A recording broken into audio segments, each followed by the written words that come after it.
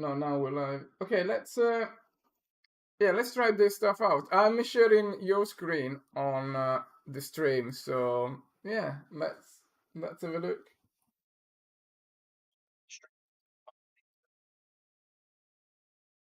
Say again. So this 24-hour stream has become a team thing now. Ah, you clearly clearly failed, so we have to rescue you. It's remember, it's always about the team. It's never about the individual. Okay, yeah. I mean, decent. I mean, I like technically right. I did once on Twitch. I did uh 13 hours, like straight, like no drops. Yeah.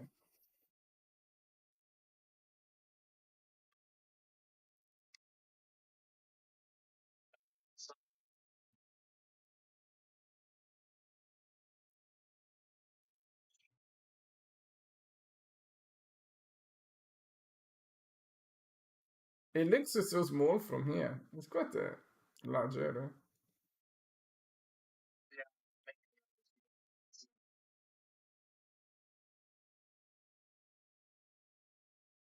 Yeah, so I think like the first thing to do is do you have that video, that reference somewhere?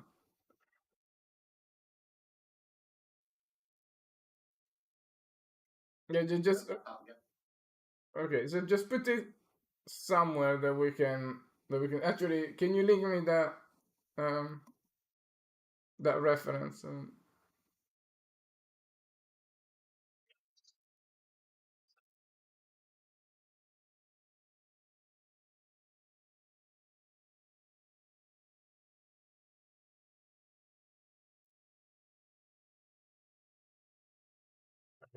See, what's the reference? Oh, I just realized that you weren't on the Okay, sorry. Now you should. Should we send a message to the guys to the with the new Can if stream? you want. Okay, yeah, sure.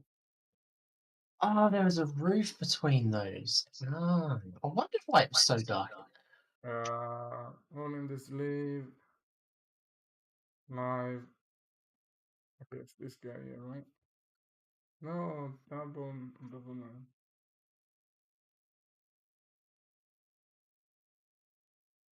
Yeah, I think at some point people are gonna give up with this because Because there's been so many stream links, yeah, I know. yeah. Okay, so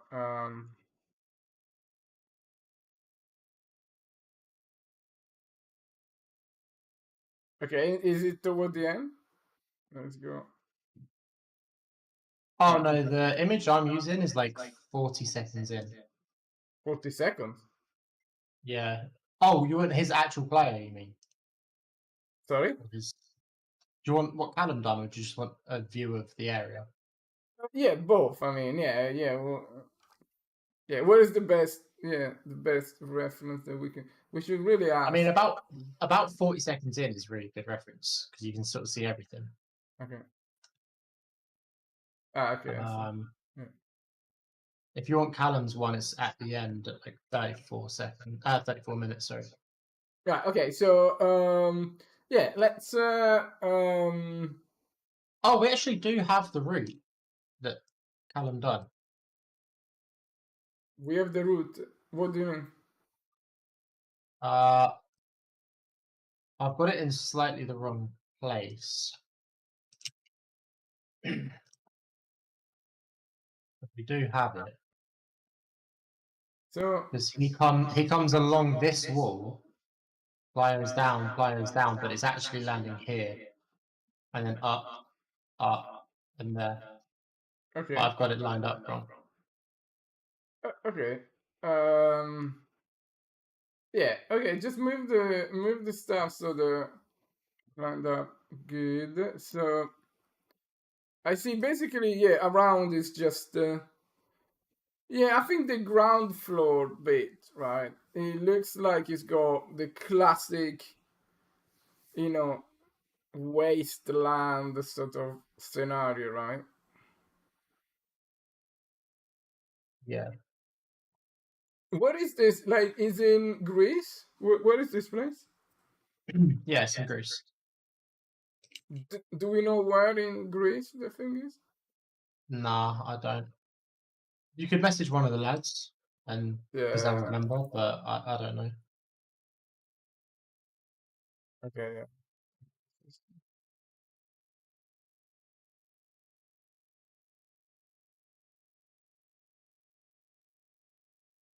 Okay.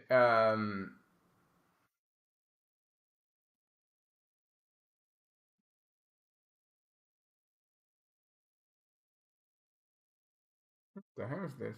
That's annoying. No, it's dust. Particle system with dust. Oh. All right then.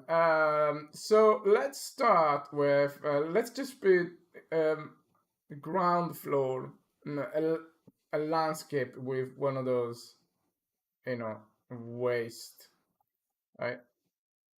Waste materials, right? Yeah, I mean, okay.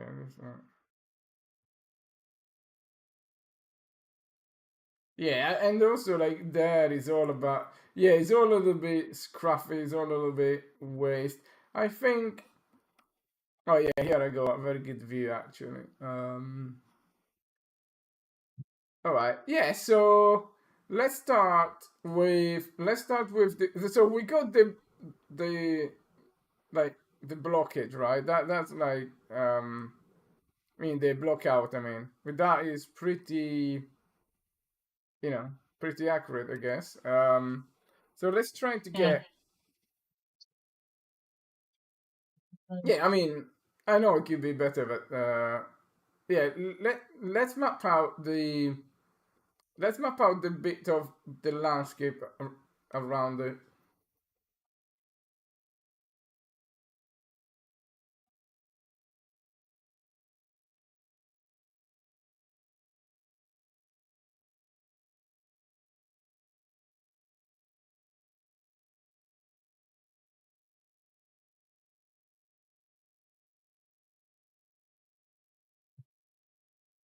If that's surface, meshes to scatter.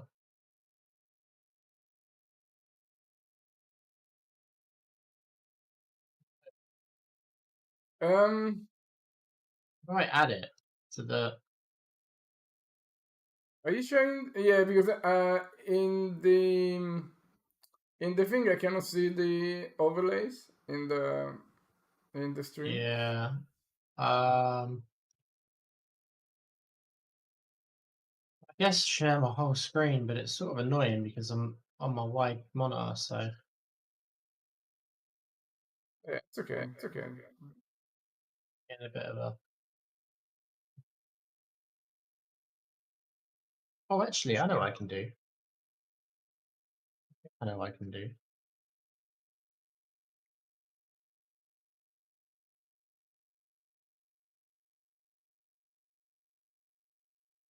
Um,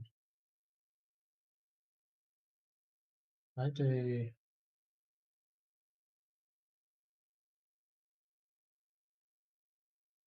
that, and then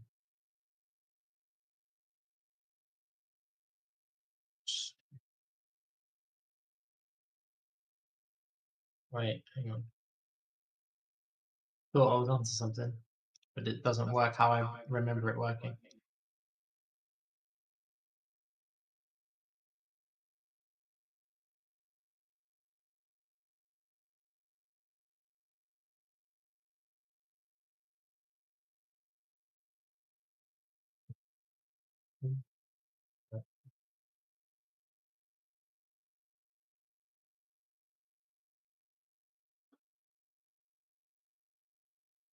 Oh, start.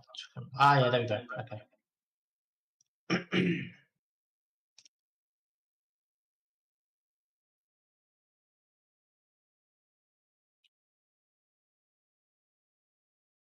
Yeah, yeah, that's good. There's a yeah, Yeah. it's a bit of Discord on the left, on the right, but yeah, just move the.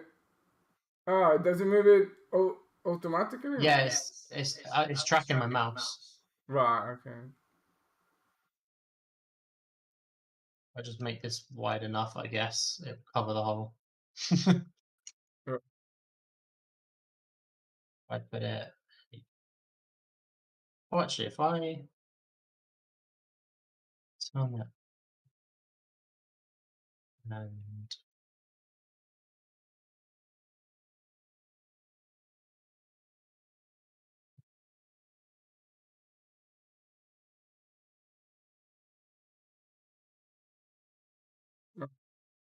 Um. I'm a goddamn wizard, Dado. I'm an actual wizard. Really? Yeah, Is that awesome? it is awesome. I'm an Yeah. actual wizard. Glad to hear. Anyway, so I've selected this. I've made it the surface scatter, but then how do I add?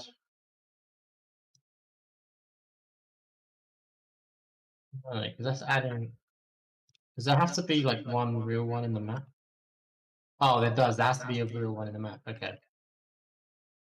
That actually, to be fair, that kind of makes sense. Can I?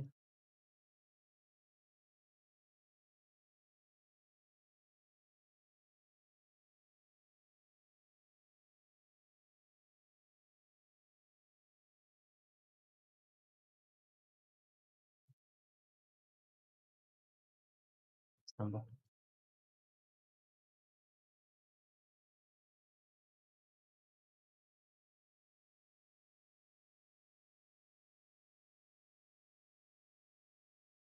Okay. Why are you not? Do we have a classic landscape material on this thing?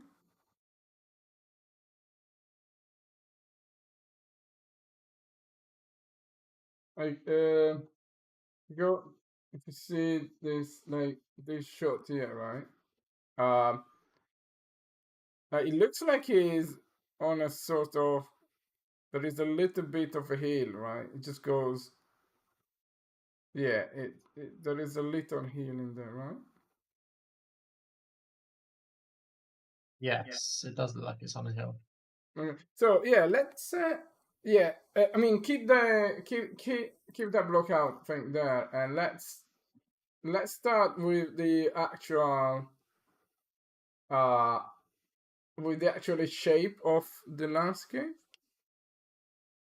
Can this tool make landscape thingy? Yeah, actually, that is a good question, Dan. What is the point of this cutter tool rather than the a real one? I really don't know because we are evaluating this tool, but I'm really not familiar with it. So I just want to Yeah, see but if this could help I us I with think a thing. the point is the scatter tool is part of what this can do. This is more just it shortcuts everything that you can. It shortcuts all of the stuff you can do in an editor for you. Yeah, some utilities. Yeah. Yeah, it could be. So yeah, so let's try this landscape stuff. Let's try to model. Yeah, let's see how easy it is to just get the So landscape pretty similar to what the reference is, right? make it less high. Oops. So I guess to change the shape of the landscape, you use the normal area tool, right? Or Yes. how does So this thing work? So basically, this is a glorified shortcut list, no? yeah.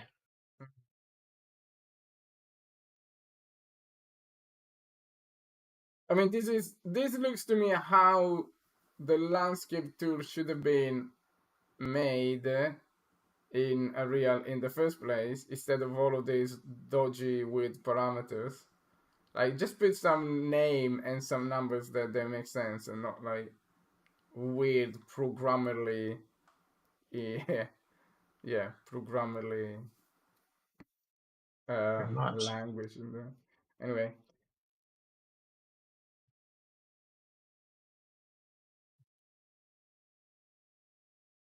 Let's see.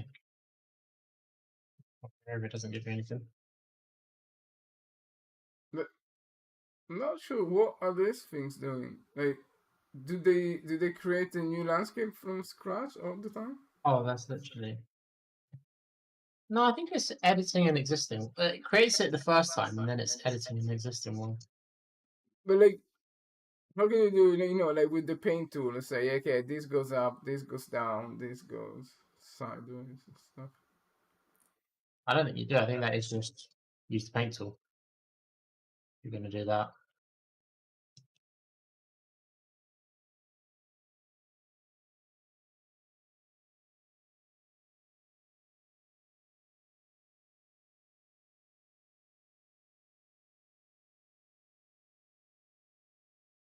I'm not quite But sure how I've ended up with this being like so tilted.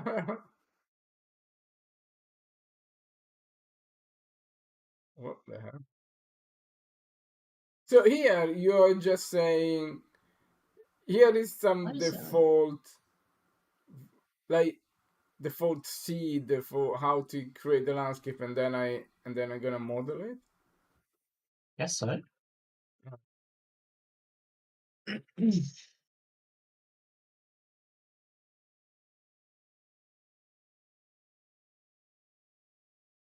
I mean, yeah, I mean, it doesn't really matter which one you start with, I guess, because at the end of the day, you need to pretty much model it, right? No?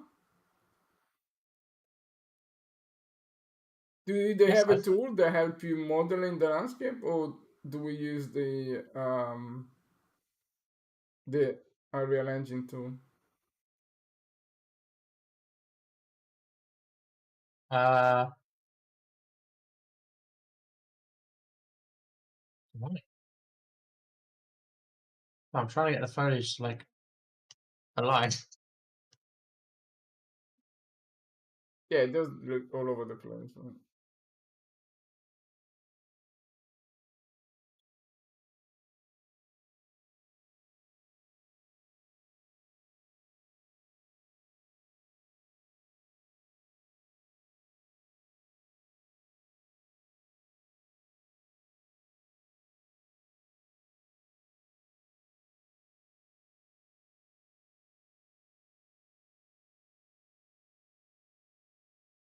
It's weird. It's like it thinks the landscape is something different than it is. Yeah. I don't know if that says more about the foliage, the scat tool, or if it says more about the landscape tool.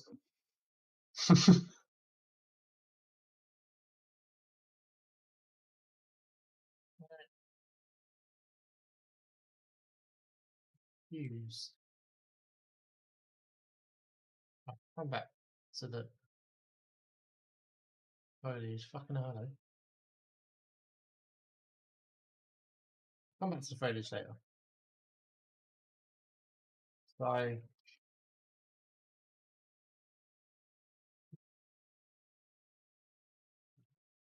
just deleted the fucking foliage. Why is it back?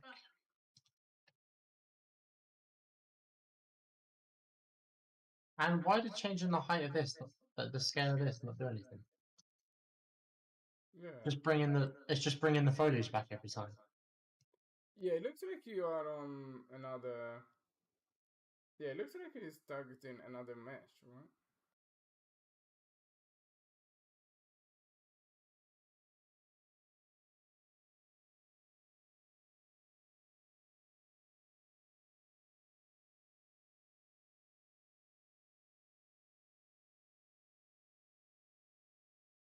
Why are you so off center as well?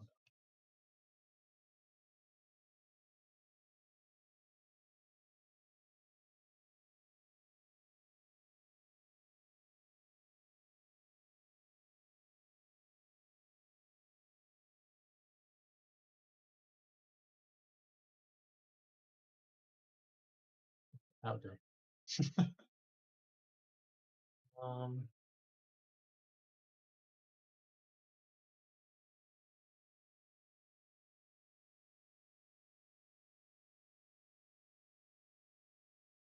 wait.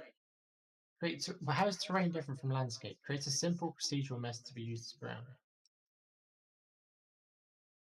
Maybe one is a static mesh, and another one is one of those landscape things.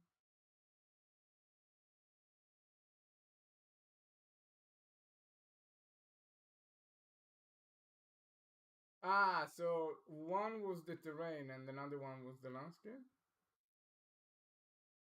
I still don't understand what the difference is. No, you are assigning a texture to material. No? Is Oh, that did I? virtually? Oh, I did. Sorry. Yeah, you're right. I'm being stupid. So,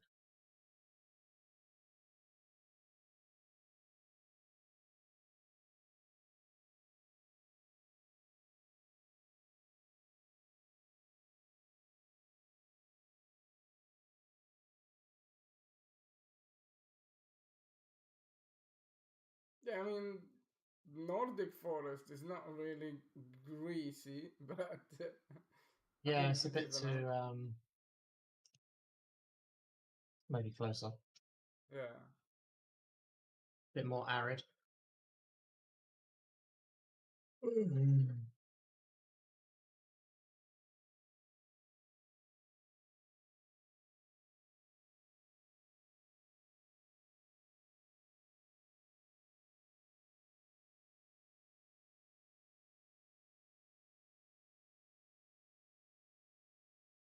So, yeah, I mean, there is quite a lot of greens around it, but not so much on the actual, yeah, the Ground. actual site is quite.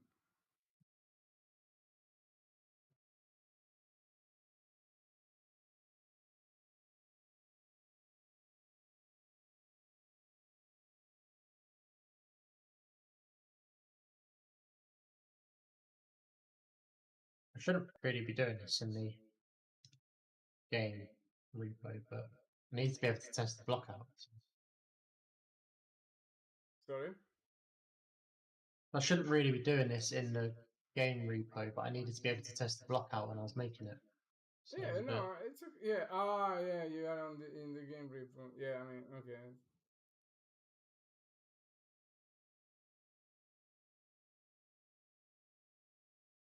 right. Well, this is already an awful lot nicer to use than the fucking landscape tool. So feel that.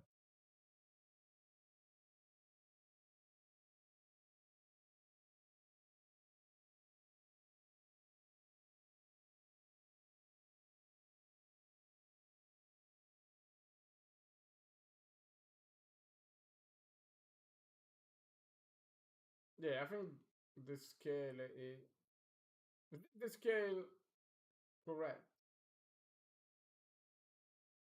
Would assume so. I don't know. Right. Can you go like? Can you put a character there as reference and see? You know, those rocks looks like. Oh no. Sorry, I see what you mean.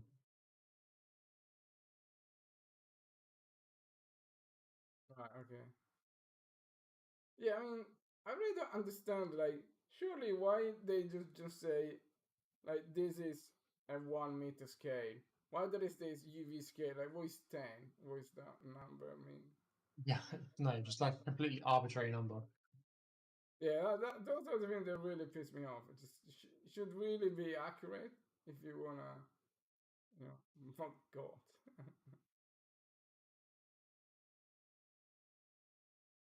But can you actually model this thing? Um, But the thing that is, I think like start with a rather basic one and then just try start to sculpt it in like in a way that is pretty close to what that thing is. I guess just make just like a ball, like sort of shape and then stuff Then like I that. guess like at that point, then there's no point. At that stage, then there's not really any point using this. I might as well just make a landscape and paint it.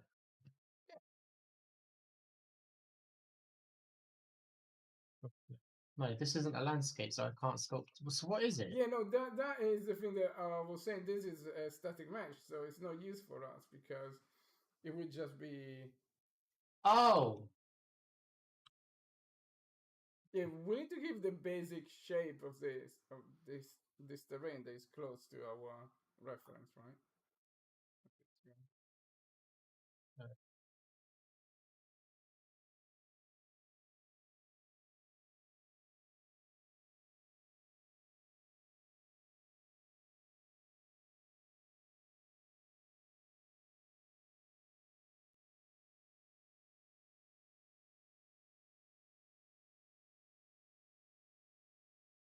it is nice that it had the like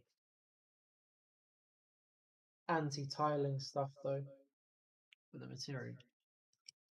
Yeah, but this is why I'm thinking how. So what is the landscape tool about? What does it do? Because What surely in Unreal or in this? knowing this thing, but surely that should give us, all the real stuff, but better, So otherwise, what is the point of the tool? I don't get it. Like here, right? Okay, just But now, it can you doesn't. It model doesn't. the landscape now?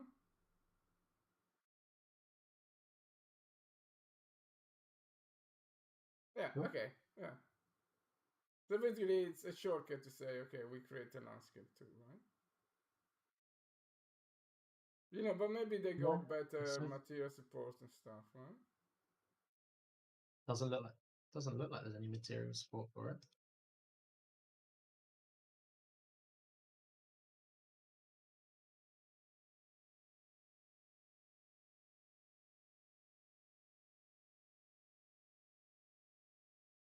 Well, let's have a look at some videos saying to how to create a landscape with this tool.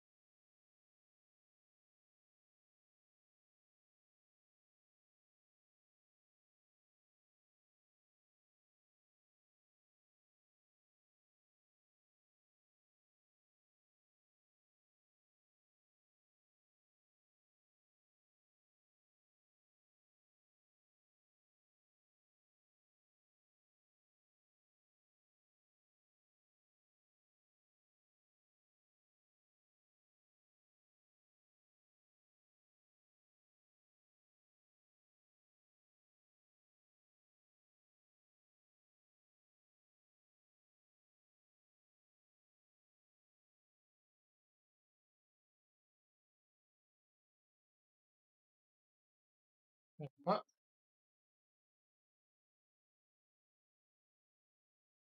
That is slightly different from our one. They got a nice thingy, like a nice thing in there.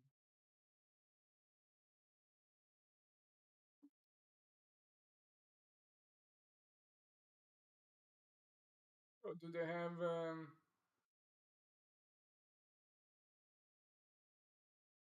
a library? A library of their stuff, but then he's saying about there should be like a Quixel bridge thing.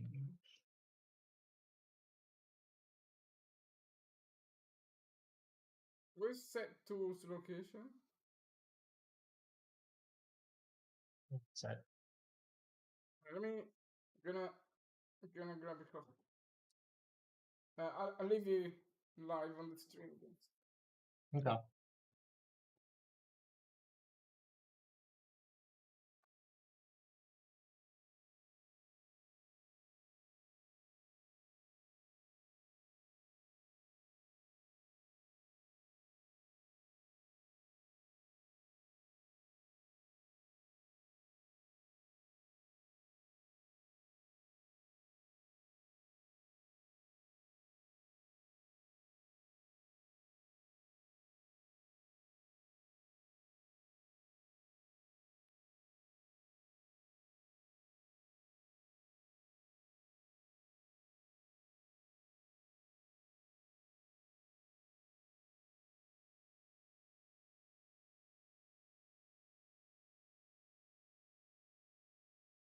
Oh, fuck.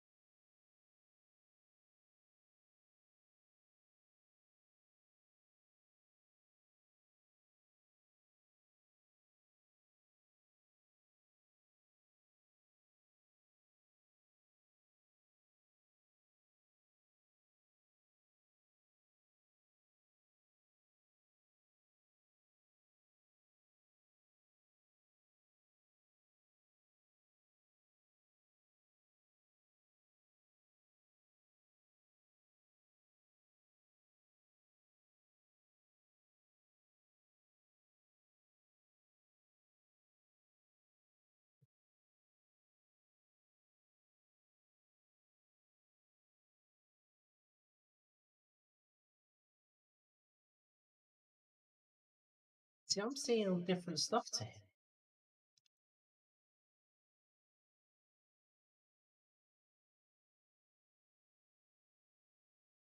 Fuck.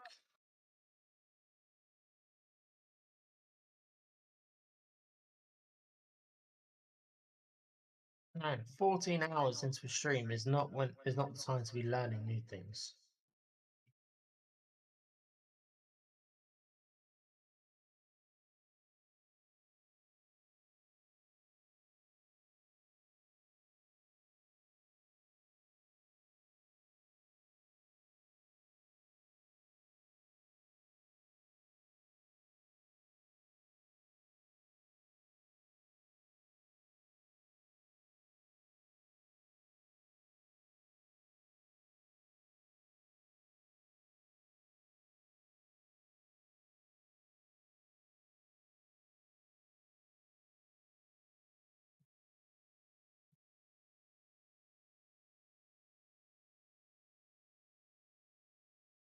Ah,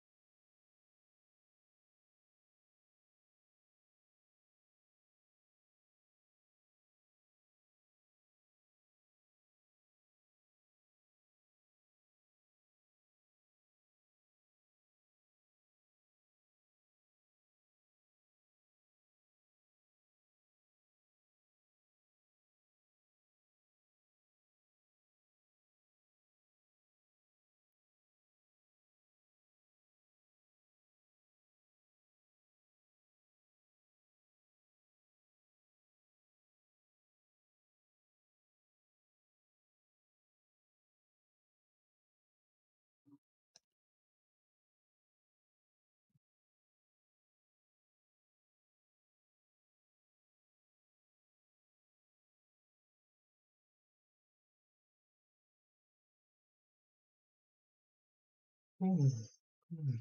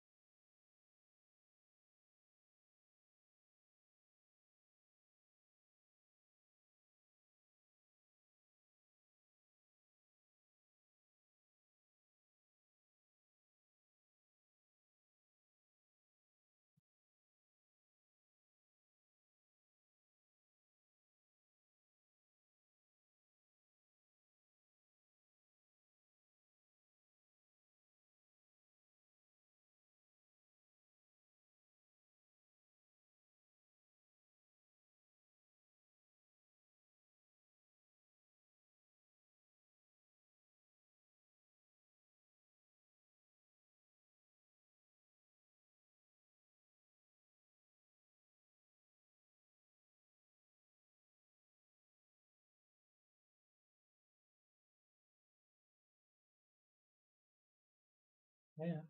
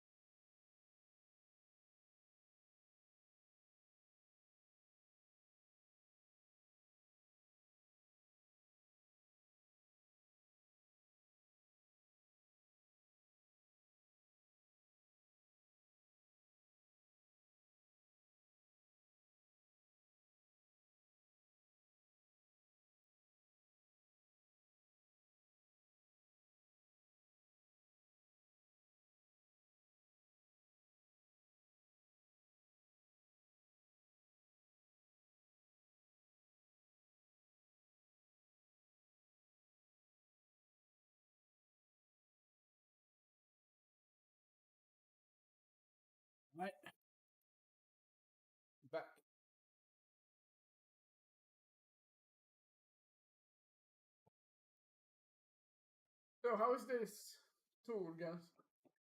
You So scared far, the shit out of me there. I know, like my chair is doing weird noises when in this. Um, I'm getting there slowly. So, wait, what? No, fucking what?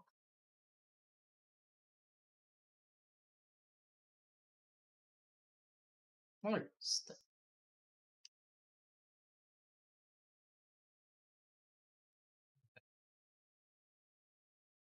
it's there's some things it's good at, some things it's not great at.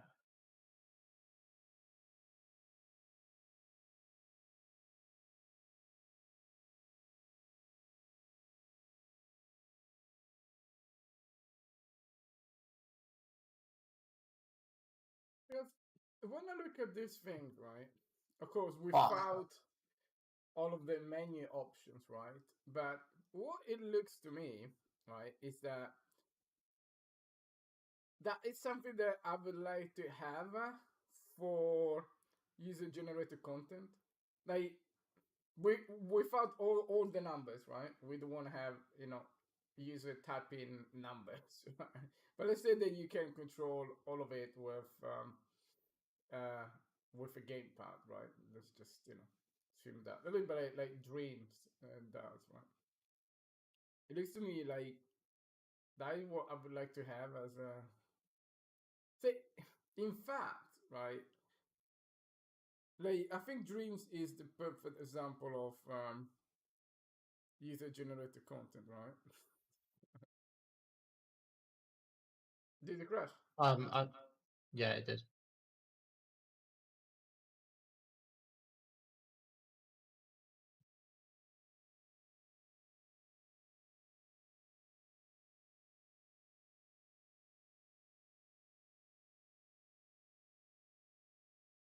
Did you save it at some point somewhere? Saved it at some point. Not sure when. Wonderful. I didn't have the fucking landscape saved.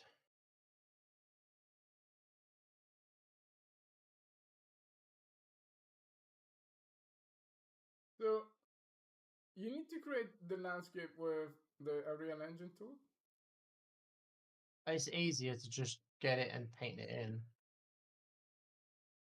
Yeah, so that's already one question mark over that thing. It's like why is not I always see landscape, I just say just create me one and then I do my stuff, right? Why is the material not working?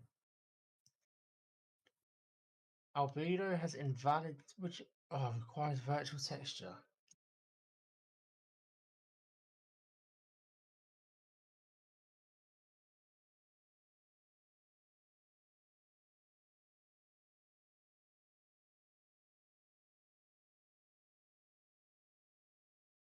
Uh, what?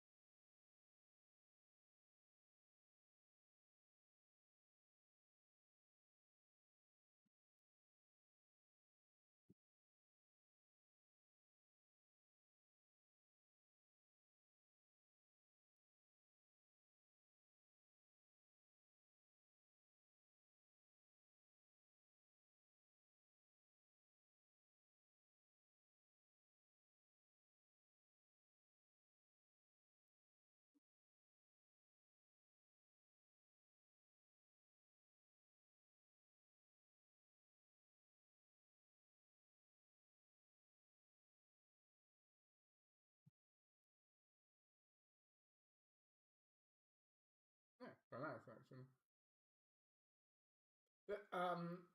I think one way that we can do it is just remember to save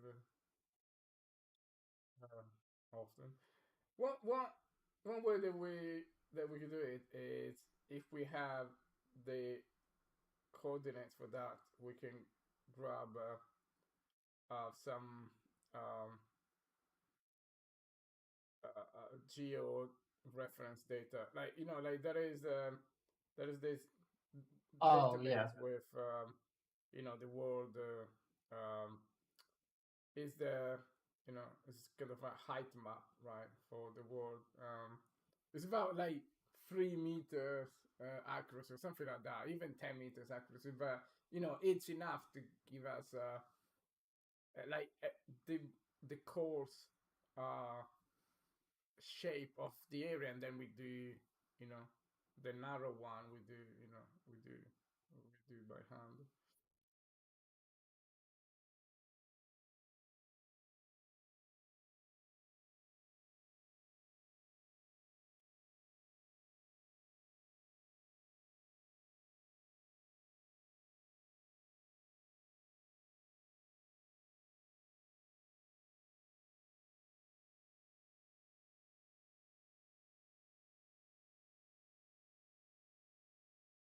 Hmm.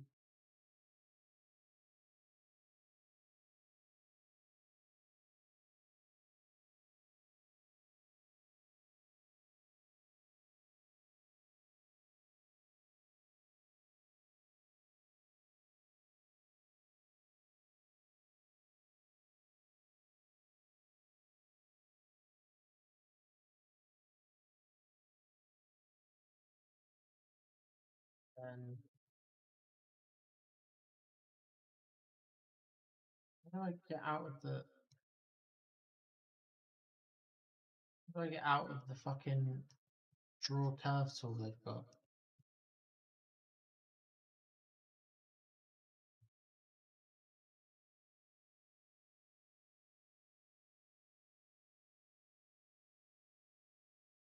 Here it is.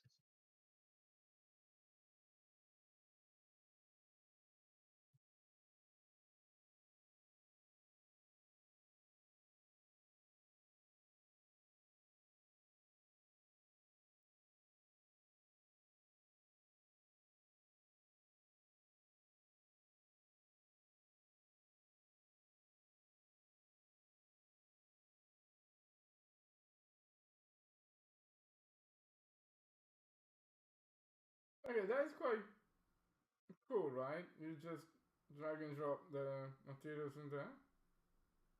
Yeah, and you can like play with the tiling, the all the settings you can mess with. I mean, I guess you need to like vertex paint on it and stuff like that. Right. So how do you like? Do they have that? Um, what is the name of that blending between the surfaces? Like Oh, run. RBT. Is that one? No. Maybe. I'll have a look in a sec.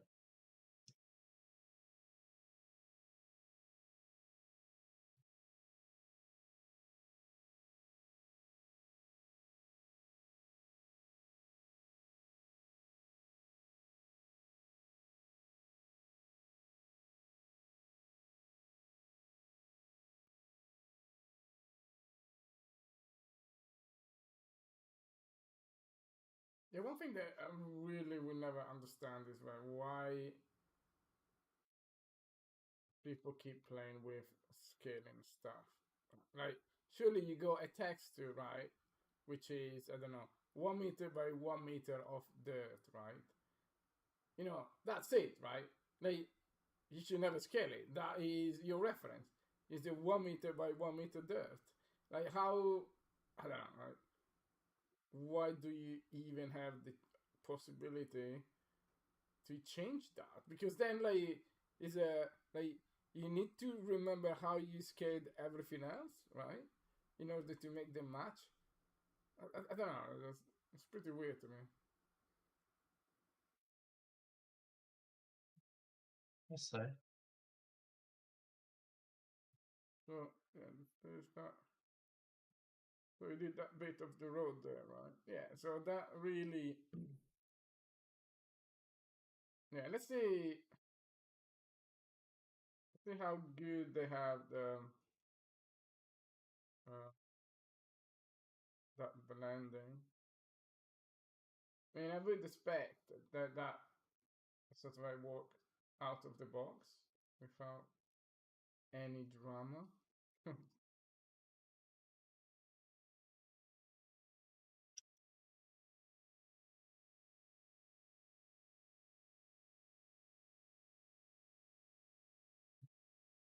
I should have like put some tutorials about that.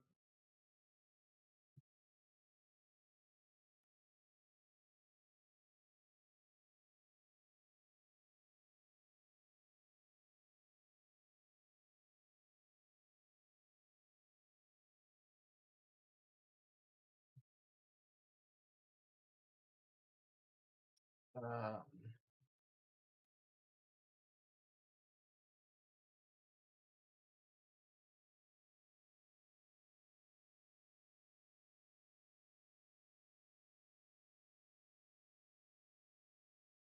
Yeah, I think I wouldn't go vertex paint just yet. Just let's have a look at the basic, rules for this thing. I mean, I would even leave it like this for now. Just like, wow, okay, just like, maybe try to understand if we can, how can we make it sit on the landscape? Surely there must be an option, right? Otherwise, it's pretty useless as a yeah, tool, right? it's already being projected onto the surface. Like if I take that off, that's just the curve I drew. If Right. I add it back in, it's actually projecting it onto it. Oh, okay, we play with the sync value. Right. Okay. Sync. Okay. That looks quite decent, to be honest. Oh, you can do border sync as well, which I'm guessing is the edges. Oh, yeah, okay, so that would like, Oh, what is that thing? raising or lowering the edges. Yeah. Why So do we like the have way this you've got, crazy depth of field thing? It's just because I copied over the lighting from the main level. oh.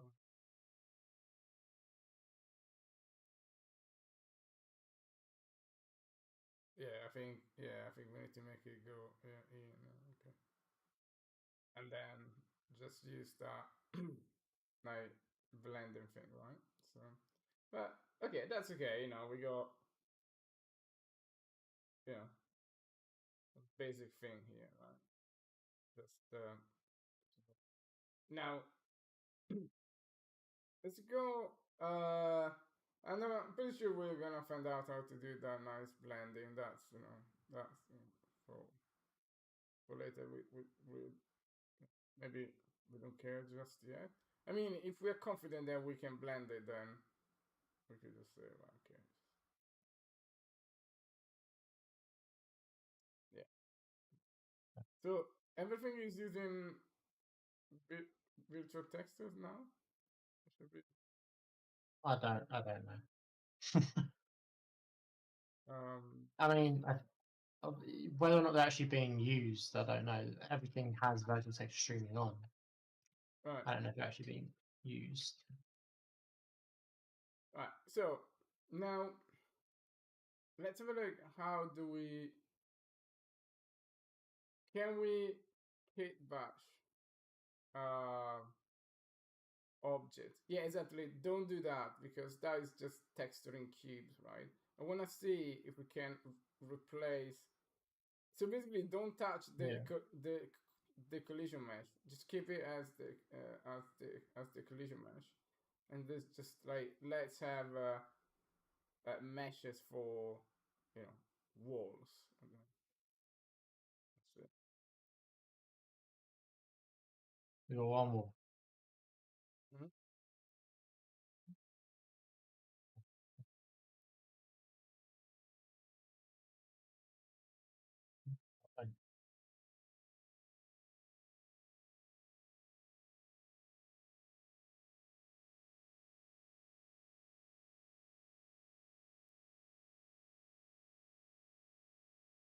Yeah, those one look quite good, right? think so. I mean, before. Yeah, I mean, not really. But is this going through the Megascan assets? No, this is going through the ones on Dash. Ah, no, okay. I But mean, yeah. they might be the Megascans. I'm There not are some sure. assets in Megascan that like some abandoned thingy that I think it fits quite well. But let's see what are these things first.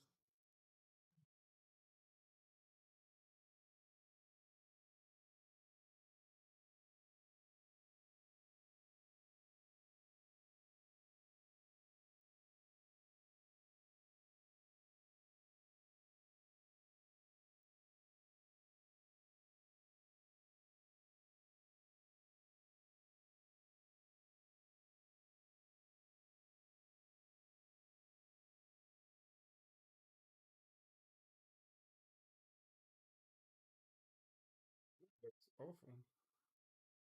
Okay, but like there's some bits there, right? So why the scale is so weird? But Is that the correct also, scale? also, it's really weird. It's a single static mesh actor with loads of static mesh components. Is That's so weird.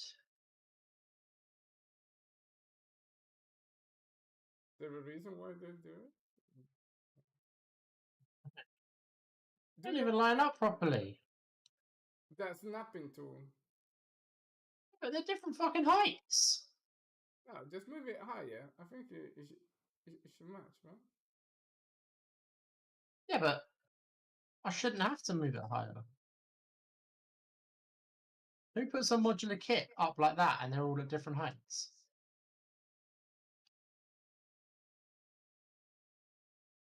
Yeah, I don't know. I think we really need a snapping tool there, but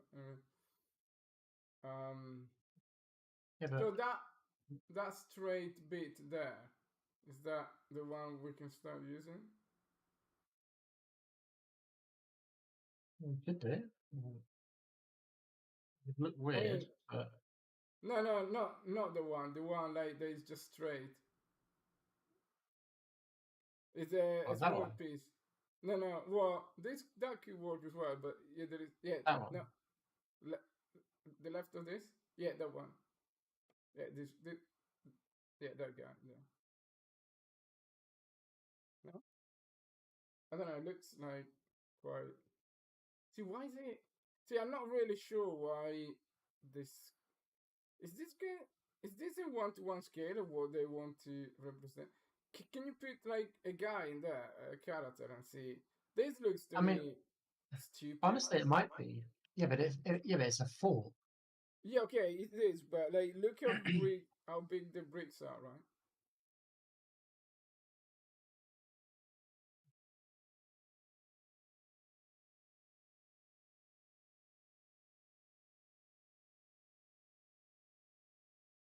Oh. Maybe it's dodgy to me, but I mean, for a 4, maybe. yeah, maybe.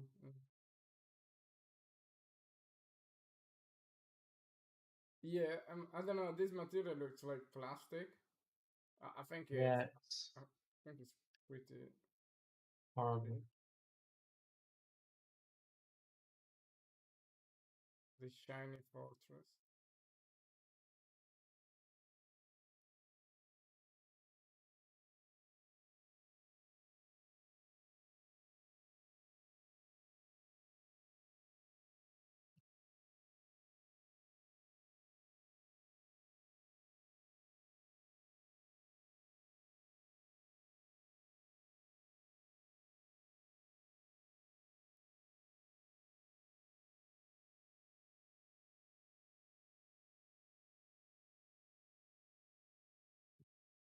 See, the issue I have with like kit bashing like this is that the Megascans library isn't that good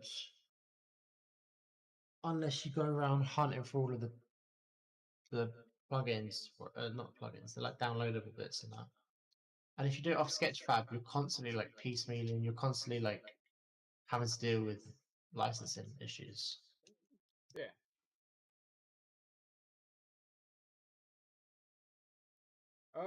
So we know that we got that asset that is got like all the ruins stuff, right? Can we get all the ruins stuff?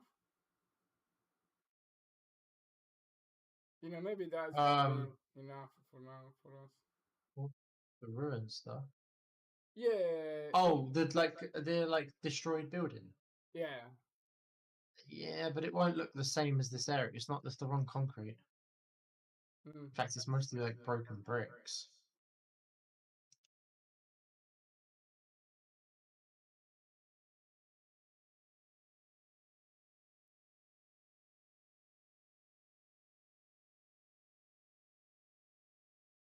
Yeah, this is quite close a style, right? But not But quite. it's just there's not many to pick from either. Yeah. 6 meshes.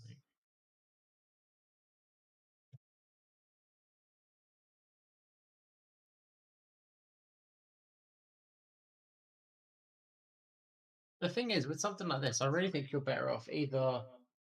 Oh, what was I going to say? What's what I was going to say? Oh no, I feel like because it's just walls, it's going to be easier just to model like Yeah. 10 walls or something, and then just Yeah. use Yeah, I mean, I think so Mega because Scan by the time sections. you just start searching the thing, then at the end of the day, you know, you could have drawn those couple of polygons yourself. Right? Yeah, and if you're doing something more complicated, like it's worth finding assets for it. But if you're just doing walls and you just need, because I mean these are all just the same wall basically Yeah. in this place. You just do different levels, like slightly different pieces of damage and things like that, and then and like the one with the hole cut out, one that's just a base floor, one that's a pillar, one that's got a window. And you just piece it together yourself. Yeah. I mean, in fact, we had some walls like that for the. Didn't we have with for the National Theatre level? We had some surfaces like that, right? Did didn't we have Um, some walls I think in there? so. I think so. I can't remember off the top of my head how hard it is to model it in here.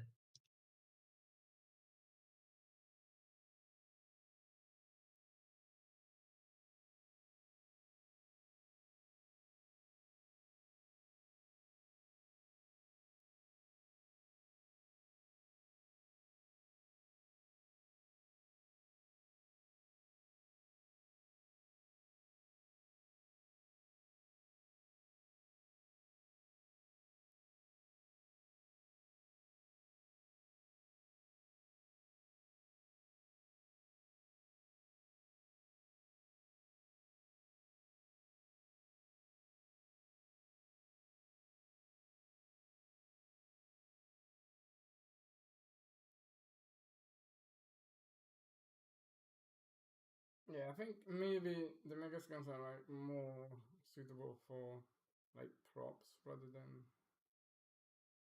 structure. Yeah, rather than like building something. Um,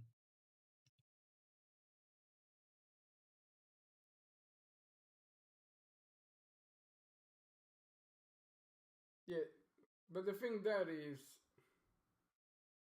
like you're always fighting with the mapping, right? You always that weird, you know, a weird mapping in there, right? what's this?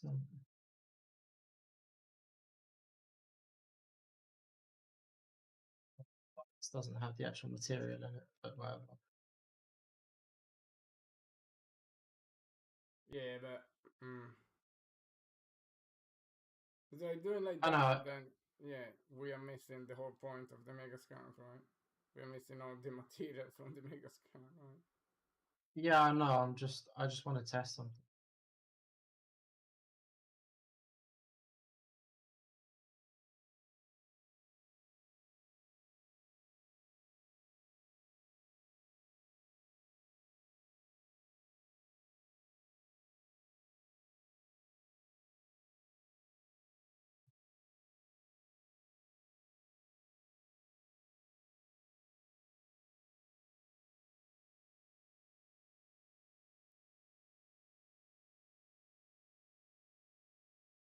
tell you anywhere on it how far it is, does it?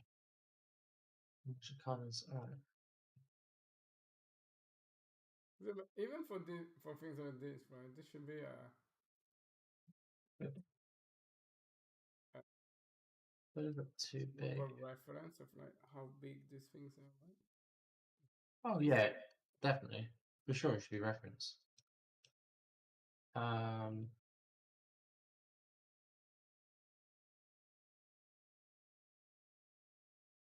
Because like the by the time you start playing with this, then all the scales like goes up, right? Because then you create another object and you need to, you know, eyeball all those scales, and you know, it's Well, yeah, but in a place like this, they're all just going to be variations of the same wall. So I would like make a base wall and then make like 5 duplicates or something, and then do different levels of damage on yeah, it. But they're but all you need to just get the correct scale, instances right? of themselves. Yeah.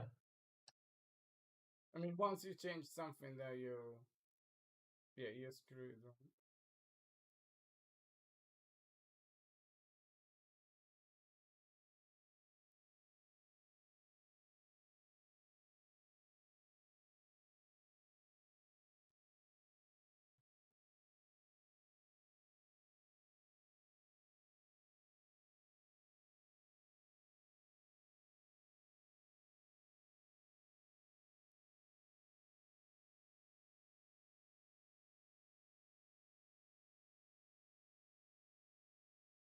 That looks like it's going the opposite way that you want it to go.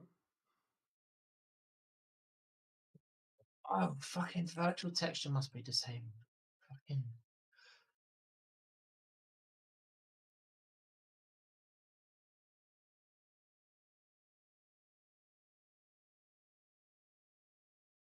Oh, but then.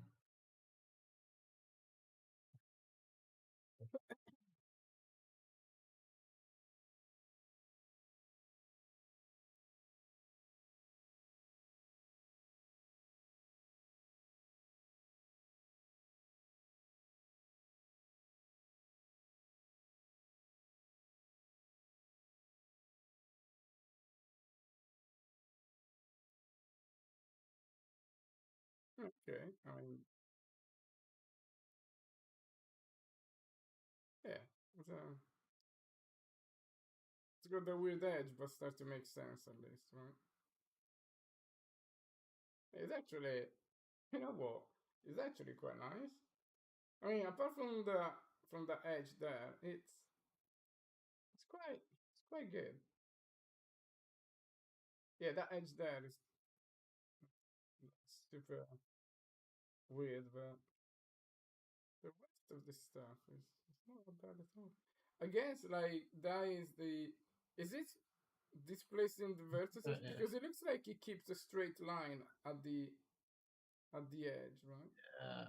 I wonder if it's worth uh, the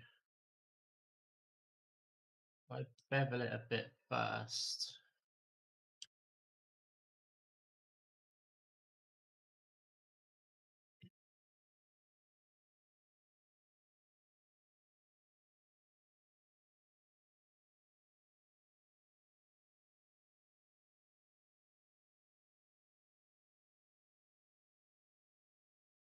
Yeah, it looks like it still have that problem like connecting those places, those bits there, right? Yeah, that looks like weird stuff. So smooth. No, like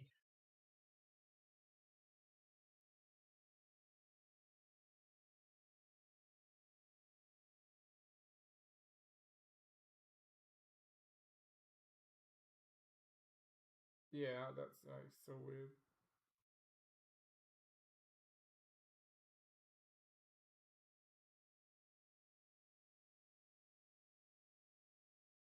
Yeah, in a way, it was better before.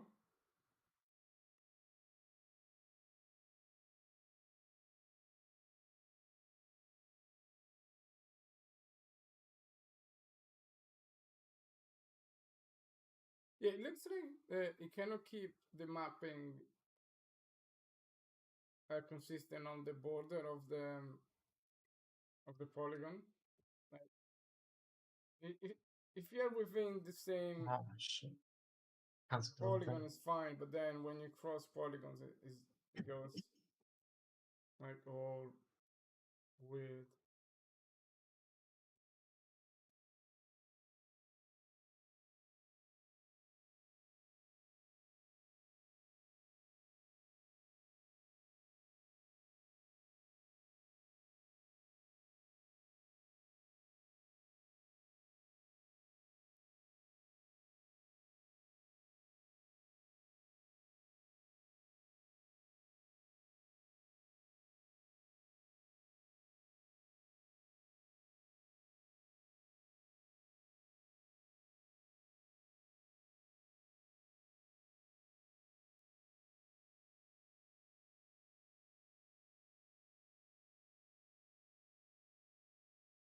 Is that a problem with the mapping or with the displacement?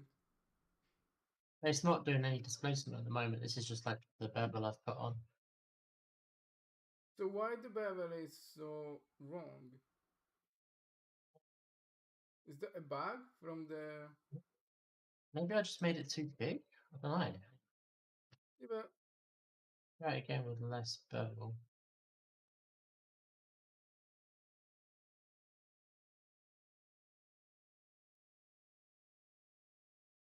no, no, it looks like it's just inverting the normals. Like the normals are like in inside out. Oh, it gets like it gets brighter.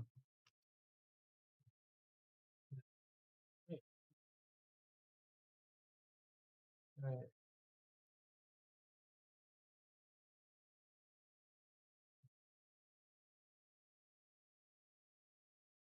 Yeah, but see, Do that and then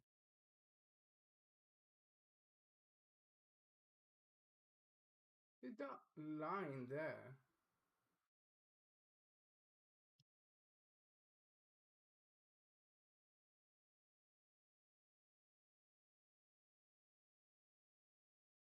So do you have that line even if there is no that bevel?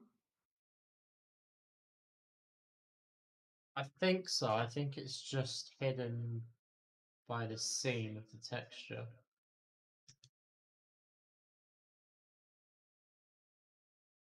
Yeah, I mean that's complete pointless to.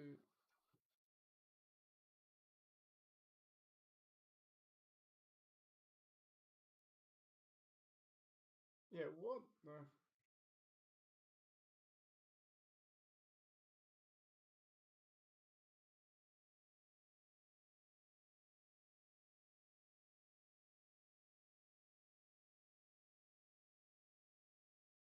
Yeah, even this guy. Yeah, yeah, it just screws up the mapping like completely.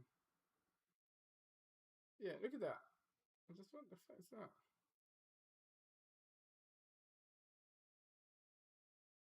What is wrong with you?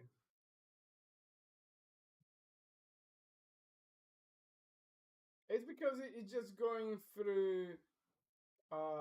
Yeah, that one, right? So is that because it's going through? Right. Okay. So yeah. So basically, what we have to do here is basically having to. Yeah. So that is the main problem in. So basically, we are texturing a cube, right? So and we always gonna have a seam like that where the textures don't match, right? So Yeah. um, Is because there like any technically, right, what we should do is just to have if we got one of those trilateral like mapping, you know, like the mapping that like basically cube projection mapping.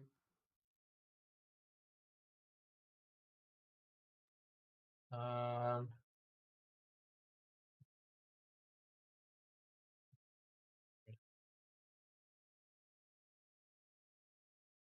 Oh, project UVs. Yeah, yeah. So yeah, that is the problem, right? It's creating that seam in there, right?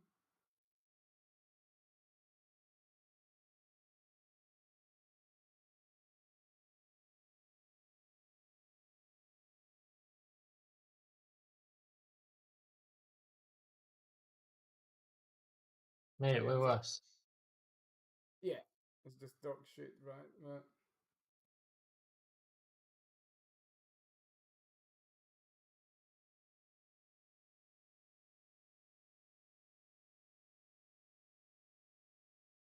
so what is this guy here? This is the UV projection. Trying to do like a box projection. Yeah.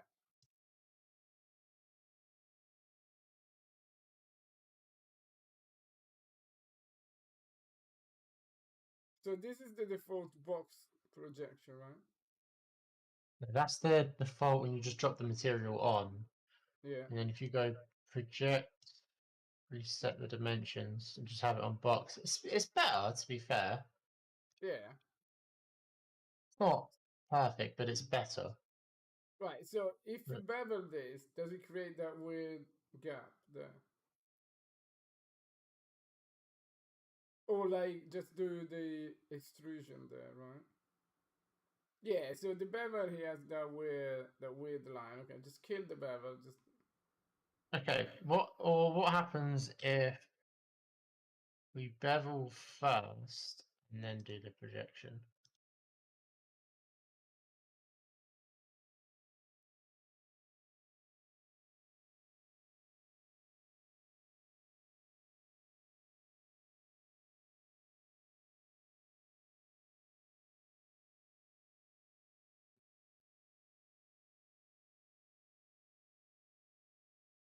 Yeah, no, the bevel kills it. yeah, okay. So kill the bevel, right? And the yeah, okay. So It's a shame the displacement's so smooth. But yeah. So I think the only thing here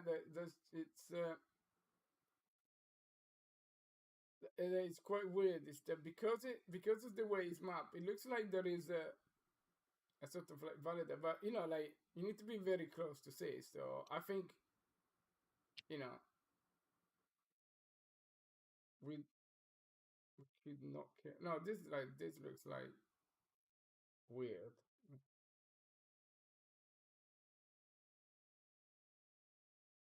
I mean, it will also create the 20 billion polygons, right? So, man, we need to have a, you know, a fell off. Or it's not too bad.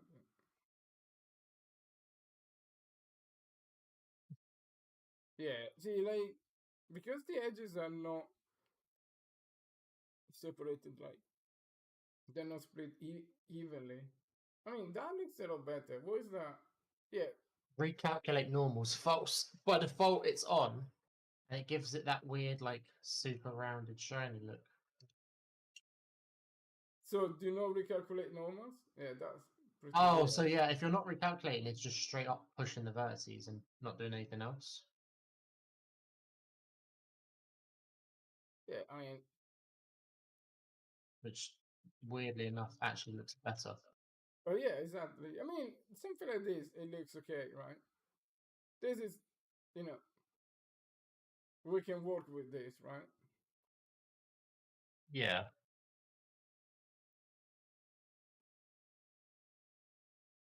All right, so let's take this as our baseline, okay?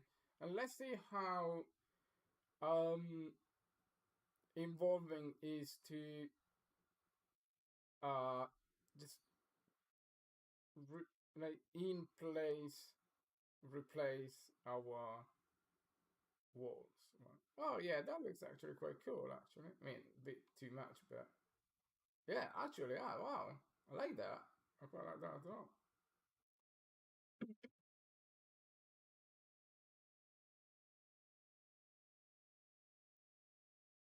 Wow. Oh, a It's lot better. a little bit too That's much smoothing, but Yeah, What's that? but it kills that horrible line there. Yeah, that's yeah. I think that's it. Yeah, just killing that line is yeah is all we need. I mean, really, like there should be a tool that we should write a tool that just does this, right? That's okay. Here is a cube. Boom, it's a wall now. Usually, like my theory is that if you need to repeat the process with the same outcome Oh, more than once, then you should be able to automate it, right? yes, in theory. Yeah.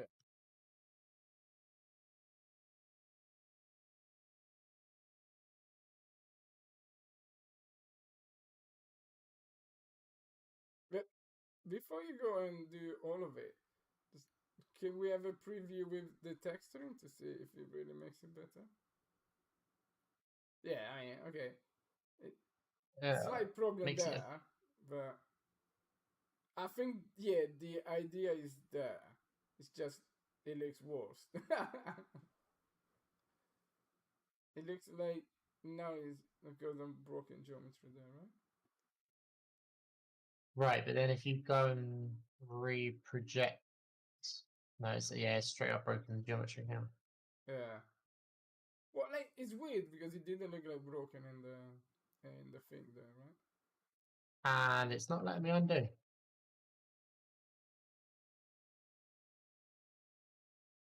It's decided to not put that in the undo history.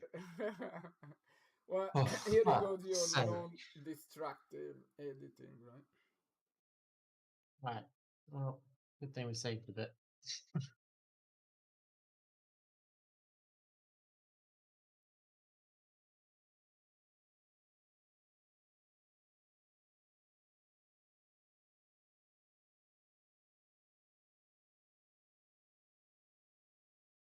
I mean, you could just put a little bit of smoothing, I guess, instead of beveling it.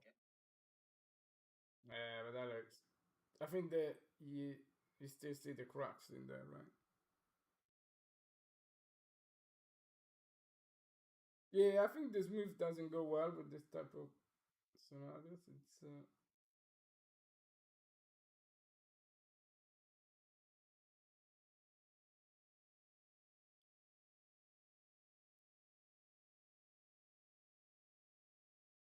I mean, let's restart from that cube, right? And just and take it from there. I mean, unless we really find a way to fix those, um, to fix it, but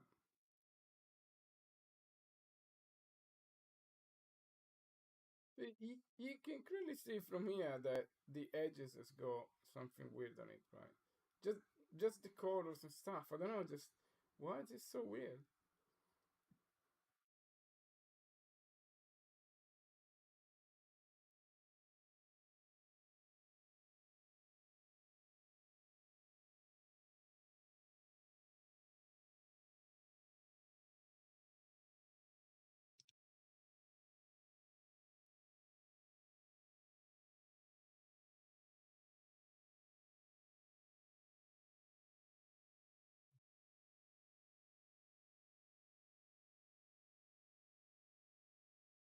They might things. Ah, Well, it's okay, just yeah. it's the remeshing that's doing it. That's getting rid of the line. But if that's the case, then we'll just remesh it and not have to like fuck around clicking all over it.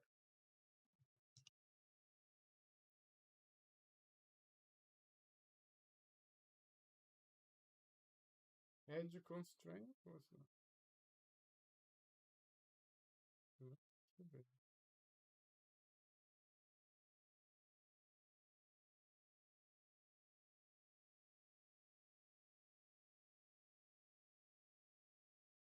Yeah, that's really the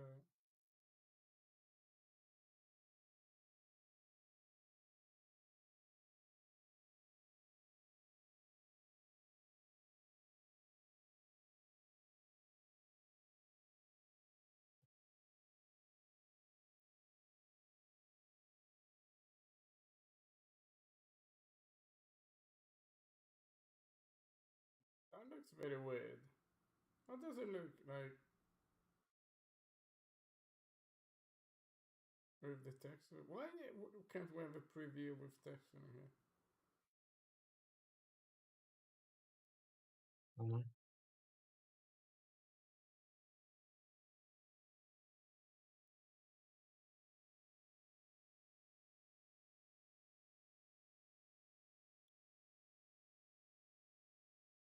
I mean, doesn't look bad from here.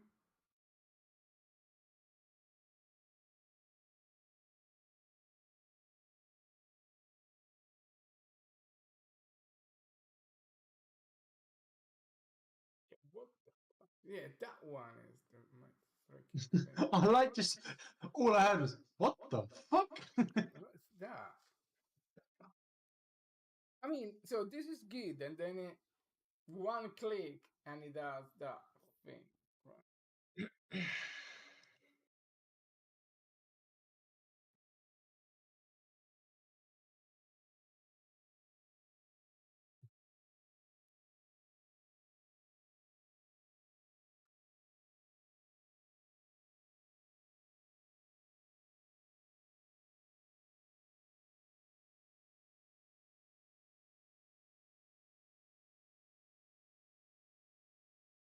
Fuck's sake. Dog shit.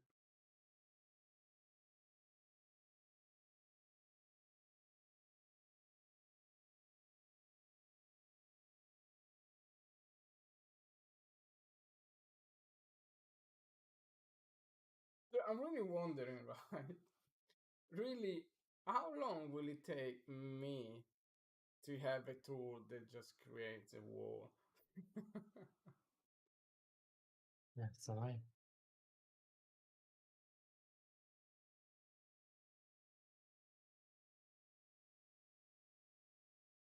We got a question for you in the chat, guys. How's Guns holding up the lack of sleep? Not great. The No, gears are turning quite slowly in my head. you cannot get a wall up. I'm gonna fuck off. This is Unreal's fight. Unreal's fault, not mine. So, Uh, right. So the bottom line is that we got one texture in which we want to map, three different surfaces, right? We have the top of the wall, the side of the wall, and the other side of the wall, right? So clearly, um, we need. No, so in theory, we should have a texture that has got all three sides, right? Because the problem that I see here is like no matter how we twist and turn this thing, it's always going to be the same texture, which is a 2D texture, and we want to apply to a 3D volume, right? And no matter how we rejiggle that, it will always have the same problem, right?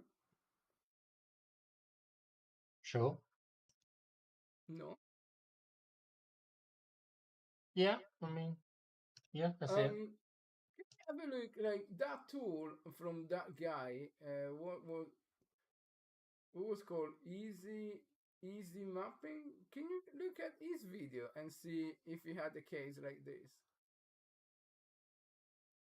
Easy mapping. What? I don't know, easy mapper, something like there's a tool from the YouTuber. Uh, I linked it in the description.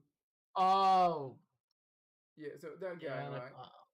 I mean, I'm not really a big fan of this because he has a material, right, thingy there. But isn't that the case that we are covering? Yeah, I think so, right? Is that it gets the.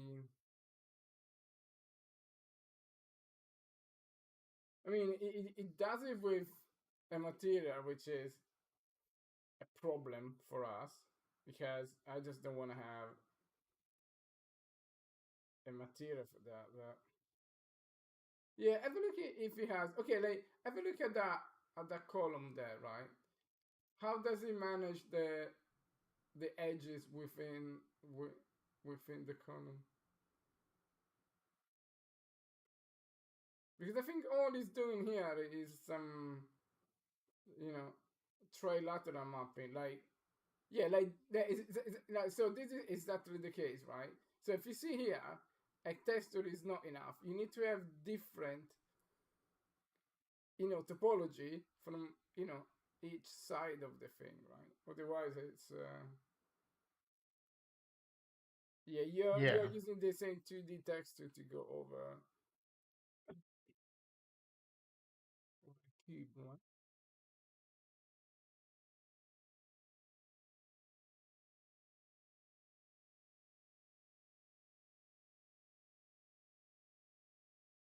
So, uh, yeah, I think let's um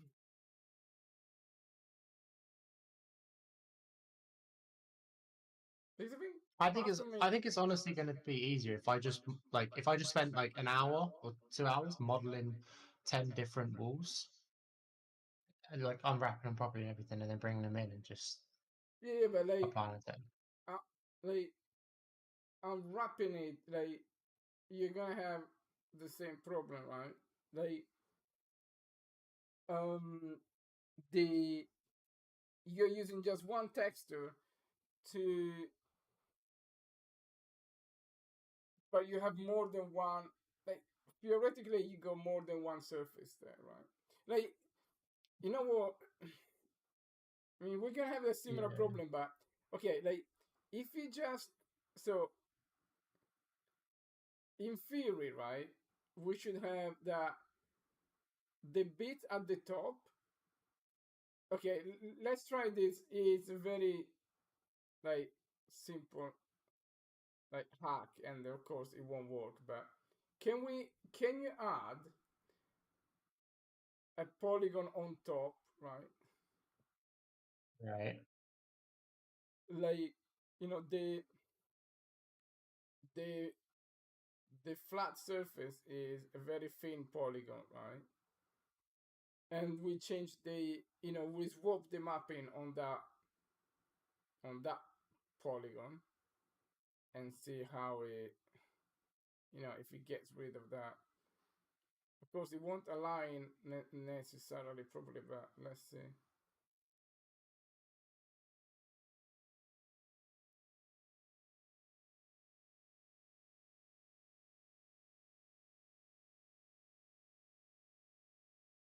Um, is this with any Interesting. bevel of some sort? It looks like weird.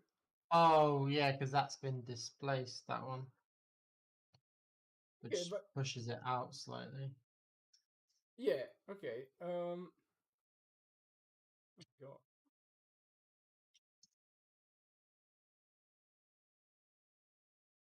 Do-do-do.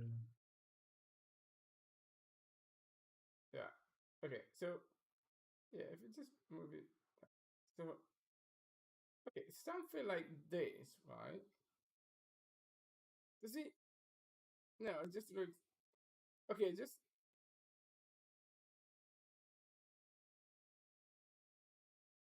actually, it's exactly the same. Right? Awesome. Yeah, I mean the mapping is exactly specular, so that doesn't. Um,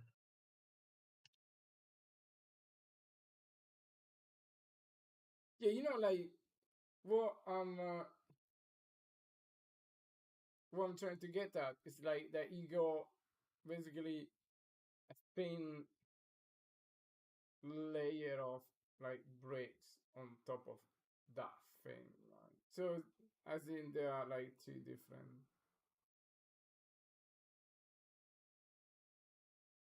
oh, Yeah. make it an actual different material. You mean? Oh, no, different material. I think. Yeah, I mean. Yeah, I mean that one. It's yeah, it sort of works, right? But at the same It time, it works doesn't. from Yeah, here. like from there it looks okay, right? But then, to be fair, if you took it off, No, instead you see the line, yeah, right?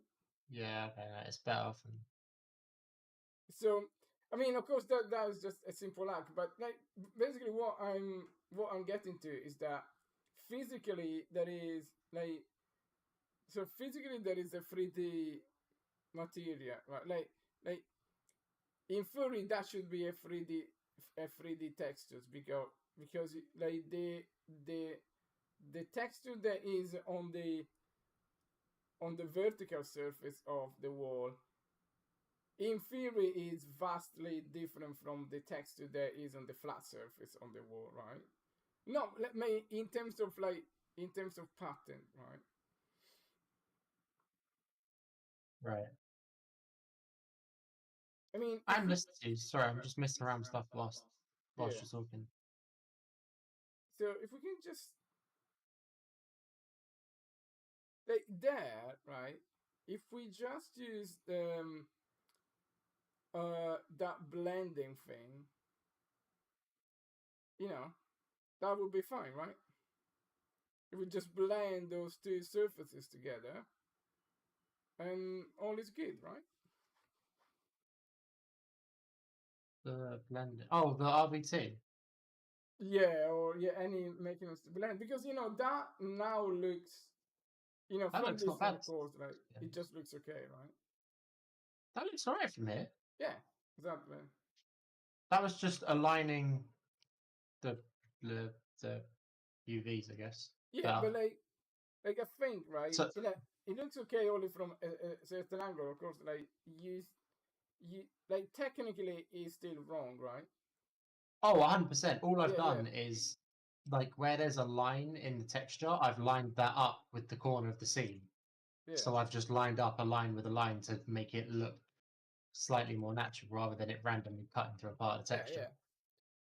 But But it's not, yeah, it hasn't actually fixed anything. It just no, exactly, it's an yeah, optical illusion. It's an yeah. optical illusion. But I think, right, like technically if we just use that blend is gonna fix it, but I think for now, right, let's The problem is I couldn't work out how to get that RVT to work if one of them wasn't the landscape. It yeah, only ever worked with like meshes blending into the landscape or landscape blending into landscape. yeah, Like mesh on mesh, it didn't work. yeah. And plus, you're using render targets as well. So I think that is what that the material of that guy is doing. I think he is doing in the material that blending. He says, okay, this is the top left side, just blend it, right? And I think that is exactly what they like. Now I really don't like it because, well, I do like it, but I don't like it from a reason of performances because you're really gonna basically do 3 times the work, right? And of course, like that real time texturing blending is gonna look also, is gonna be also very heavy, right? But in performance, but yeah, it's not an easy win really for for this kind of stuff. Um, okay, so um,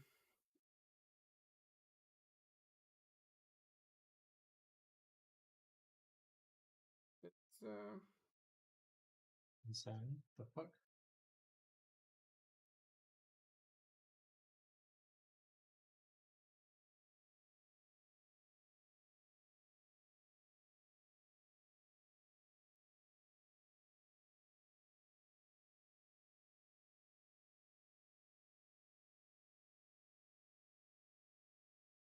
so for me is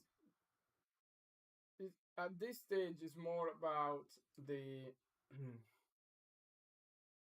the procedure rather than the actual output, right? For now, so are we happy about that we have a mechanism to create a wall it doesn't require a million years to make a simple wall. Can we replicate this Um, easily?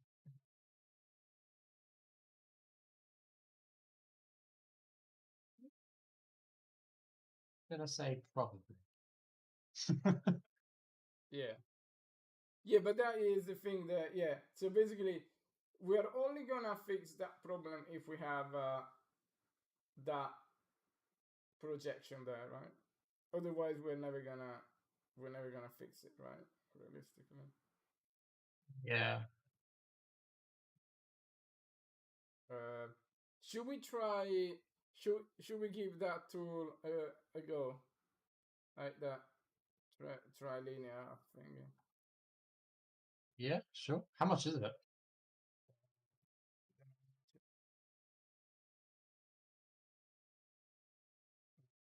It's the 8p.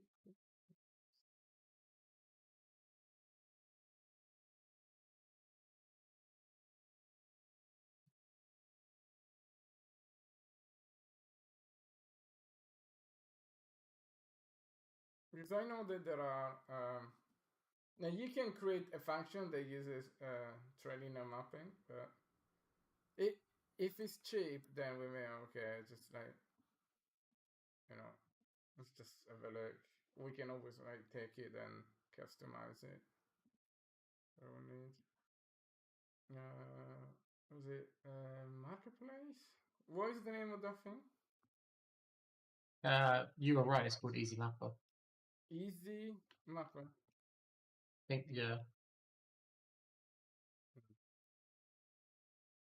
No, easy mapper. Mapping? Where's the name? Uh, Oh, all together. Okay. Right. yeah, All right. yeah, one word. Okay. Let's. Should I buy with the like official company account, and then you can grab it. Sure. Yeah. Let me. I need to get my phone because it's freaking two-factor authentication.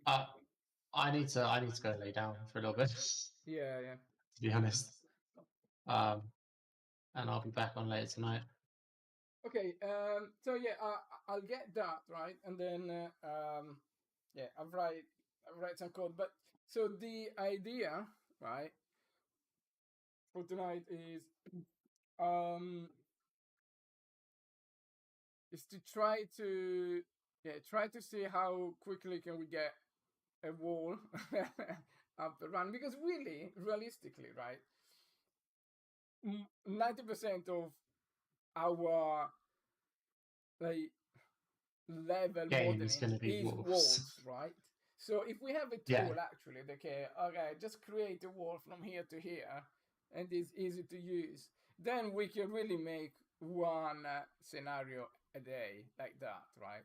Because then it just become okay, just put walls there, right? pretty um, much. okay, right. So yeah, I need to grab my phone for the thing. So guys, if you wanna, yeah, just get some rest. If you wanna give me a shout later on, Yeah. once Uh, there. And meanwhile, while I wait for you, I'll just keep coding, and yeah, that's it. And I think I'm unfortunately, gonna. Do I want to get rid of that dash? I don't know if I like it. yeah, that There you go. dash thing looks to me maybe later on when we are actually putting props as small things to decorate the level, maybe that starts to be useful. But for now, I don't see really how that is gonna help us. But yeah, Yeah. not sure, because I Get really it. think that ultimately, of course, like our main focus is to ship the game, blah blah. But I really think it's not a big. I mean, I'm saying that, but I know that is not strictly true. But like, a tool like that, in theory, is technically is very easy to put something up that does okay. You just scatter things around and do blah blah. The thing that is useful for these tools is all of the UI, is all of the user experience controls and blah blah. That is where you spend 99% of your time. But actually making making those functions that's is just it's just a couple of days, and then the rest of the time is just making it work all the time and making it work for everyone and blah blah. So I'm thinking yeah, maybe if we just have something that we can write that we don't necessarily need to ship and make it working flawlessly for everyone. Maybe we can just do it. But anyway, right. Yeah, let's get to it. So when are the 24 hours officially finishing? At 9 o'clock. Like 9:30 or something, I think. 9:30. Okay. Yeah. I mean, I'll just keep up. So I done 40. You're at nearly 2. So between the two of us, we're at 16-ish hours now. Yeah, not too bad then. Only another 8 to go. All right. All right. Peace. Then. Let's catch you later.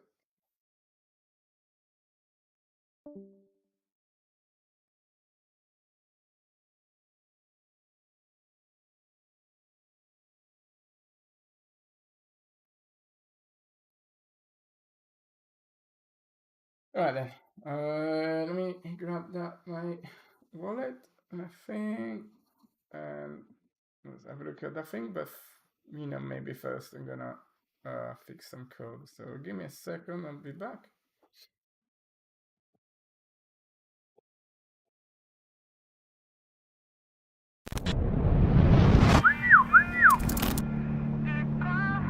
Team STORROR is a group of friends that grew up in the south of England that basically share a passion for parkour and adventure. We happen to have a massively diverse range of skills that allows us to take on a lot of crazy projects. Places we never would have gone without the team. Doing parkour in skyscrapers in Asia. Diving off bridges in Basel. Running around deserts. Running away from monkeys on rooftops in India. Always thinking bigger, trying to be more creative. Constantly looking for another adventure. It kind of makes perfect sense for us to set our sights into the gaming world. There's never been a project that has got us as excited as this one. STORROR Parkour Pro is the first parkour game solely about parkour and its culture. Connecting with your mates across the world, free roaming, multiplayer options. On the starting line with all of your mates to have some crazy race across town. An open world exploration game where there'll be missions, training, doing new challenges, evading security, time trials, massive roof gaps, slides through flumes, huge wall runs. Become immersed to a level at which you actually feel like you're a part of this sport. We want to build into the game the most ambitious animation technology. Taking the motion capture to a whole new level. Completely fluid so that it feels exactly like you're doing parkour in real life. People always say, I really want to be able to do this, or I would love to be able to try parkour. There'll be a process of kind of character progression, learning the skills and abilities that you need. Through the tutorials, sharing techniques. That's it! Our goal is to make STORROR Parkour Pro the most progressive urban sports game ever. The effect that this could have on the parkour community is similar to what the Tony Hawk's franchise did for skateboarding. And having a parkour game on major consoles is going to completely change the sport.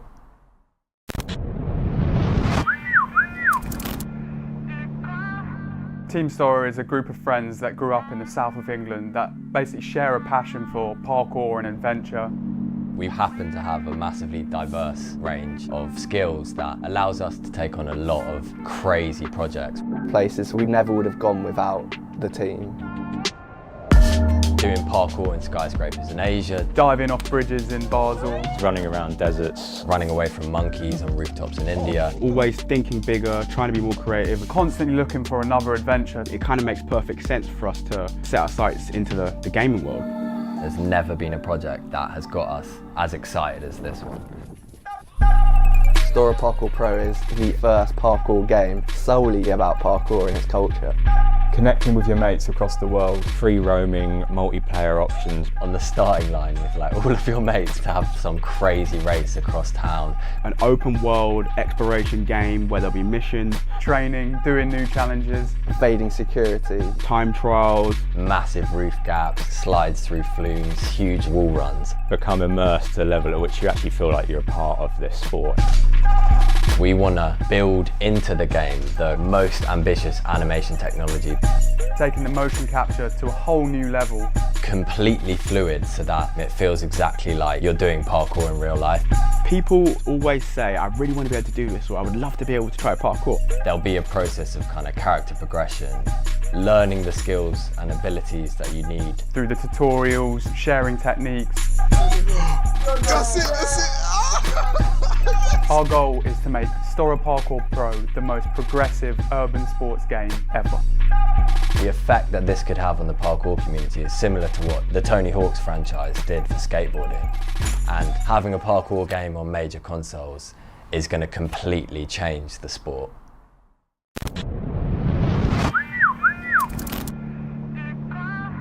Team STORROR is a group of friends that grew up in the south of England that basically share a passion for parkour and adventure.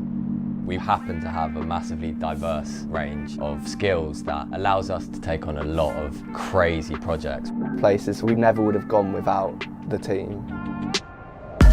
Doing parkour in skyscrapers in Asia, Diving off bridges in Basel, running around deserts, running away from monkeys on rooftops in India. Always thinking bigger, trying to be more creative. constantly looking for another adventure. It kind of makes perfect sense for us to set our sights into the gaming world. There's never been a project that has got us as excited as this one. STORROR Parkour Pro is the first parkour game solely about parkour and its culture. Connecting with your mates across the world, free roaming, multiplayer options. On the starting line with like all of your mates to have some crazy race across town. An open world exploration game where there'll be missions, Training, doing new challenges. Evading security, time trials, Massive roof gaps, slides through flumes, huge wall runs. Become immersed to a level at which you actually feel like you're a part of this sport. We want to build into the game the most ambitious animation technology. Taking the motion capture to a whole new level. Completely fluid so that it feels exactly like you're doing parkour in real life. People always say, I really want to be able to do this, or I would love to be able to try parkour. There'll be a process of kind of character progression, learning the skills and abilities that you need. Through the tutorials, sharing techniques. That's it. Our goal is to make STORROR Parkour Pro the most progressive urban sports game ever. The effect that this could have on the parkour community is similar to what the Tony Hawk's franchise did for skateboarding. And having a parkour game on major consoles. All right, let's do this thing. Okay. Stream's still going?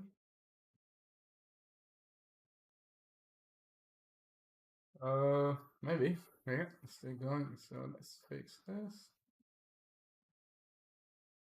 And my glasses. Let's see. Oh yeah, I cannot find my phone. It's annoying. Let's get that tool in the list. Uh, let's see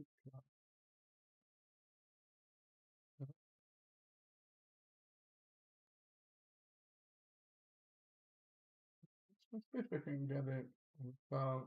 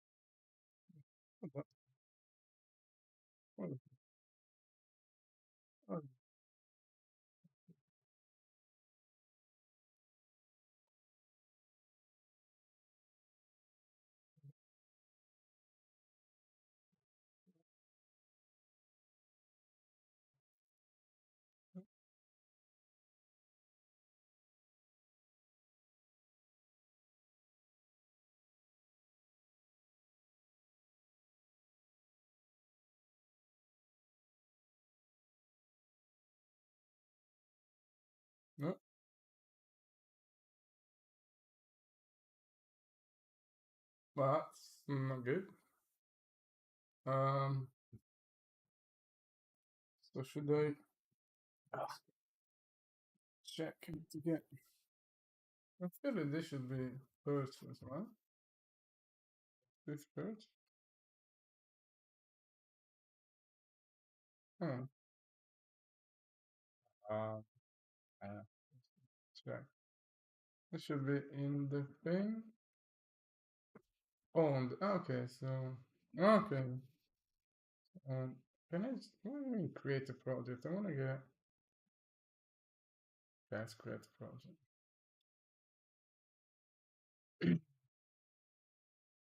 No, I don't want.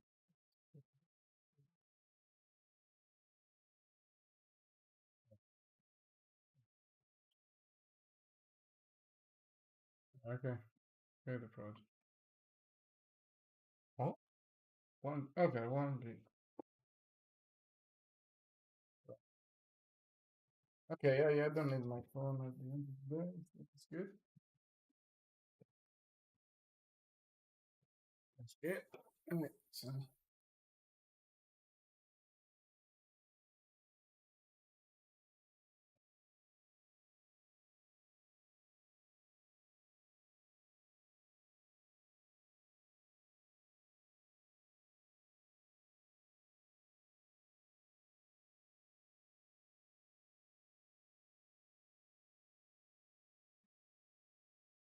um,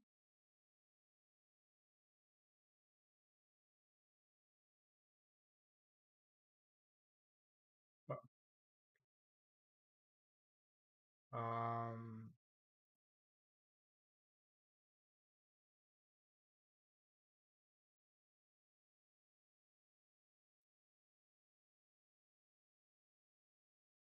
ah, check this out.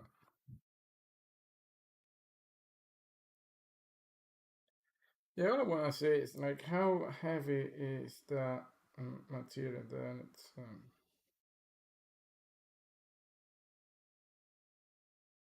because what we should really do is just we should take that and do the mapping in the actual mesh. So sort of like the inverse process of that. Let me see.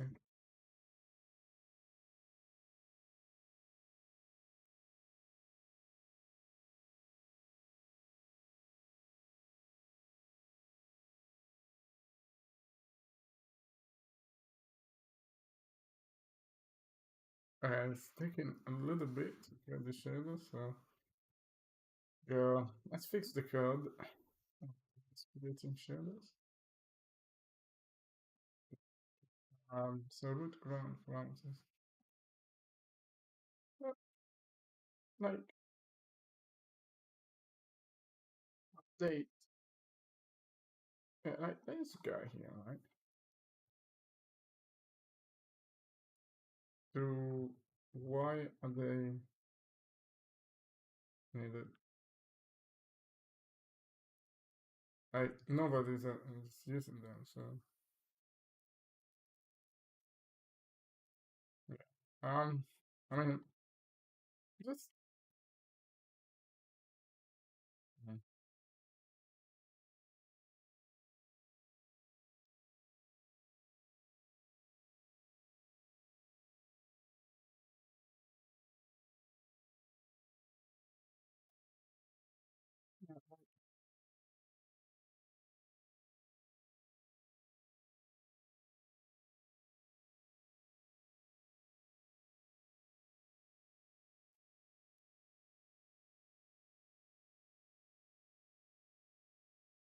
I don't think we use this.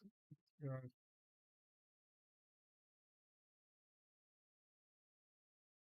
Do we use this guy? No.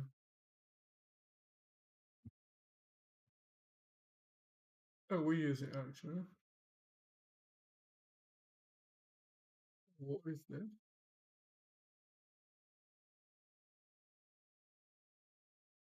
Okay, we use it.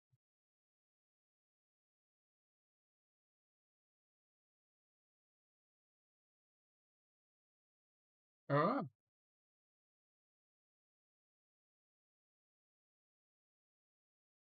Easy mapper. Avoid making changes. Easy mapper is a master material setup. What does it mean? Right click on the easy mapper master. Material instance.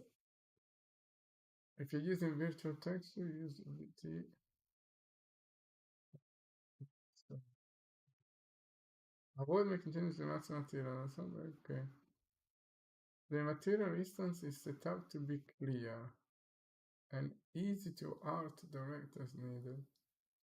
Alternatively, use the material instance on the node models below. TT. Right, so yeah, so that's right. Yeah, so this is with the without the vertex paint. I mean, of course it's a little bit weird, but it's not entirely off, right? It has some.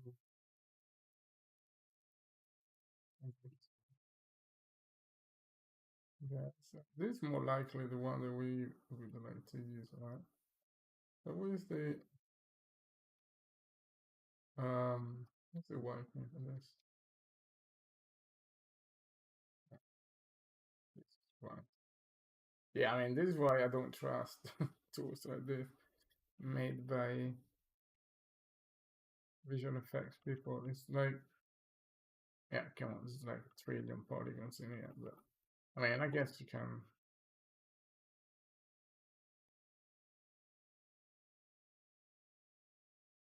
I guess you can really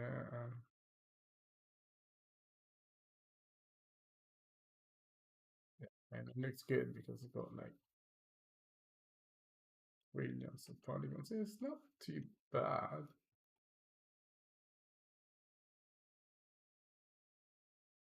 Yeah, okay, so what 1 trillion polygon looks like. Other as well.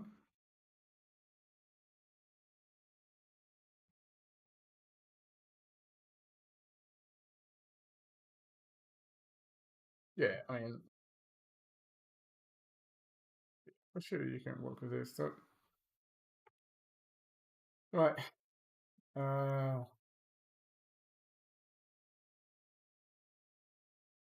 Avoid making changes. Okay. Alternative to the middle below. Word align track planner materials allow you to project textures seamlessly on a model.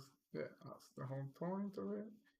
Easy mapping over word align texturing combined with right, line tessellation displacement. Good. Additionally, easy map implementations of the advanced vertex blending. Blend up to a 3-word line materials. To break up any timing repetition in your model, okay. See documentation tutorial for a clear explanation of how vertex color works with nanite meshes and how the material instance can be adjusted for your needs. All right, mate. We are rocking. So I guess just have a look at this guy. That's what it goes here. So let's look at this material. No? Where's the material?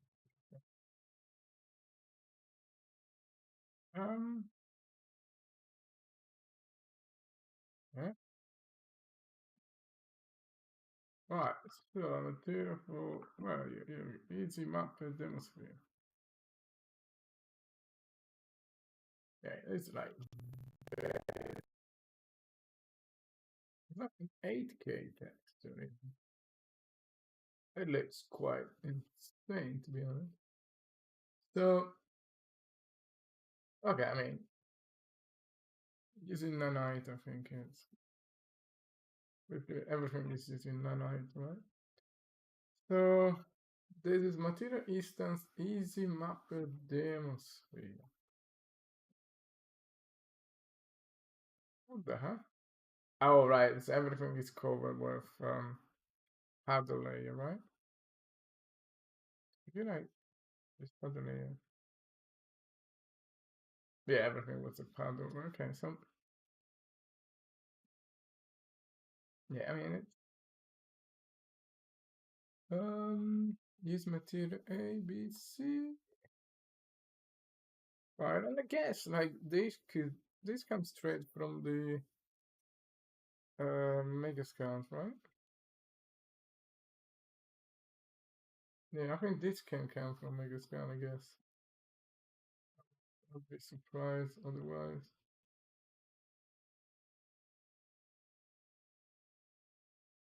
Okay, so it's nothing. I mean, fact that this is like so slow already. It's just like really scary. I mean, hey, and this is already going 20 or 50 frames a second. Like, come on, it's just a bunch of spheres. Yeah, so that is my main worry is that 20 frames a second with 2, 3 spheres is it's very nice, but right.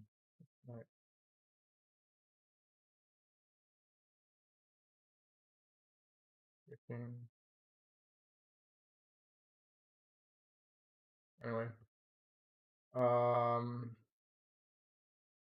they actually do. Oh, they have a wall. There you go.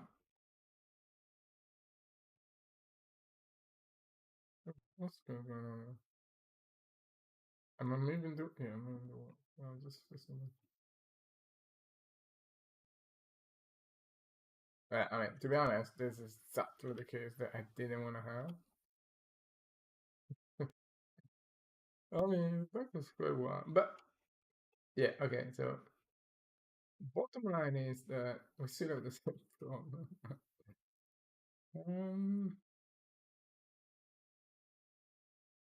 Yeah, I guess we can vertex paint it, so it's not too bad. I think that, but mostly like these guys here, about right. So this, yeah, I mean, problem here is that even this guy is just freaking messy.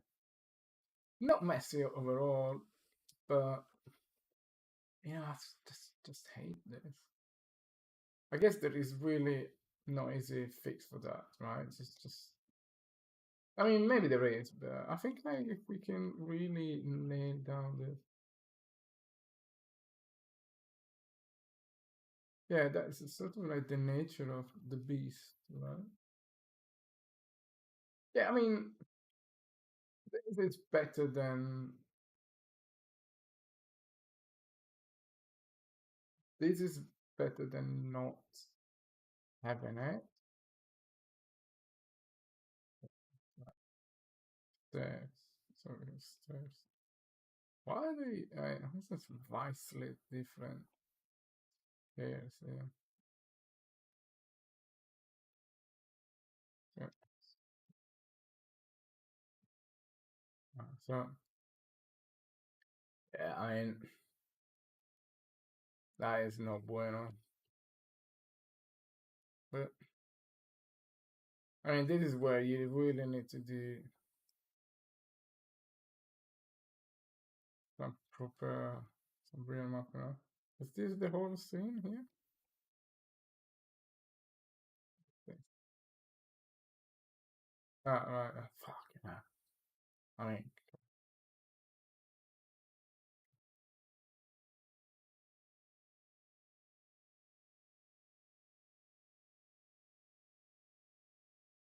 yes, I guess this is like his scene that is showing the details. Right, go a bit. Right. Yeah, I just got like bits here and there. Right? It's very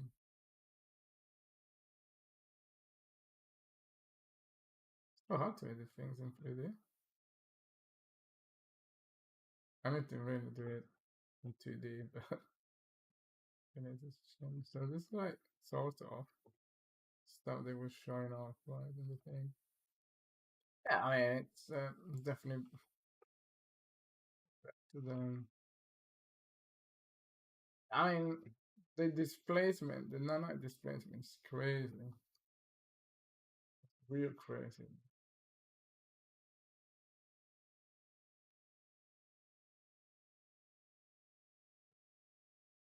Yeah, I mean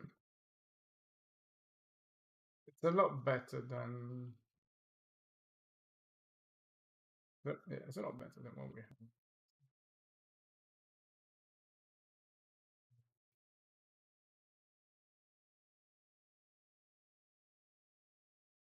Yeah. Okay, so I'm gonna send this to Gans and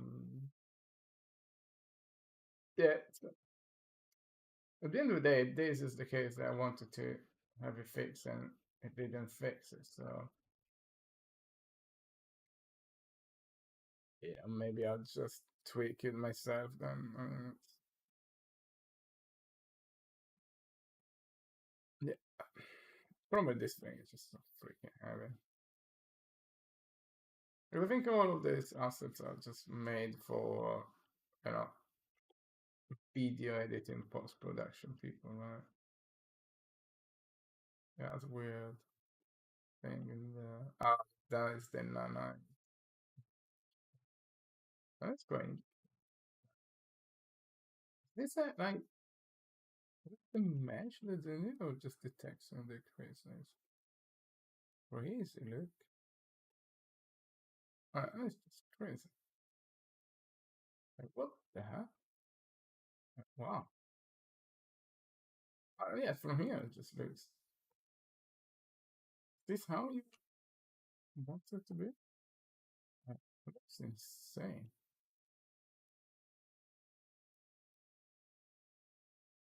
Oh, this is like madness.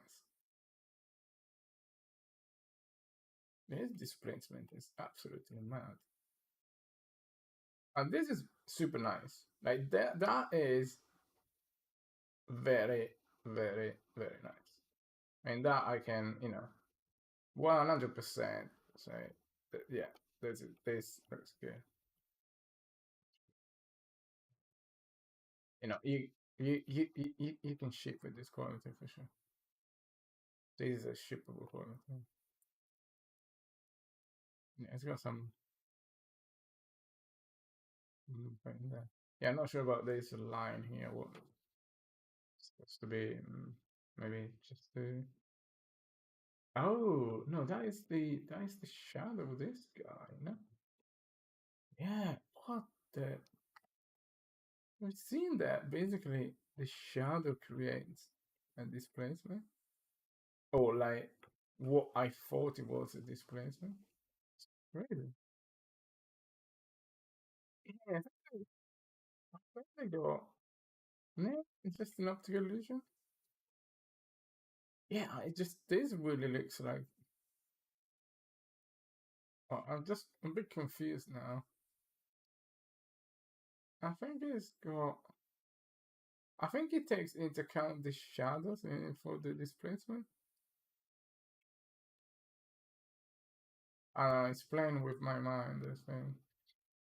Oh yeah, so okay, so let's go here. I mean, okay, ironically now, this is less. I mean,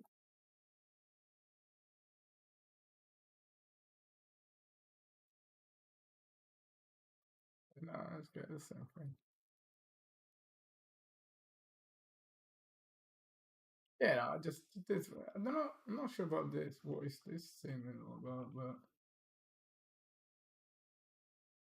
yeah, it gets that weird things from time to time. But yeah, looking from here, it just looks You can see, but okay, so these are the, these were repeats? Really? Oh, yeah. Okay, yeah, so it goes wrong there. Okay, not quite. Already. I mean, I thought this was fixed problem. That's the problem that you are supposed to fix, but not. Yeah, like this guy here, right? This displacement is a bit less here, right? Less.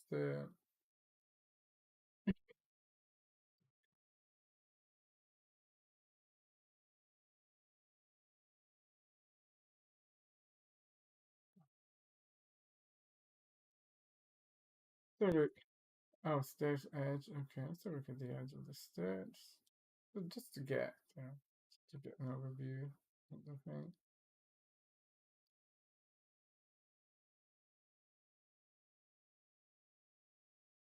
Did it crash?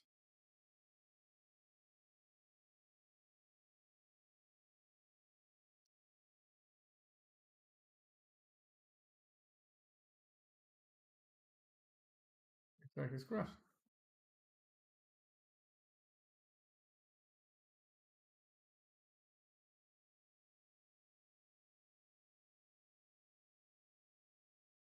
Yeah. Waiting.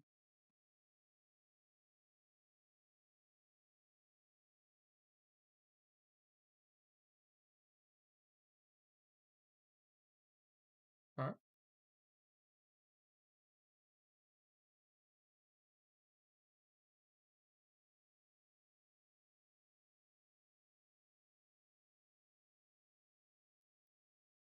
Yeah, okay, so this, it is a lot better, right? It's a lot better. Maybe it's just a case of getting the material correct, right? Yeah, I mean, this works actually. I'm not really not sure what the hell is this. Apart from that, isn't that nice doing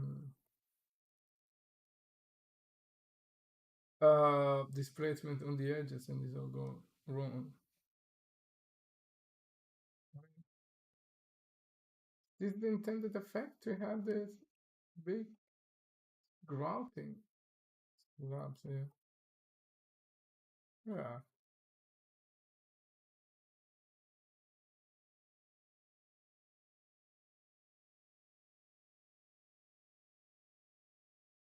Yeah, it's very nice actually. Yeah, it's very nice. Yeah, is this? Oh yeah, I think this is. Oh, okay. It's the text level. This. Alright. I guess it's. I don't know if it's a great cheat to say. Yeah, we have the.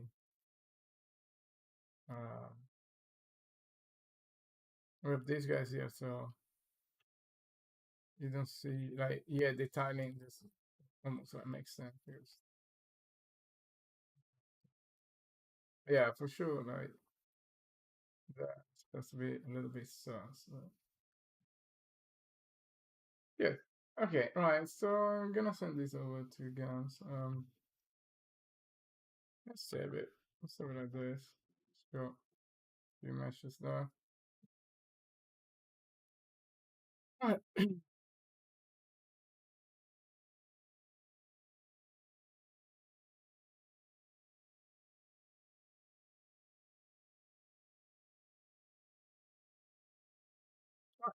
Okay. I mean, this looks okay. This material, I mean, it's too heavy, but maybe it's only for some previous or for some videos. So. Yeah, we'll see. But quite pleased with this.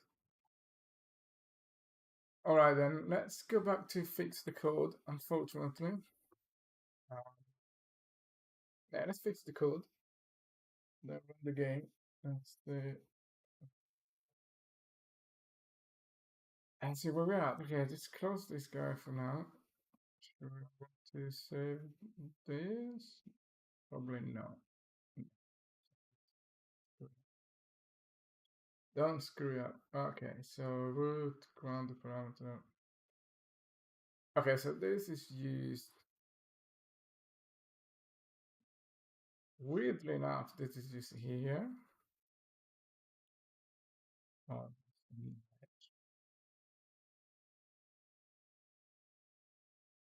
okay. The grid round parameters. Okay. Your trace manager age.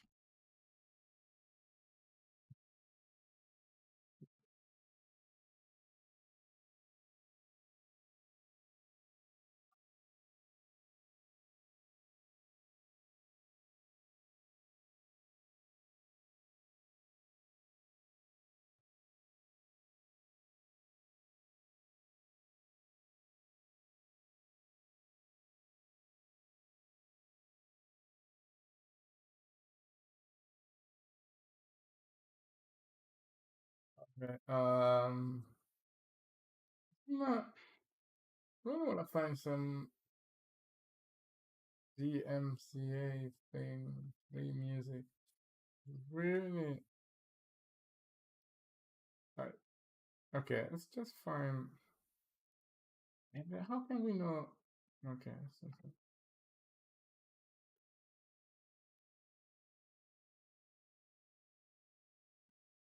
Right. Let's gonna have some music that I can play. Music for YouTube. Okay. Never click on the sponsor link. No scam. No copyright music. Yeah, how can I trust these guys? That's the thing. Okay, get the music Spotify. Okay, let's try. Get the music for YouTube and Twitch. Go back.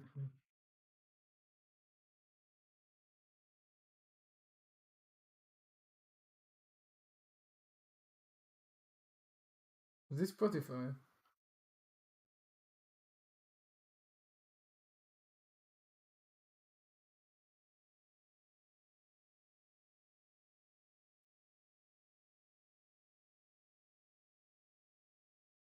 Um. Hmm.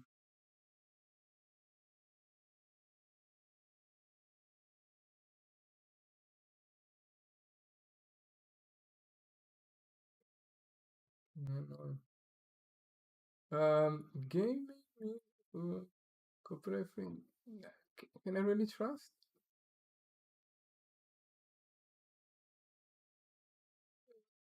39,000 likes. Spotify.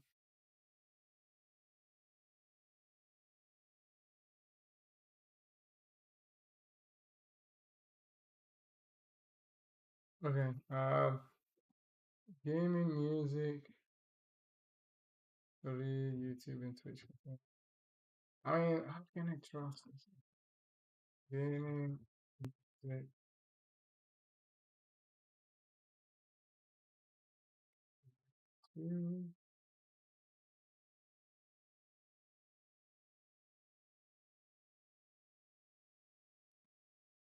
What's this?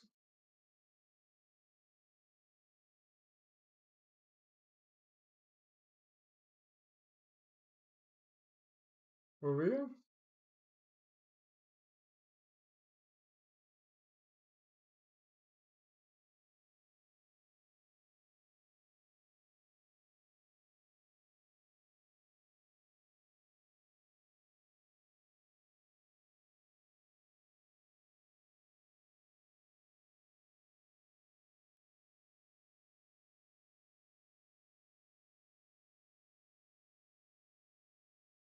Yeah.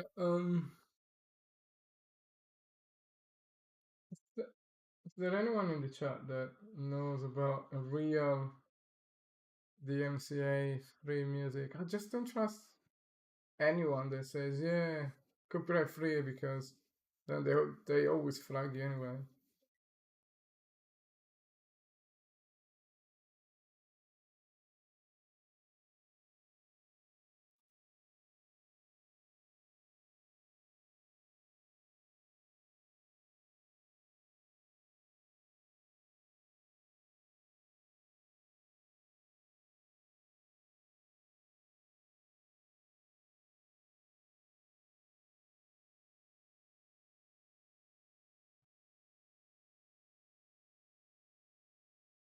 Yeah, I don't know. I just don't trust it.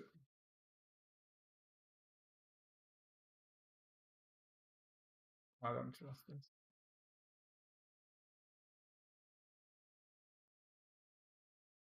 Right, so yeah. So this should be this one, but should give us an error of the other guy.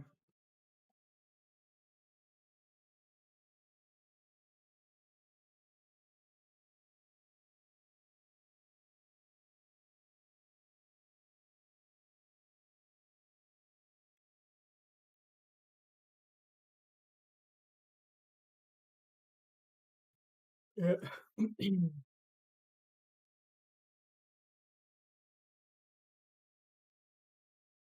Like these guys here, they're really going way beyond the parkour. So this is okay. So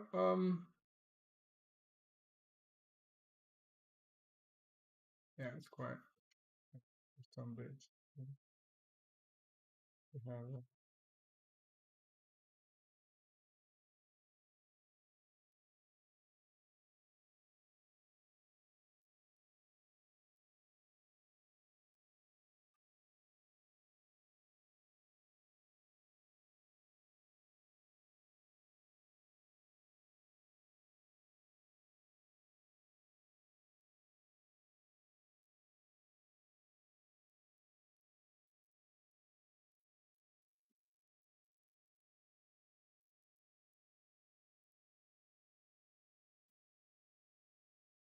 yeah, this is more annoying than anything else.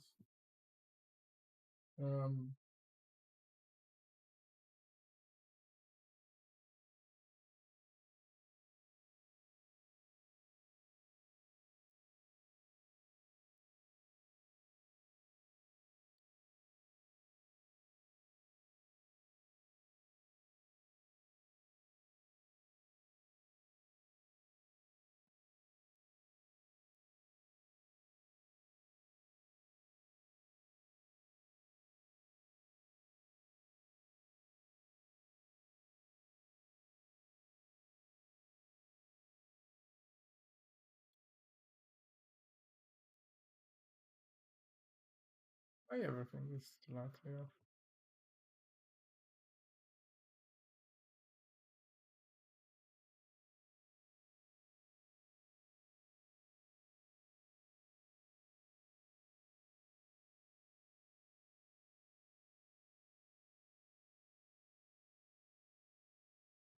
Okay, so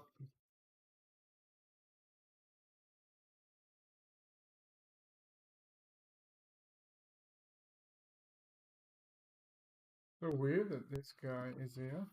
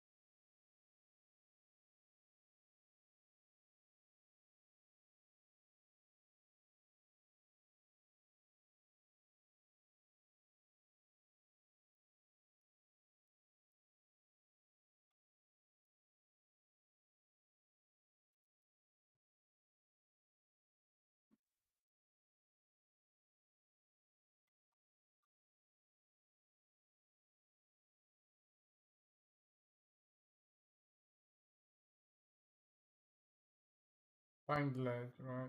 So this guy, yeah, this in the take. Yeah, I think find ledge, right?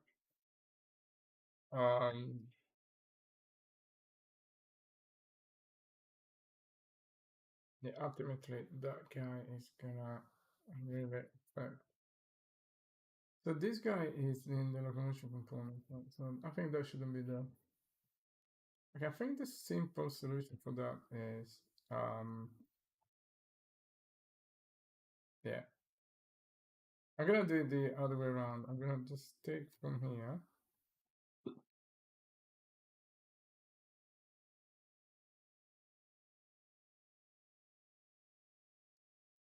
And we're gonna put it back into the trace manager, right? I'm gonna put it back here. If I build now, that should give me an error there.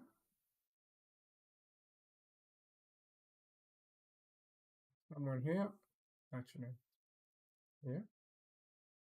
But okay, update falling. So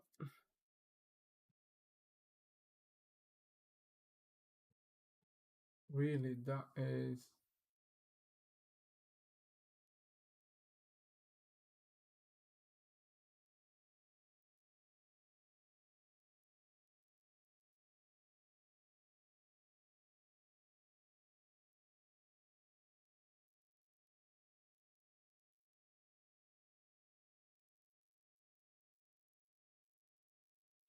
root brown.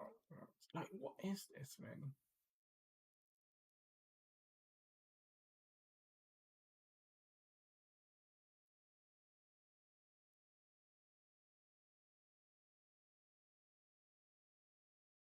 I mean, this is not giving us anything anyway, so, right?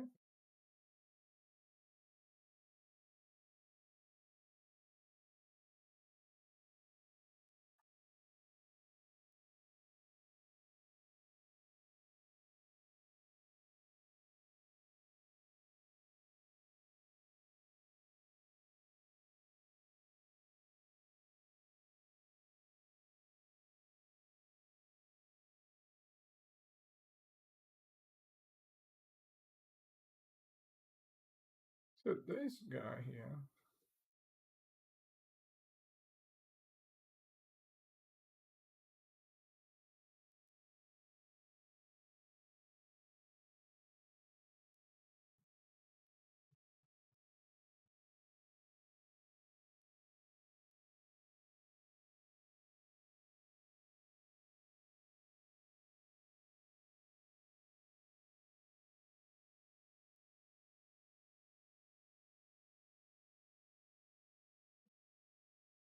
well, that should have exactly the same effect. Let's try to build it. Hey, Gunther, huh? It's good we're doing, well, we were doing a 24-hour stream, but Gans gave up.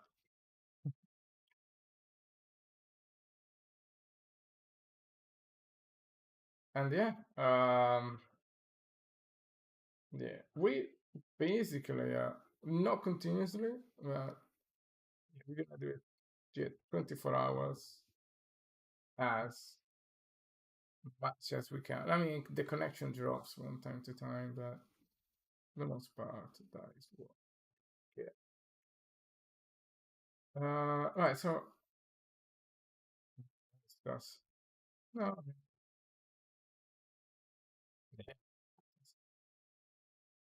It's quite a long time. I think I knew that Gans wasn't gonna do it 24 hours straight because I don't know. I'm not young anymore, but I just cannot do an all-nighter anymore. I just need to sleep. So I sleep very little, but I just need to have some naps. Yeah, sleep about 4 hours a night, but I need to have naps during the day. I just cannot go straight. So it's it was always gonna be quite tough. Right, so this should actually work. I'm gonna really fix these guys here. So let's see if the game runs. We got much changes here. What is this? And I really think that all of that data there, tracing down stuff, it's so redundant.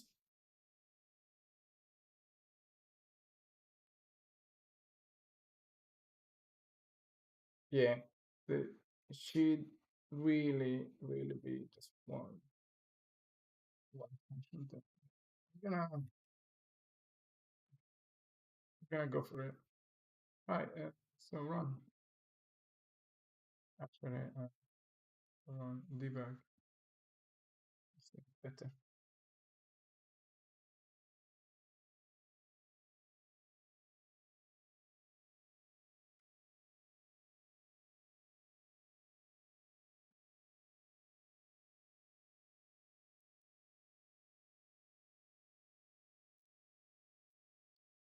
Let me check if we got already.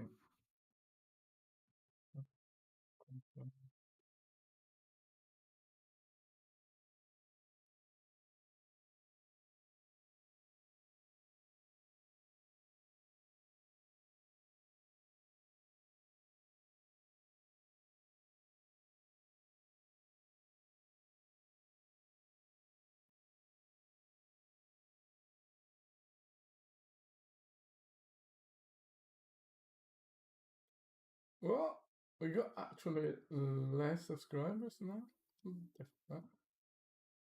Why we got 2 subscribers less today? Oh wow. Okay. Go for it.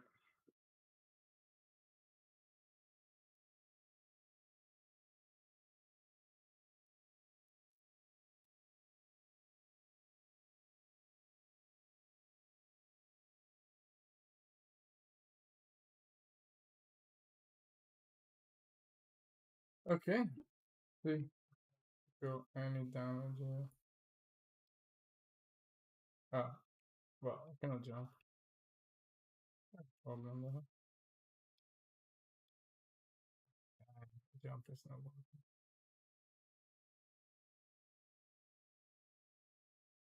Ah, okay, and not quite working. Yeah. Okay. Well, that's not good.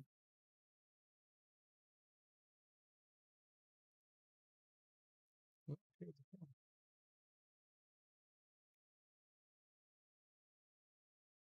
Just everything is so slow.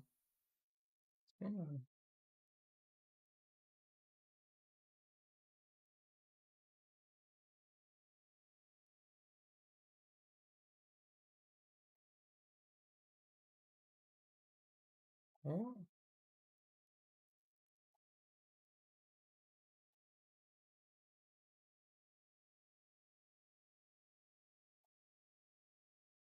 something quite.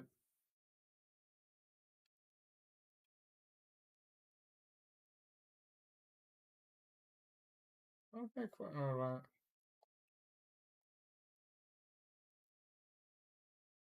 Yeah. Yeah. What are you doing this thing?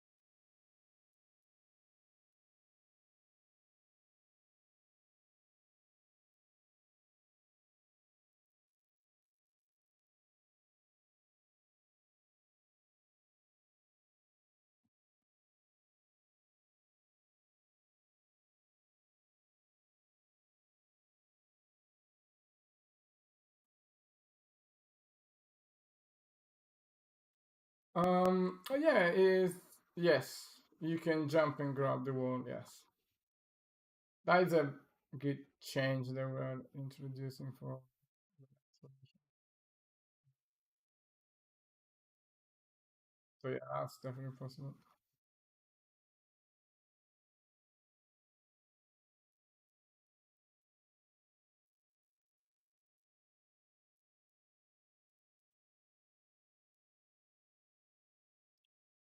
Right, why is this thing going wrong?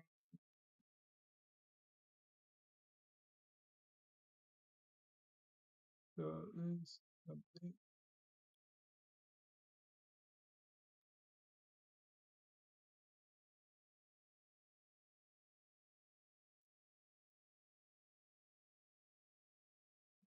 Okay.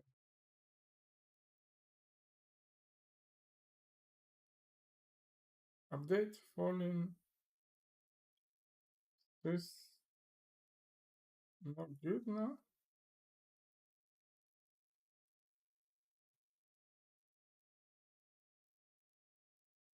Yeah, I mean that shouldn't have any.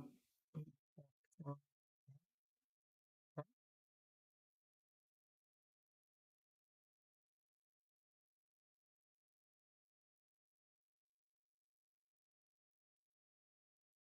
don't understand what's.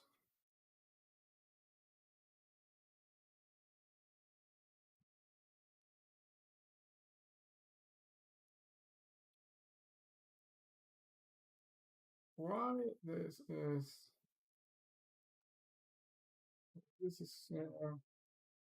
any.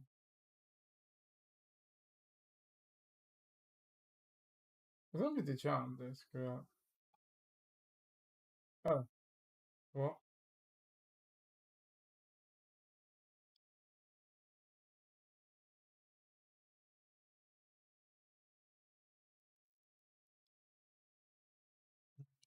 So, what's going on there?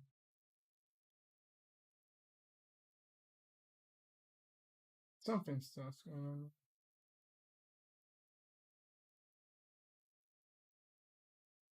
Oh, maybe that was a change made by David, right? Did David change someone? No. Still, right?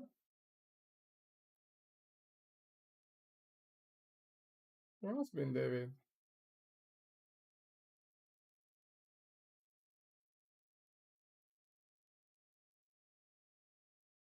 Like, why everything is so slow?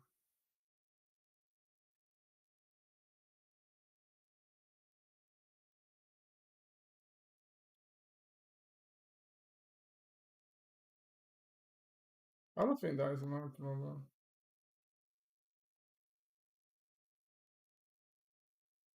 What the hell is going on here? Yeah, that's weird.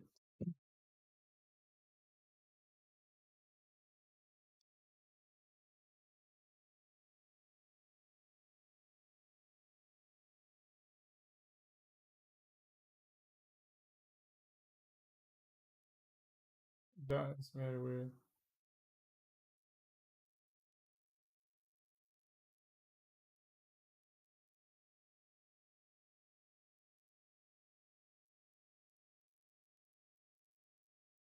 What?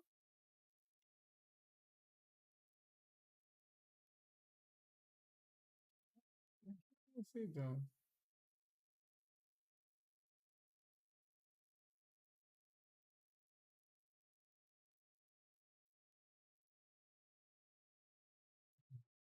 Something else.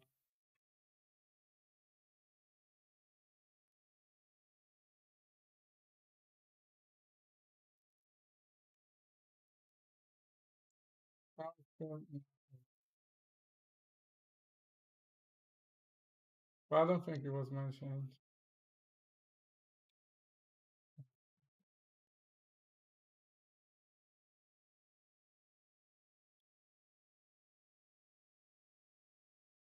Yeah, it's like you think that it's landing like way before this actually.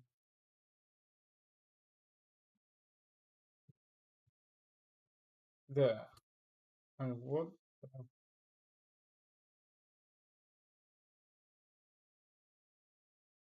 why is it landing there?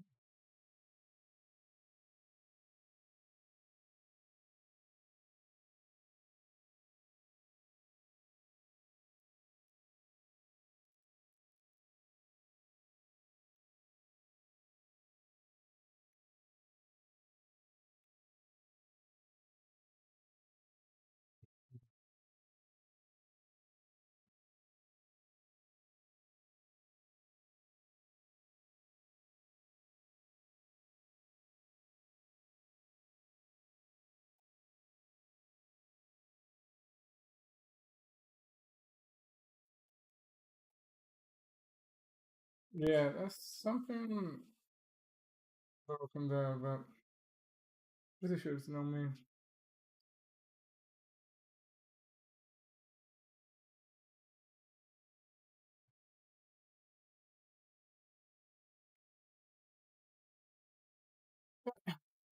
Can I do that anymore?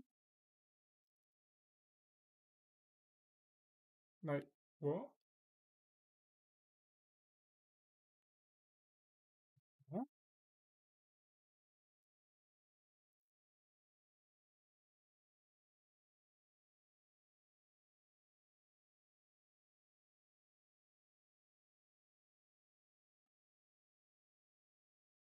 Okay, I don't know.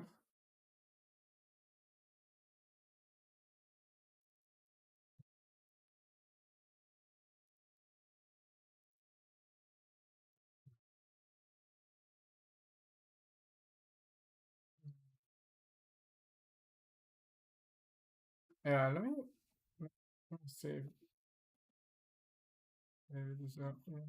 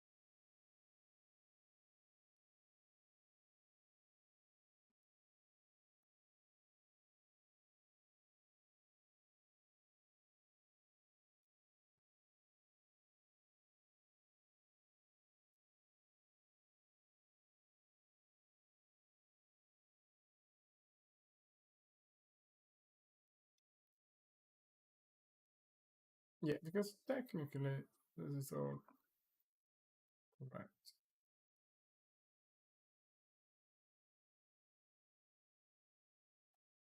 Okay, but let's have a look. Let's recap.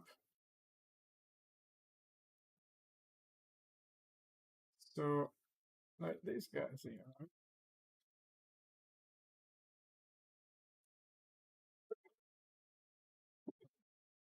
Yeah, but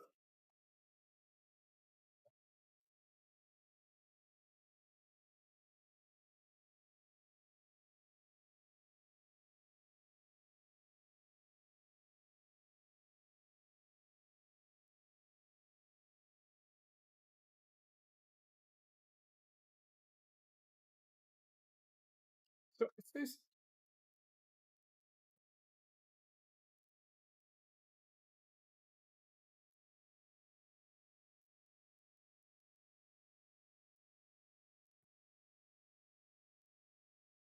Because my thinking is that this could be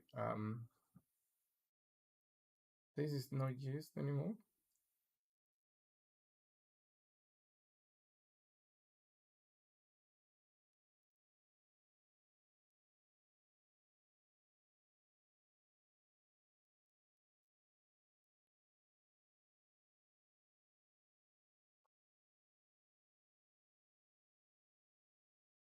But I think this is only used for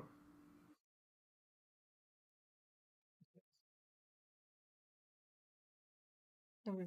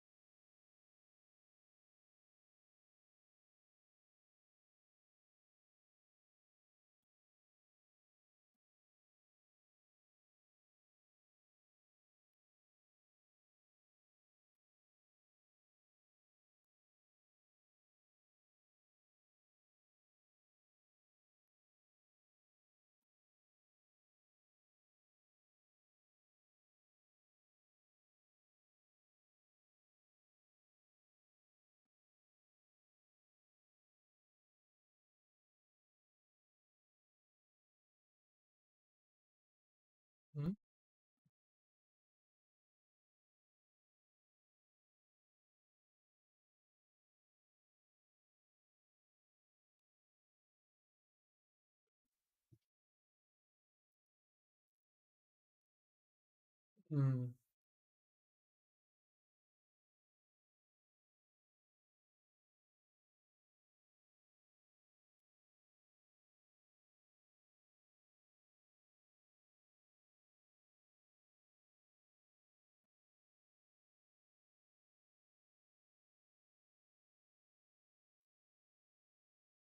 Is this me? Quite don't understand.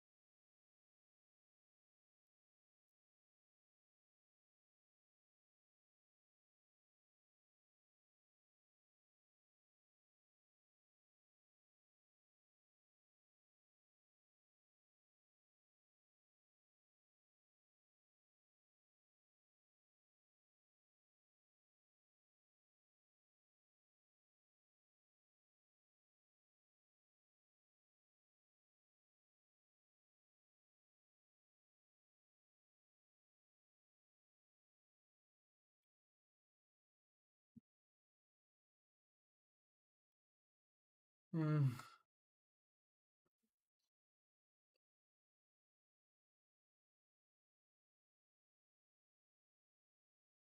Okay.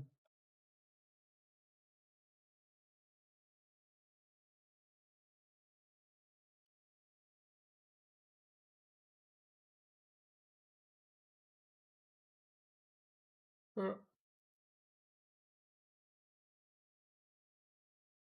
I think this guy here.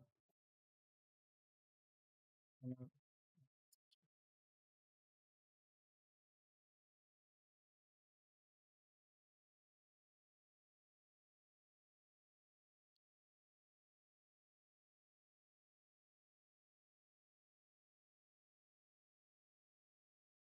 really not sure why that would be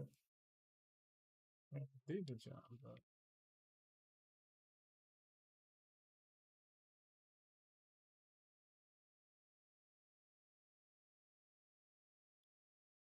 it doesn't.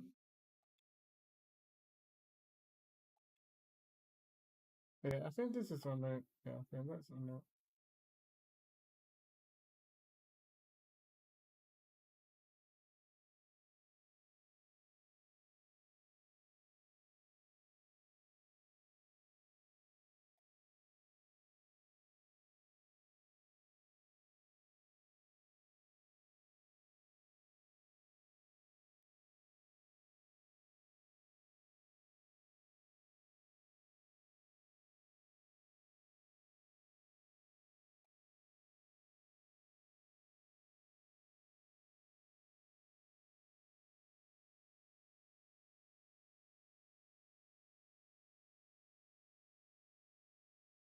Yeah, I don't think that's me.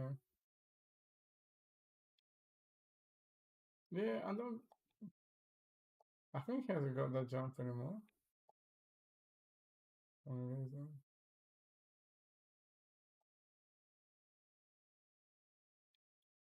Yeah.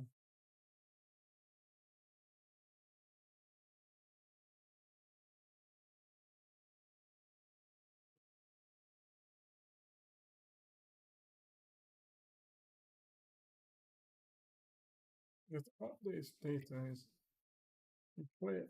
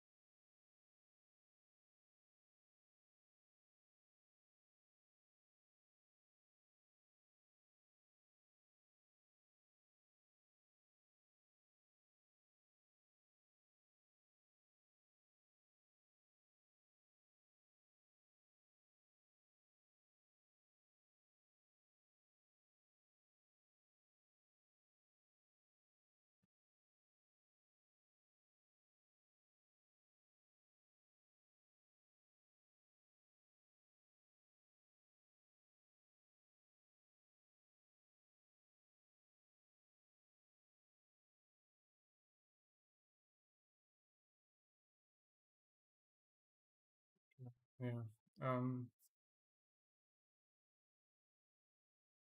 Yeah.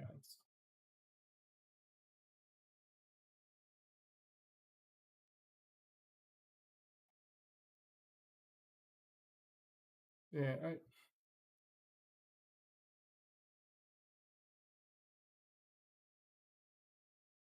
In fact, right, current grounded fit, right?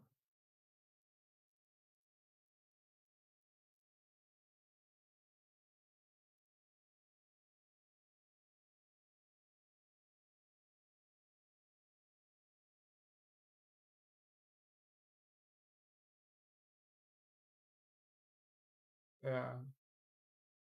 So the fact that these are functions are private, just means that they're not used, right? This guy is not used. Like, none of these guys are used. This could be all temporary, right?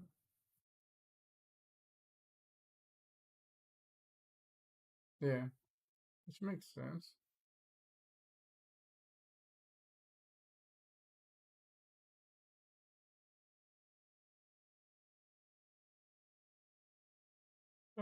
This guy here.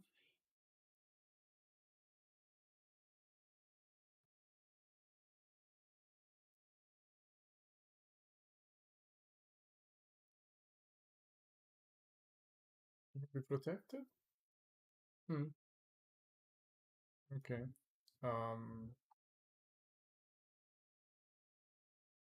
Yeah, I'm a bit, because I really don't understand this guy here.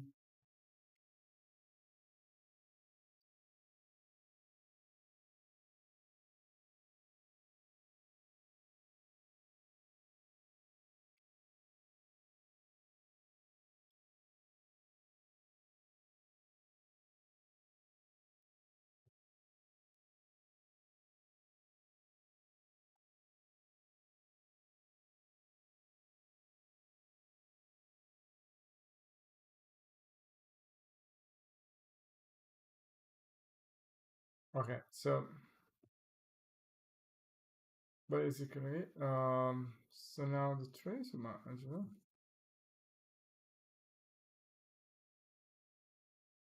Update trajectory for like this guy. I'm pretty sure that this guy.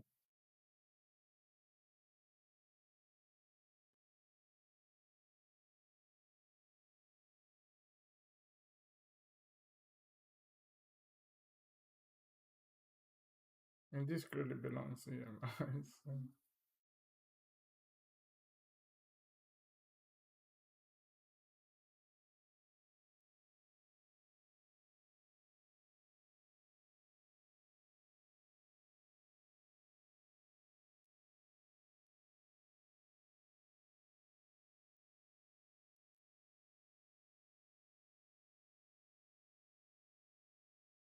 that's it.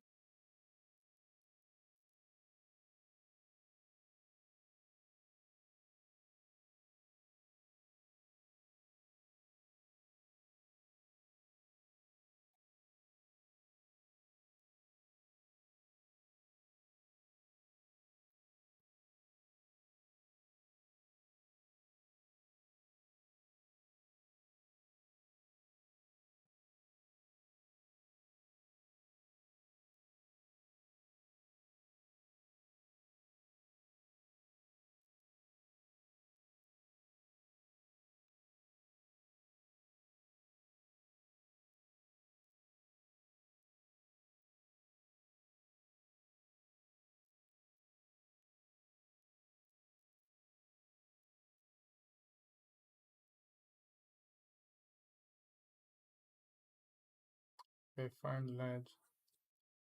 Trajectory forward max distance.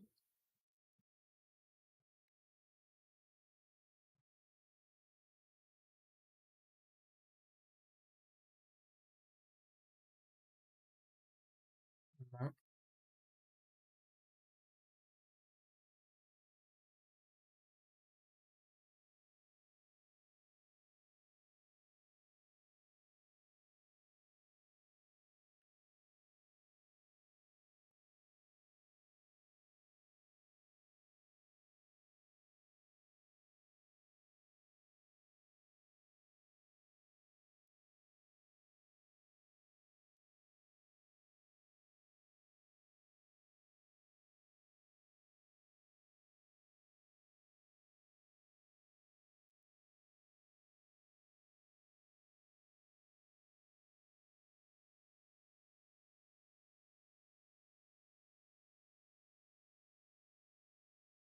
Okay, yeah. So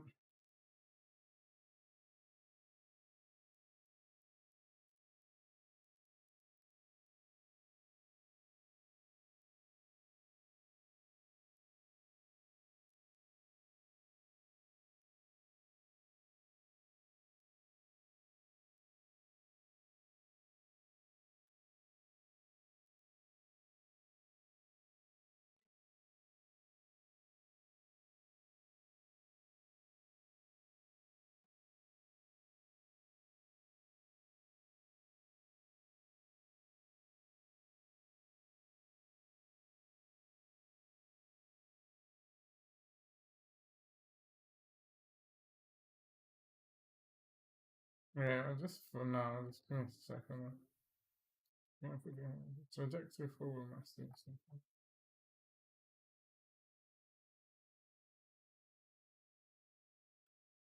Right, this guy doesn't need to be here.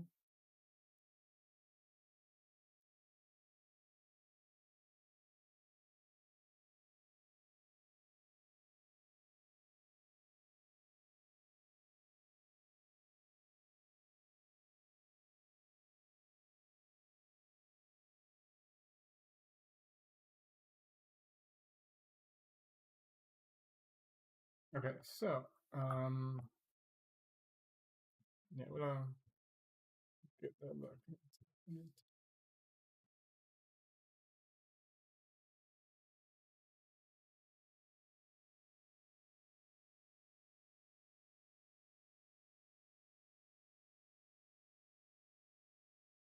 So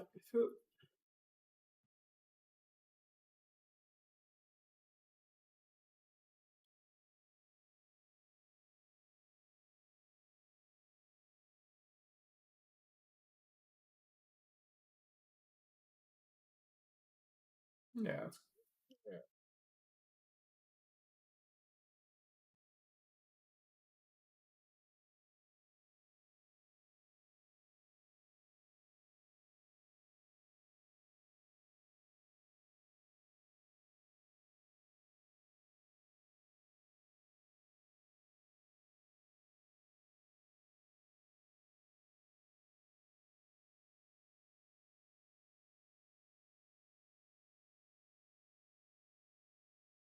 So okay, so now this guy here, take this should be it, right?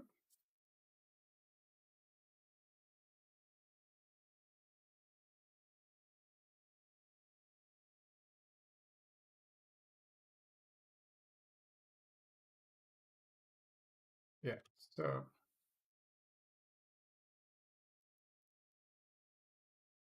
all these guys here. So basically, this tick could all go into the. So spin, spin.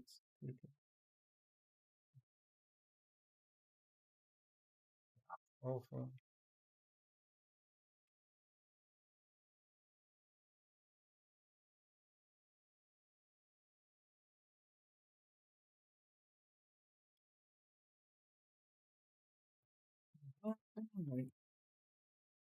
Very, very weird state.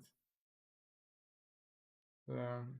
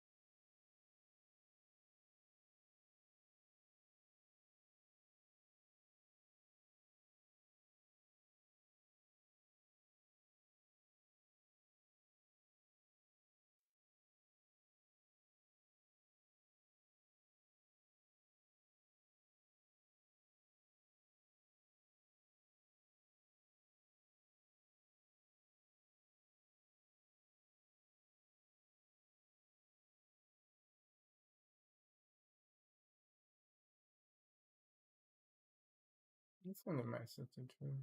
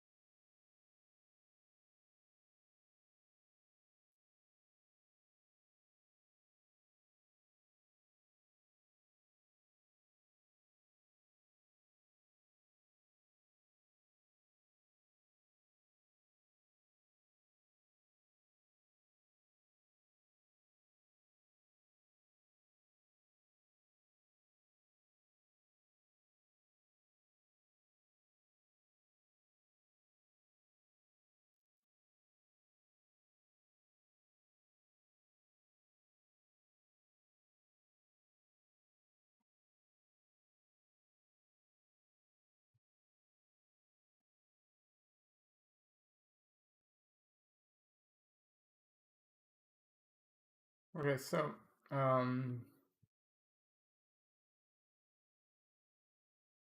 think we are ready to get it's running, right?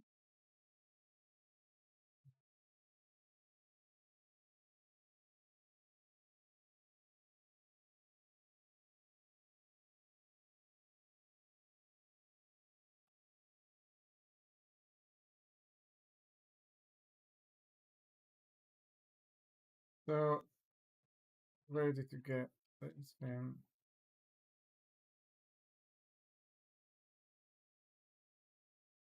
I think we can really get.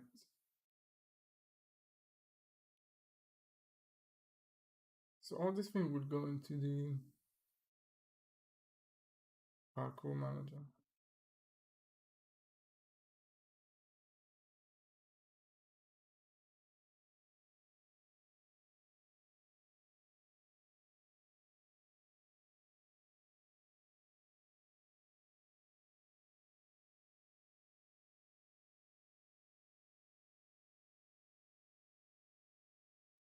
Alright.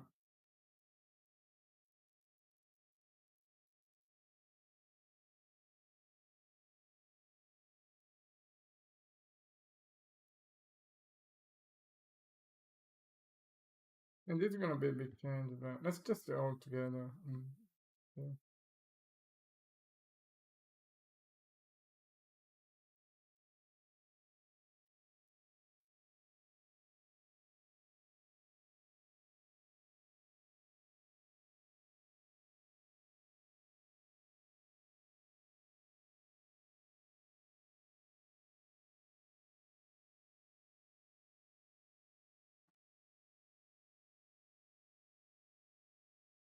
Okay.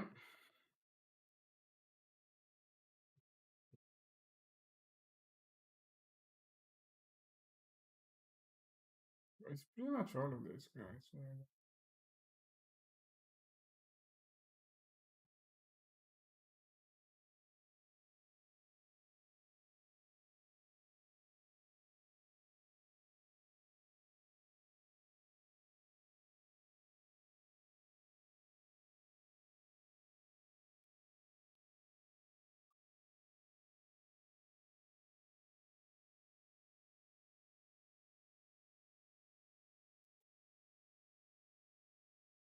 Uh,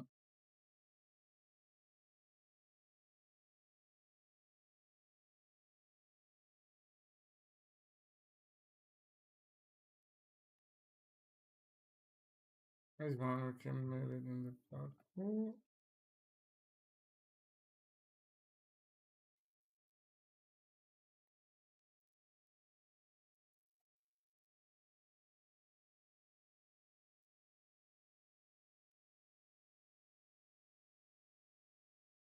So 100k setting, what is this class?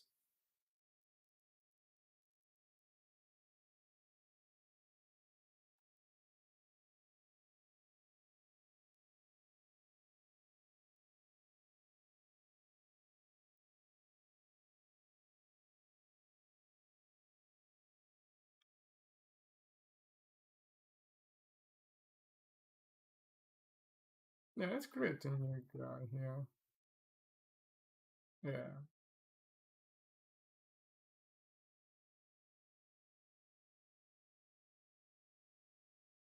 Yeah, let's create a new guy.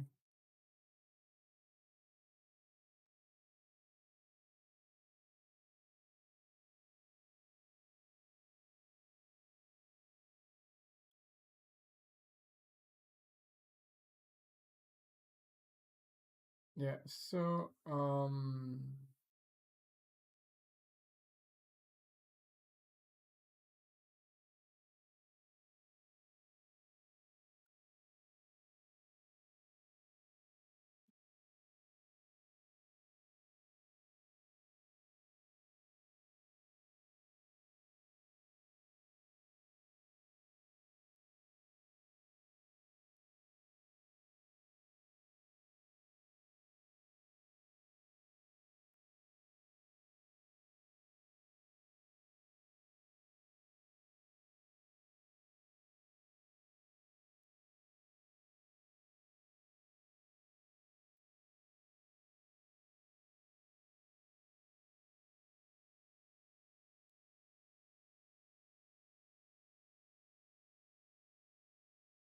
Where is it?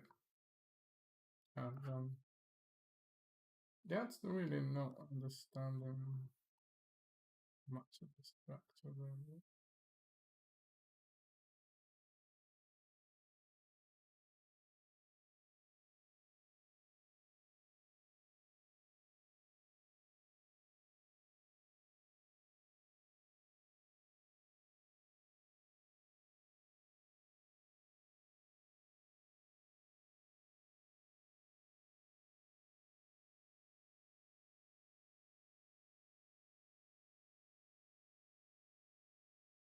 All right.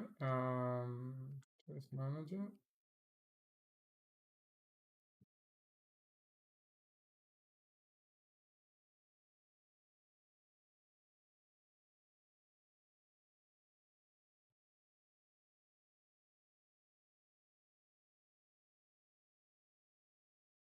Character.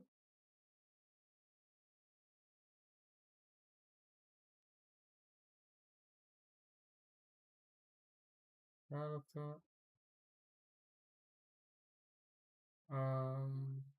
Components.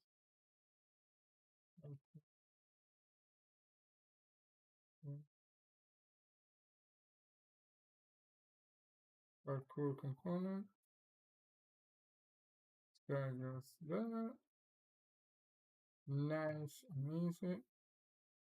Okay, nice. Alright.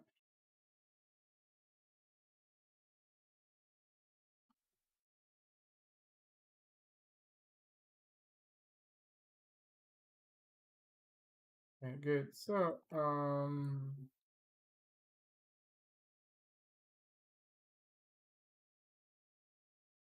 alright. So, let's manager now. It's between point. I think like this guy could go into some sort of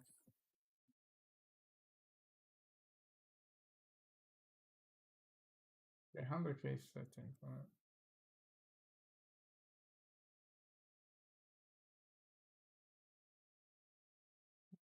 The guy here is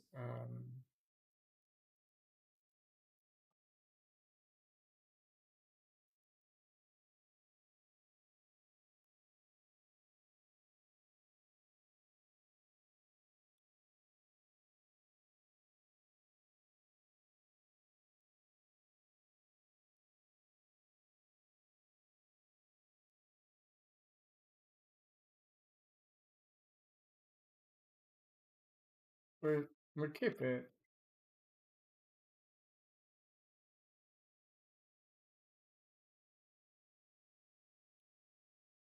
Keep it at this for now. We'll see.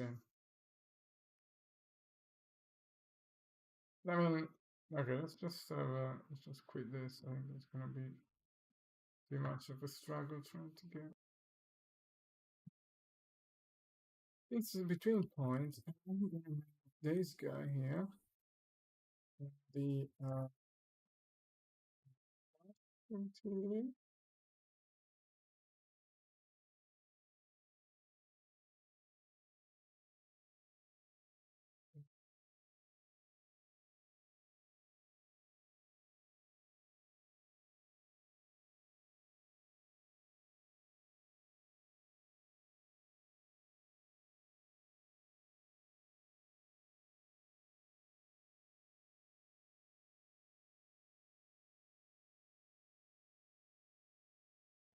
alright. So no, pretty much.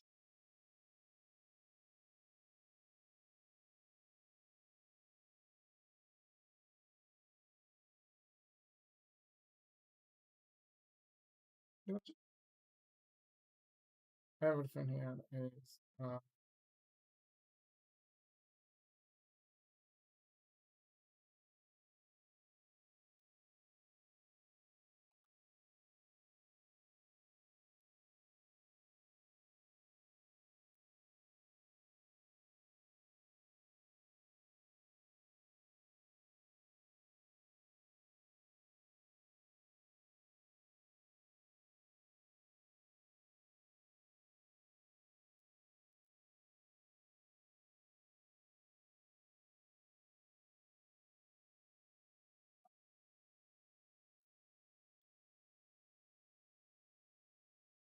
um,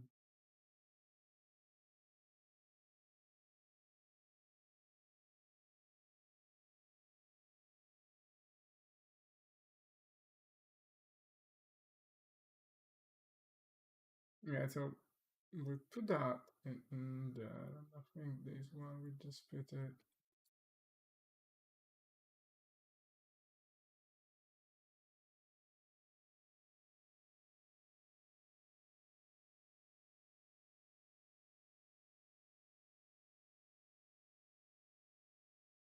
Yeah.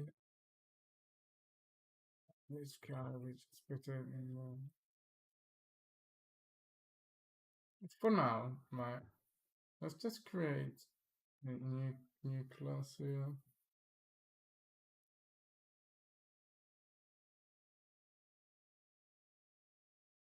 Okay, that's pretty.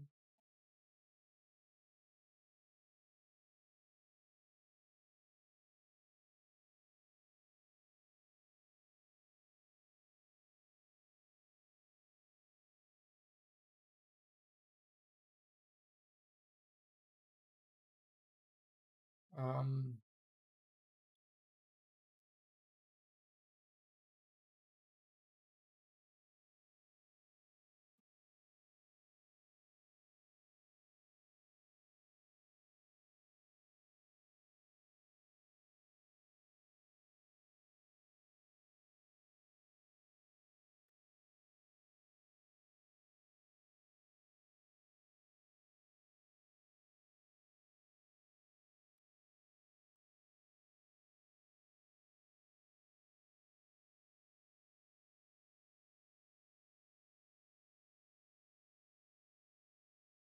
Basically, all of it, right?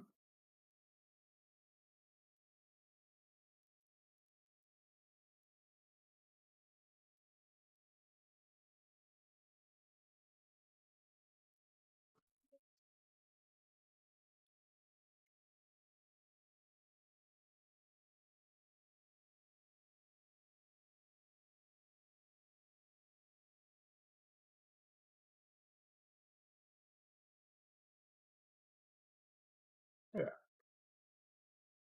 And then we go one by one, and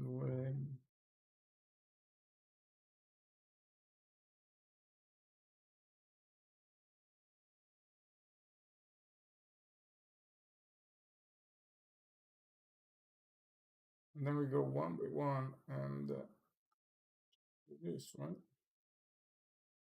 Okay, let me grab some coffee. Gonna grab coffee now.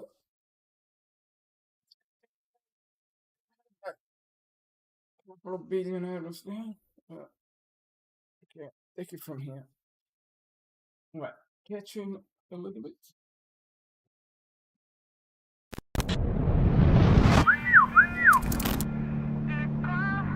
Team Storror is a group of friends that grew up in the south of England that basically share a passion for parkour and adventure. We happen to have a massively diverse range of skills that allows us to take on a lot of crazy projects. Places we never would have gone without the team. Doing parkour in skyscrapers in Asia, Diving off bridges in Basel. Running around deserts. running away from monkeys on rooftops in India. Always thinking bigger, trying to be more creative. Constantly looking for another adventure. It kind of makes perfect sense for us to set our sights into the gaming world. There's never been a project that has got us as excited as this one. STORROR Parkour Pro is the first parkour game solely about parkour and its culture. Connecting with your mates across the world, free roaming, multiplayer options. On the starting line with like all of your mates to have some crazy race across town. An open world exploration game where there'll be missions, Training, doing new challenges. Evading security. time trials. Massive roof gaps, slides through flumes, huge wall runs. Become immersed to a level at which you actually feel like you're a part of this sport. We want to build into the game the most ambitious animation technology. Taking the motion capture to a whole new level. completely fluid so that it feels exactly like you're doing parkour in real life. People always say, I really want to be able to do this, or I would love to be able to try parkour. There'll be a process of kind of character progression, learning the skills and abilities that you need. Through the tutorials, sharing techniques. That's it. Our goal is to make STORROR Parkour Pro the most progressive urban sports game ever. The effect that this could have on the parkour community is similar to what the Tony Hawk's franchise did for skateboarding. And having a parkour game on major consoles is going to completely change the sport.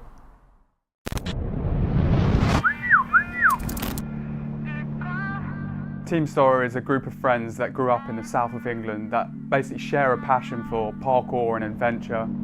We happen to have a massively diverse range of skills that allows us to take on a lot of crazy projects. Places we never would have gone without the team.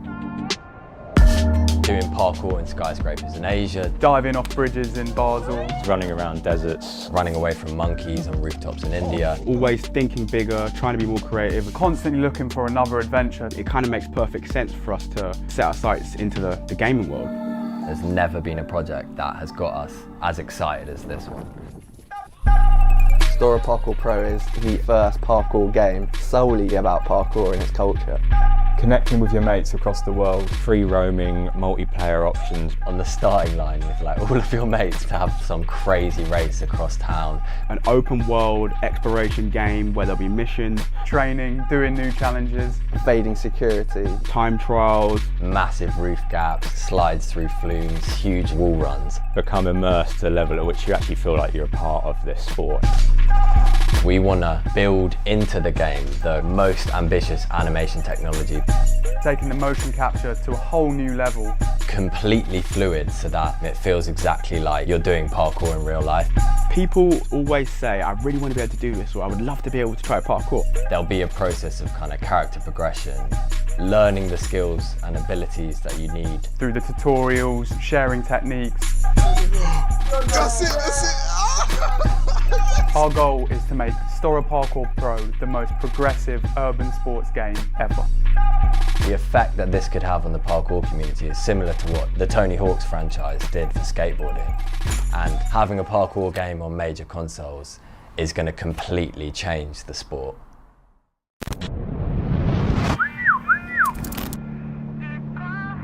Team STORROR is a group of friends that grew up in the south of England that basically share a passion for parkour and adventure. We happen to have a massively diverse range of skills that allows us to take on a lot of crazy projects. Places we never would have gone without the team. Doing parkour in skyscrapers in Asia, Diving off bridges in Basel. Running around deserts. running away from monkeys on rooftops in India. Always thinking bigger, trying to be more creative. Constantly looking for another adventure. It kind of makes perfect sense for us to set our sights into the gaming world. There's never been a project that has got us as excited as this one. STORROR Parkour Pro is the first parkour game solely about parkour and its culture. Connecting with your mates across the world, free roaming, multiplayer options. On the starting line with like all of your mates to have some crazy race across town. An open world exploration game where there'll be missions, Training, doing new challenges. Evading security. time trials. Massive roof gaps, slides through flumes, huge wall runs. Become immersed to a level at which you actually feel like you're a part of this sport. We want to build into the game the most ambitious animation technology. Taking the motion capture to a whole new level. Completely fluid so that it feels exactly like you're doing parkour in real life. People always say, I really want to be able to do this, or I would love to be able to try parkour. There'll be a process of kind of character progression, learning the skills and abilities that you need. Through the tutorials, sharing techniques. That's it. Our goal is to make STORROR Parkour Pro the most progressive urban sports game ever. The effect that this could have on the parkour community is similar to what the Tony Hawk's franchise did for skateboarding. And having a parkour game on major consoles is going to completely change the sport.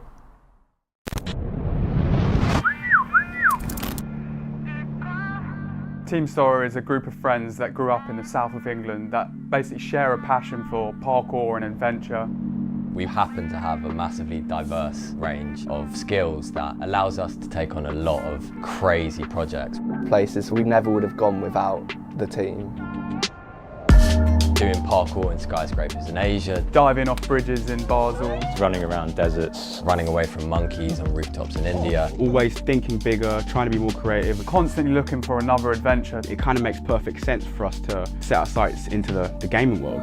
There's never been a project that has got us as excited as this one. STORROR Parkour Pro is the first parkour game solely about parkour and its culture. Connecting with your mates across the world, free roaming, multiplayer options. On the starting line with like all of your mates to have some crazy race across town. An open world exploration game where there'll be missions, Training, doing new challenges. Evading security. time trials. Massive roof gaps, slides through flumes, huge wall runs. Become immersed to a level at which you actually feel like you're a part of this sport. We want to build into the game the most ambitious animation technology, Taking the motion capture to a whole new level. completely fluid so that it feels exactly like you're doing parkour in real life. People always say, I really want to be able to do this, or I would love to be able to try parkour. There'll be a process of kind of character progression, learning the skills and abilities that you need. Through the tutorials, sharing techniques. That's it. Our goal is to make STORROR Parkour Pro the most progressive urban sports game ever. The effect that this could have on the parkour community is similar to what the Tony Hawk's franchise did for skateboarding. And having a parkour game on major consoles is going to completely change the sport.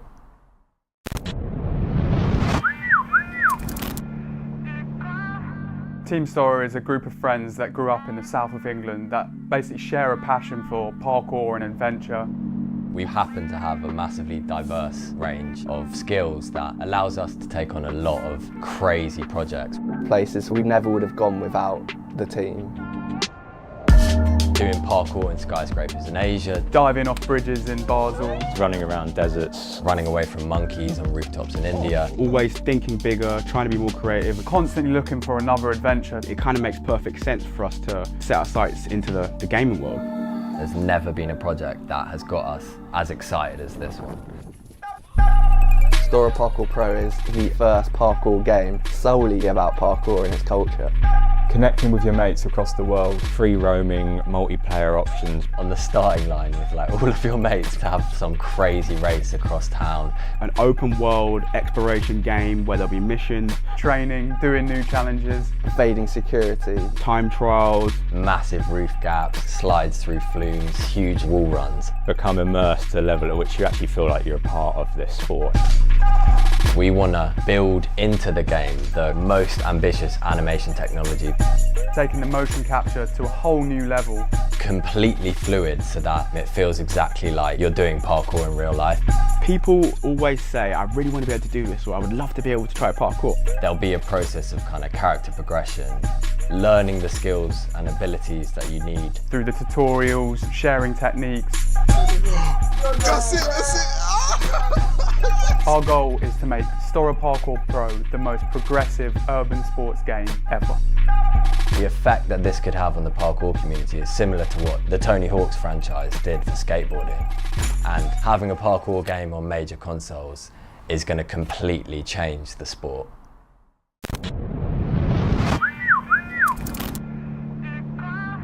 Team STORROR is a group of friends that grew up in the south of England that basically share a passion for parkour and adventure. We happen to have a massively diverse range of skills that allows us to take on a lot of crazy projects. Places we never would have gone without the team. Doing parkour in skyscrapers in Asia, Diving off bridges in Basel. Running around deserts. running away from monkeys on rooftops in India. Always thinking bigger, trying to be more creative. Constantly looking for another adventure. It kind of makes perfect sense for us to set our sights into the gaming world. There's never been a project that has got us as excited as this one. STORROR Parkour Pro is the first parkour game solely about parkour and its culture.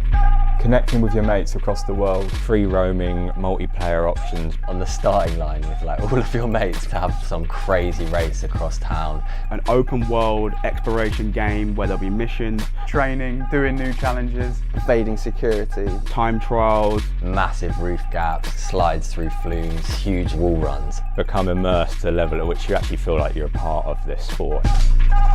We want to build into the game the most ambitious animation technology, Taking the motion capture to a whole new level. completely fluid so that it feels exactly like you're doing parkour in real life. People always say, I really want to be able to do this, or I would love to be able to try parkour. There'll be a process of kind of character progression, learning the skills and abilities that you need. Through the tutorials, sharing techniques. That's it, that's it. Our goal is to make STORROR Parkour Pro the most progressive urban sports game ever. The effect that this could have on the parkour community is similar to what the Tony Hawk's franchise did for skateboarding. And having a parkour game on major consoles is going to completely change the sport.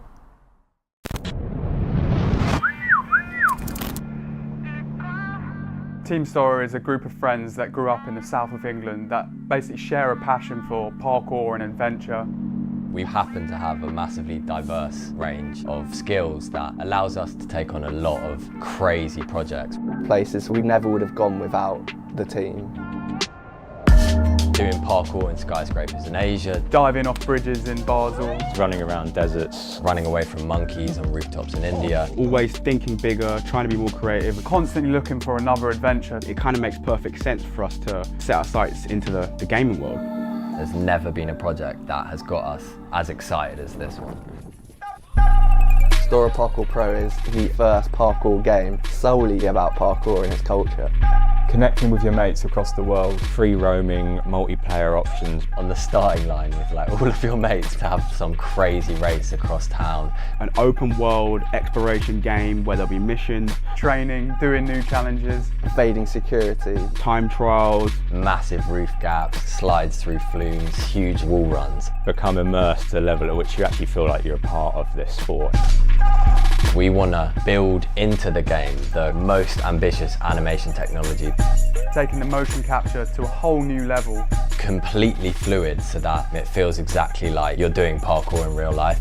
People always say, I really want to be able to do this, or I would love to be able to try parkour. There'll be a process of kind of character progression, learning the skills and abilities that you need. Through the tutorials, sharing techniques. That's it, that's it. Our goal is to make STORROR Parkour Pro the most progressive urban sports game ever. The effect that this could have on the parkour community is similar to what the Tony Hawk's franchise did for skateboarding. And having a parkour game on major consoles is going to completely change the sport.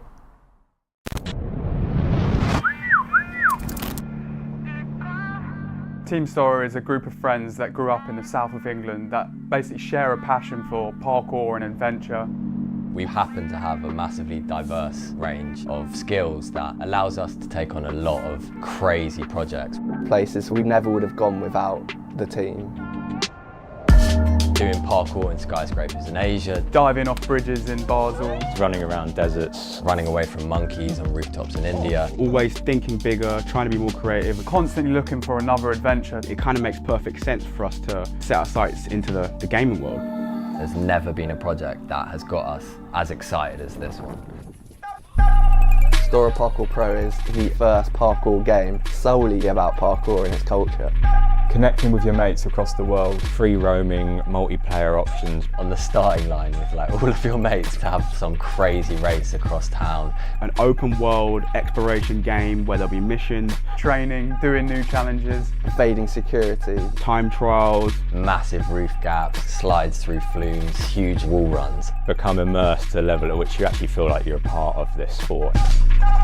We want to build into the game the most ambitious animation technology, Taking the motion capture to a whole new level. completely fluid so that it feels exactly like you're doing parkour in real life. People always say, I really want to be able to do this, or I would love to be able to try parkour. There'll be a process of kind of character progression, learning the skills and abilities that you need. Through the tutorials, sharing techniques. That's it, that's it. Our goal is to make STORROR Parkour Pro the most progressive urban sports game ever. The effect that this could have on the parkour community is similar to what the Tony Hawk's franchise did for skateboarding. And having a parkour game on major consoles is going to completely change the sport.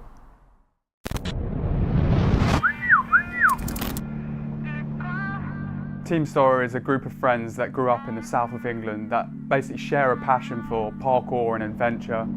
We happen to have a massively diverse range of skills that allows us to take on a lot of crazy projects. Places we never would have gone without the team.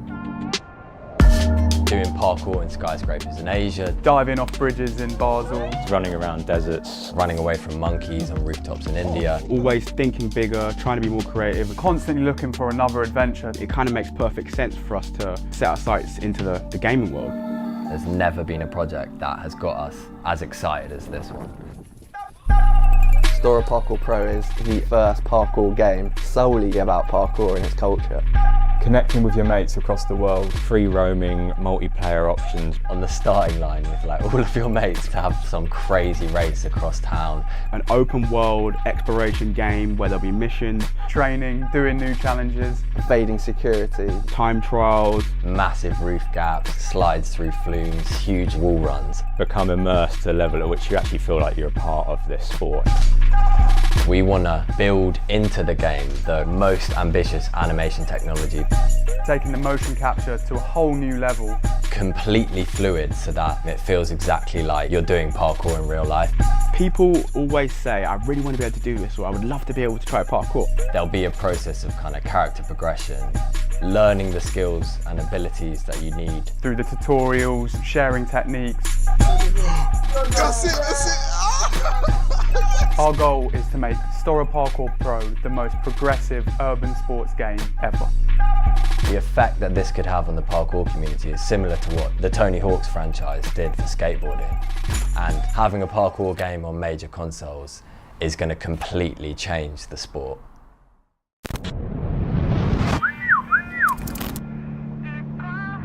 Team STORROR is a group of friends that grew up in the south of England that basically share a passion for parkour and adventure. We happen to have a massively diverse range of skills that allows us to take on a lot of crazy projects. Places we never would have gone without the team.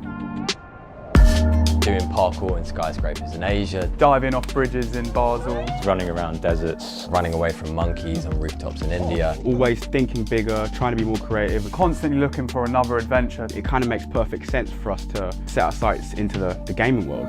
There's never been a project that has got us as excited as this one. STORROR Parkour Pro is the first parkour game solely about parkour and its culture. Connecting with your mates across the world, free roaming, multiplayer options. On the starting line with like all of your mates to have some crazy race across town. An open world exploration game where there'll be missions, Training, doing new challenges. Evading security. time trials. Massive roof gaps, slides through flumes, huge wall runs. Become immersed to a level at which you actually feel like you're a part of this sport. We want to build into the game the most ambitious animation technology, Taking the motion capture to a whole new level. completely fluid so that it feels exactly like you're doing parkour in real life. People always say, I really want to be able to do this, or I would love to be able to try parkour. There'll be a process of kind of character progression, learning the skills and abilities that you need. Through the tutorials, sharing techniques. That's it, that's it. Our goal is to make STORROR Parkour Pro the most progressive urban sports game ever. The effect that this could have on the parkour community is similar to what the Tony Hawk's franchise did for skateboarding. And having a parkour game on major consoles is going to completely change the sport.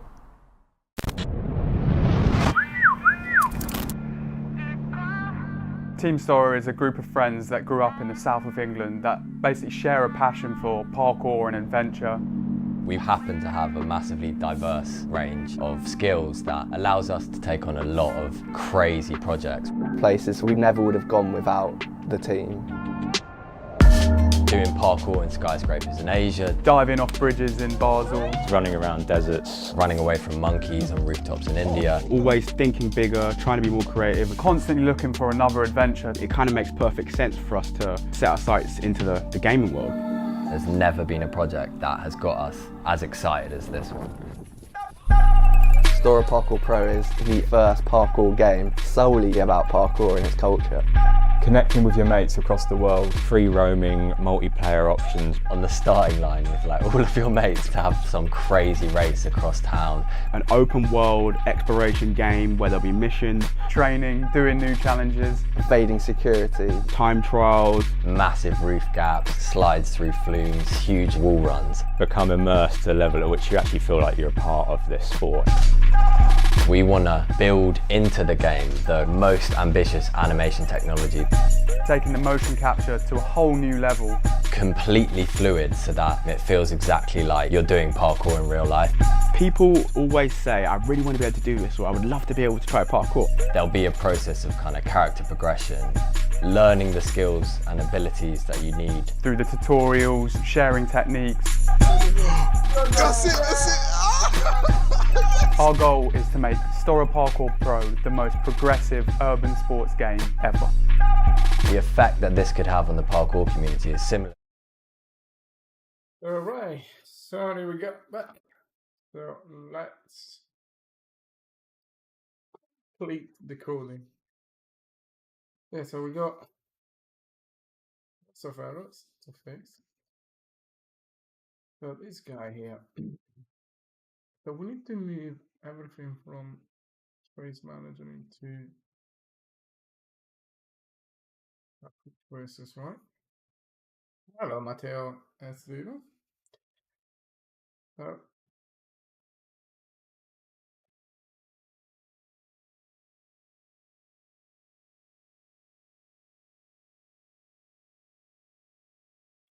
So, what's the best way of going on this?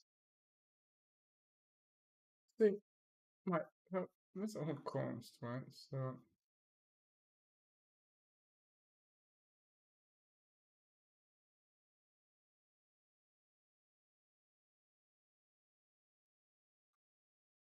it actually doesn't use any data, right?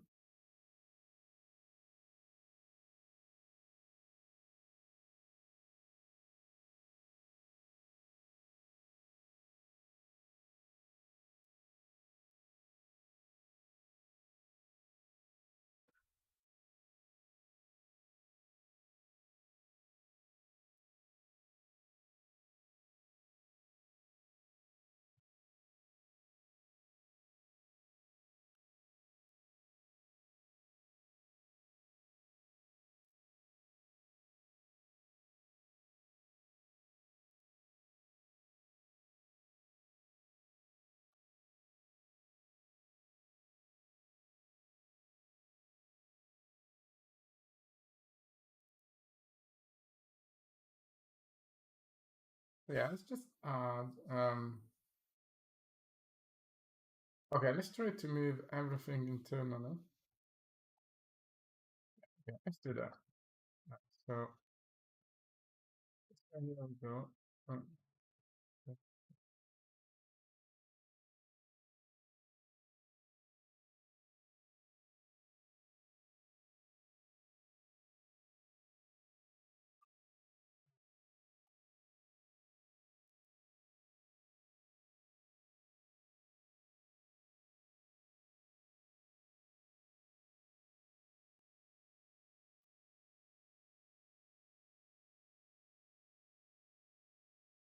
Okay, let's just move it and then we're gonna go.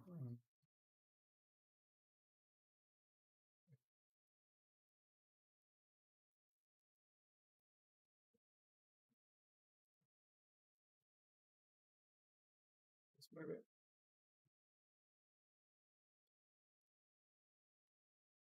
So, it's all private here. Maybe the trace, and then we put everything here. properly, right?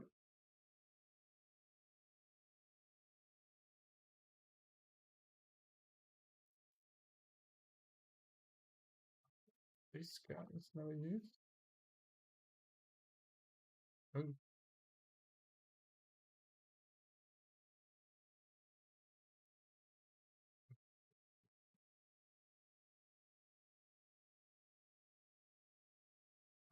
So it's all about space management. Yeah, all right. Let's make it very clear.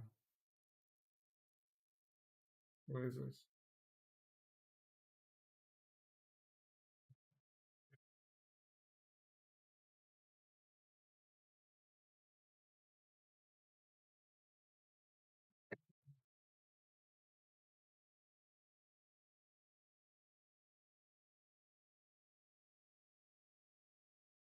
So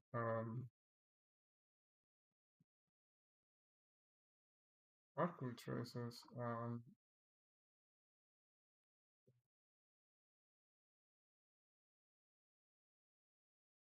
So I wanna guys.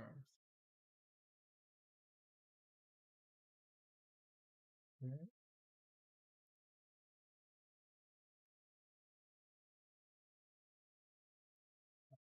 Okay.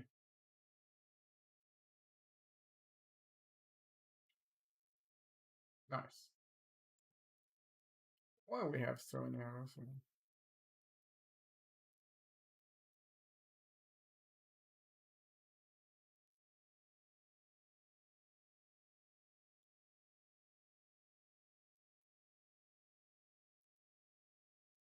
What's this?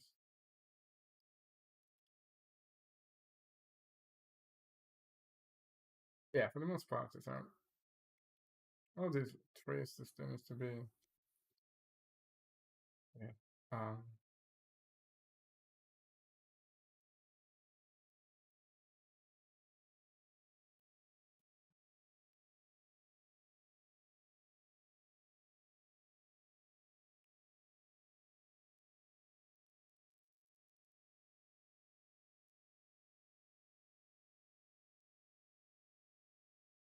right.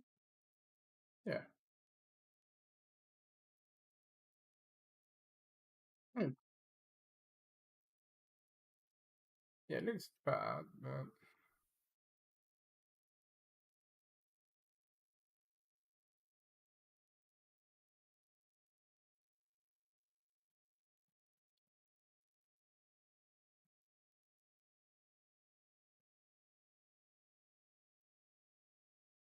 looks.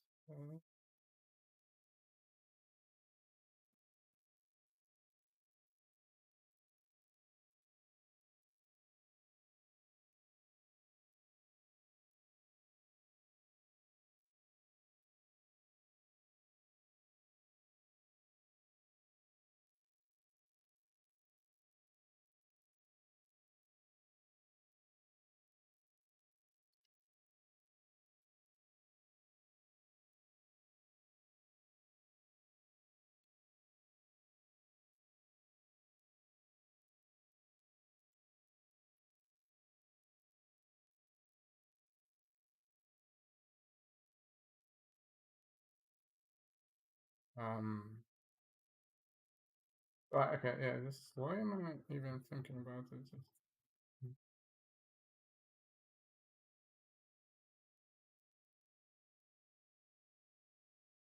Oh, right, okay, so what?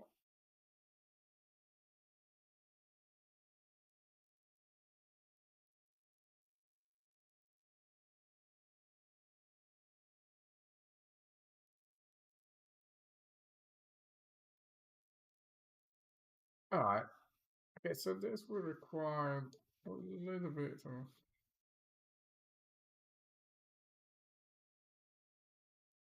Okay, we need to be very careful. But we can do it.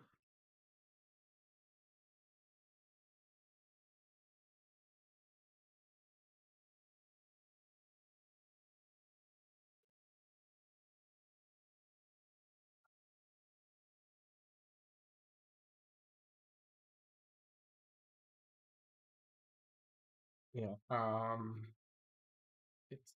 It's gonna be a little bit mental. Or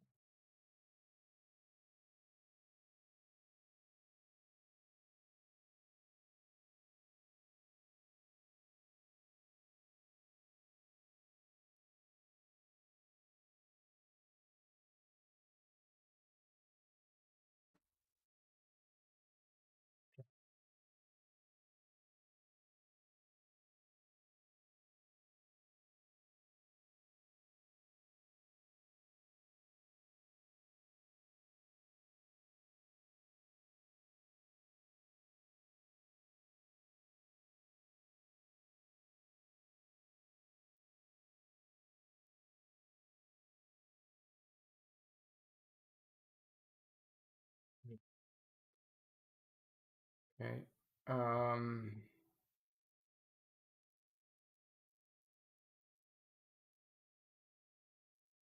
Okay, we need to sort it out, but for the most part.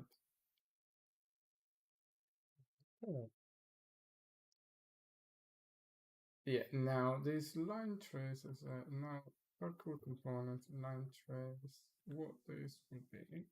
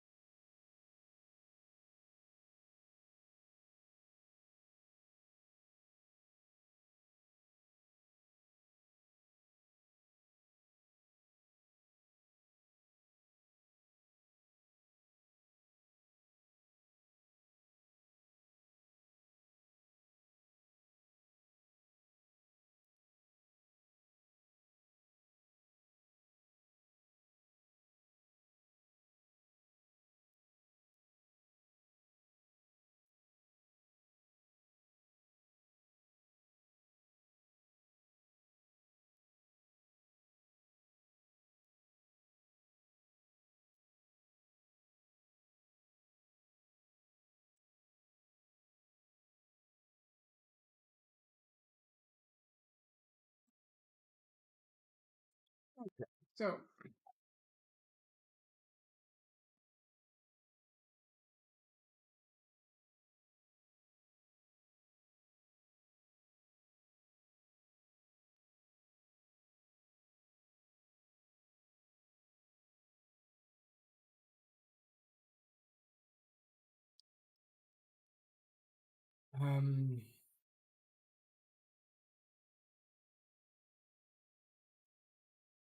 yes, it's gonna be some knock-on effects on many things, but I think for the most part it's gonna be okay.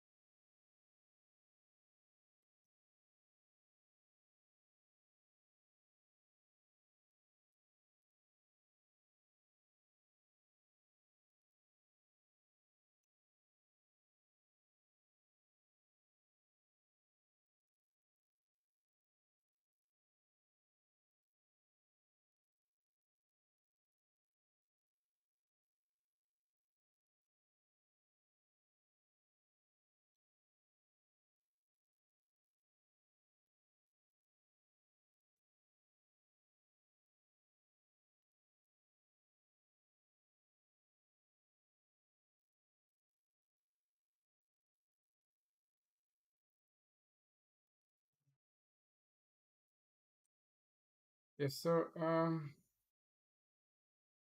I did this before. We trace, trace, yeah.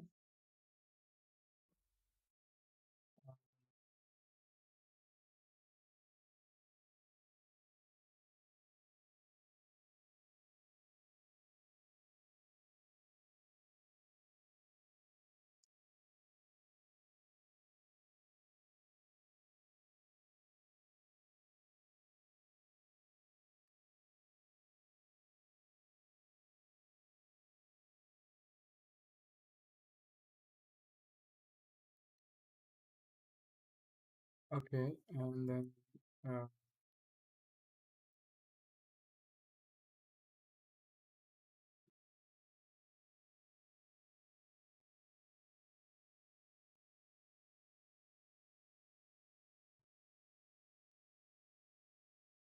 good.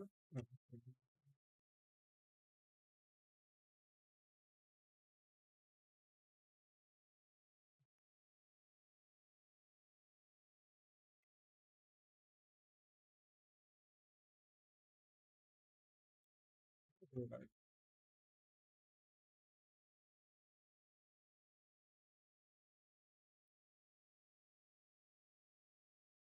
No, but just kind of, yeah, kind of, I have 20 million.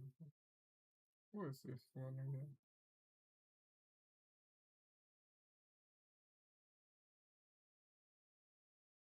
What?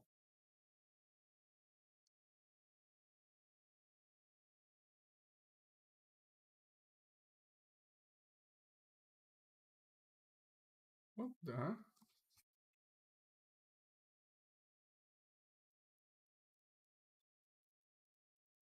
That's surely incorrect.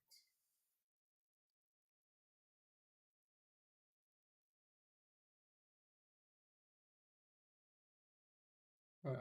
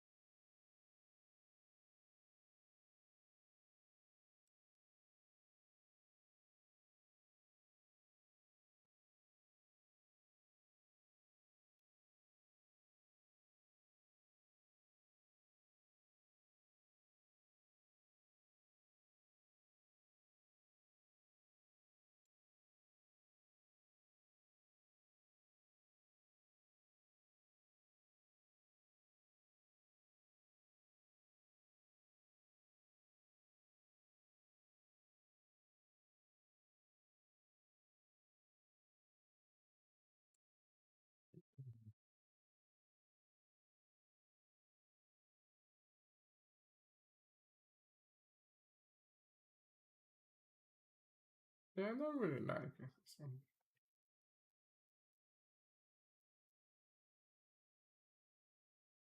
Like this one more. Um,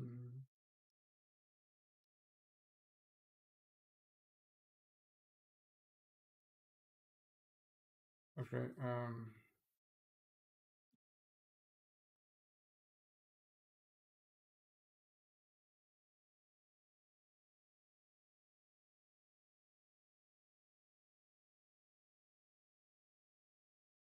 20? Just give me more rather than less.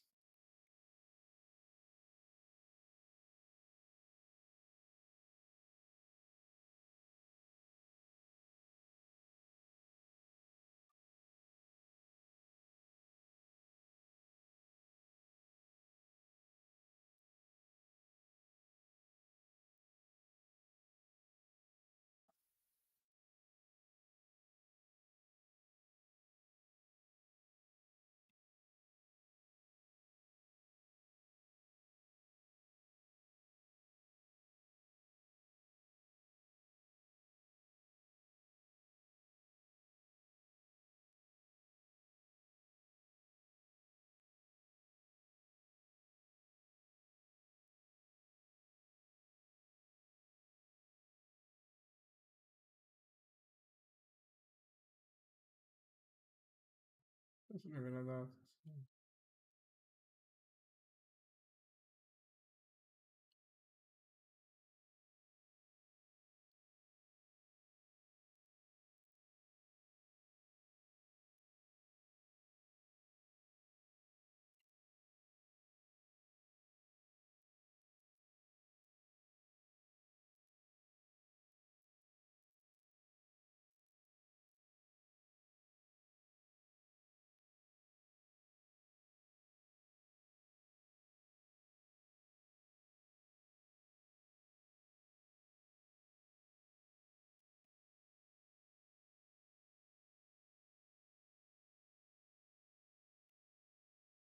Yeah,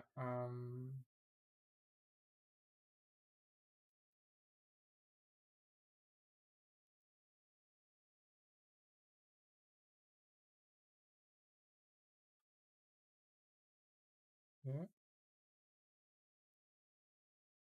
It's meeting points, okay.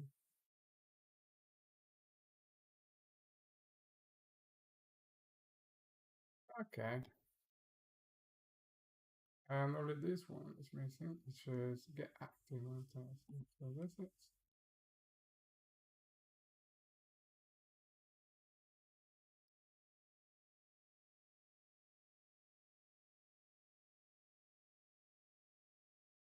Where is this thing called?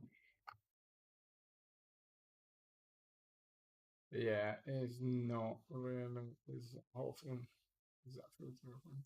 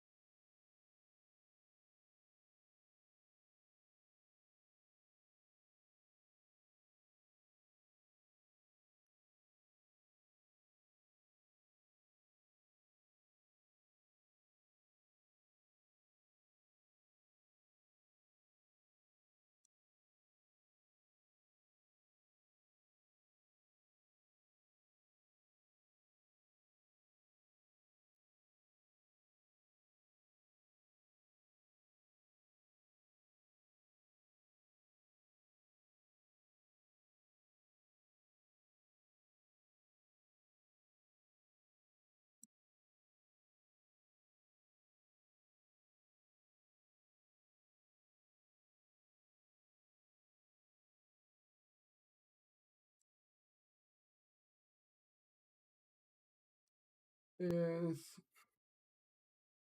no, I mean this is not.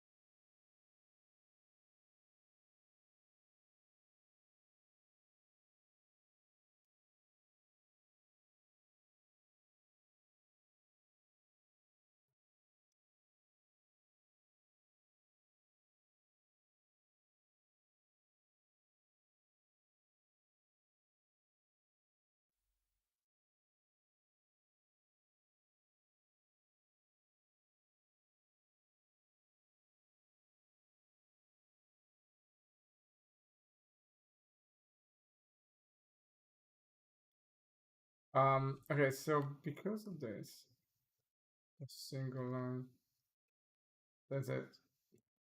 It goes completely.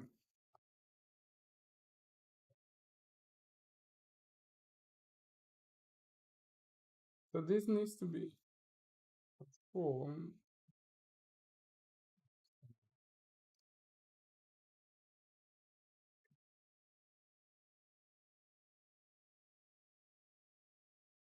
I need to come down because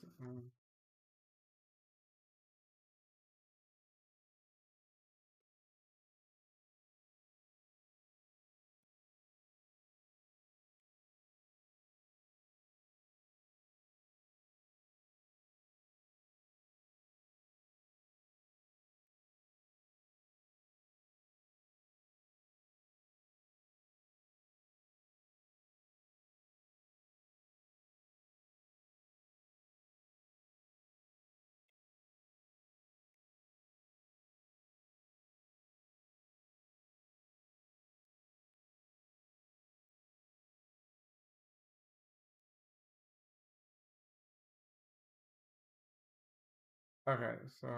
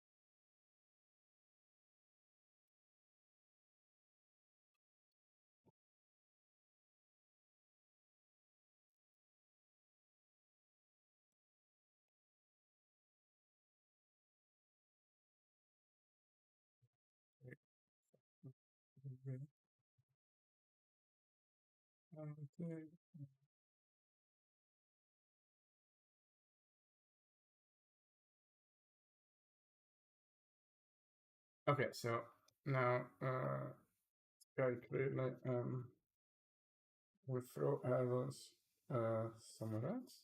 That's okay. So good.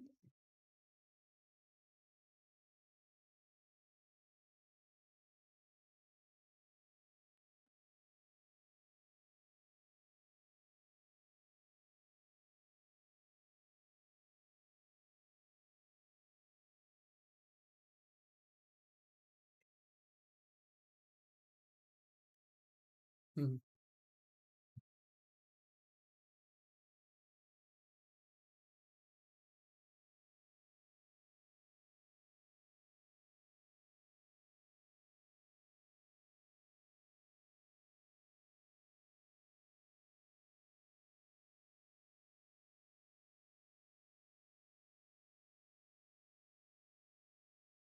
Yeah, okay, this is not.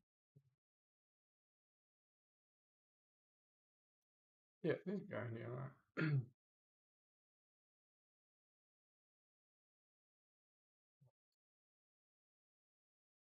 What the hell is this?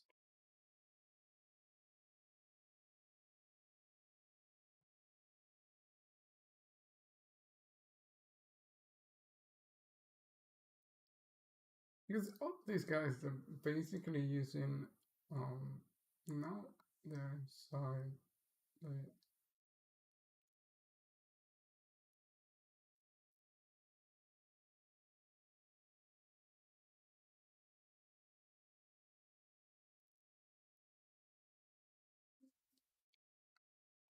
yeah, that's pretty good because this means that we can. What about this guy here? This guy looks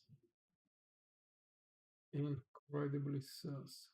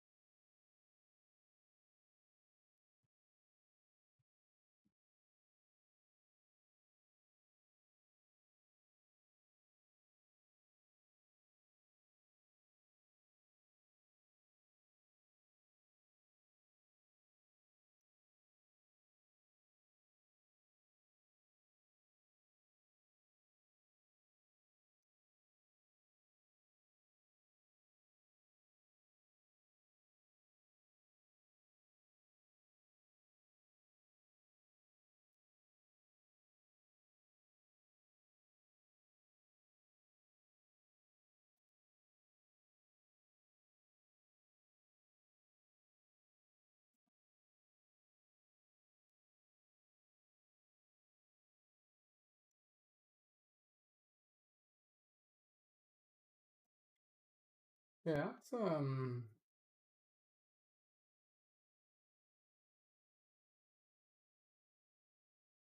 to think about. I mean, it's alright. It's not looking.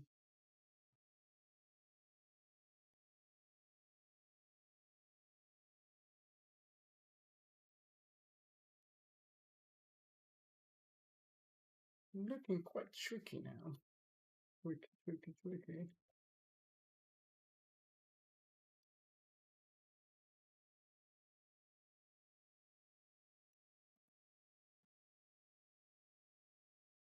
Yeah, it's all of this.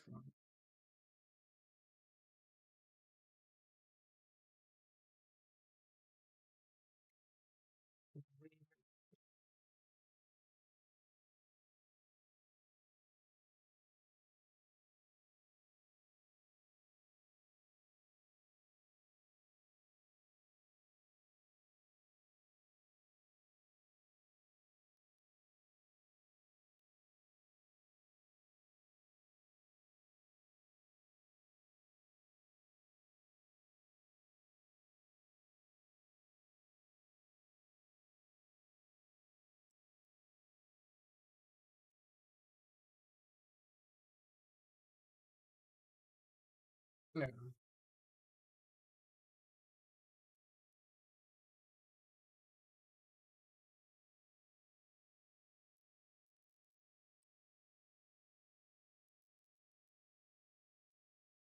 no.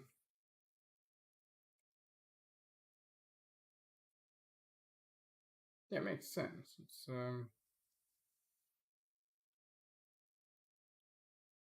so yeah, this guy is okay.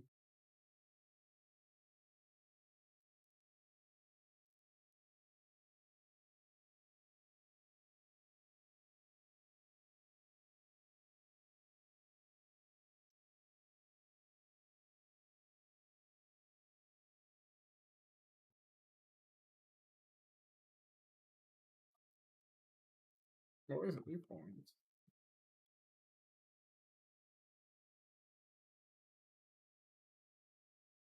What is it? Oh, dominant point.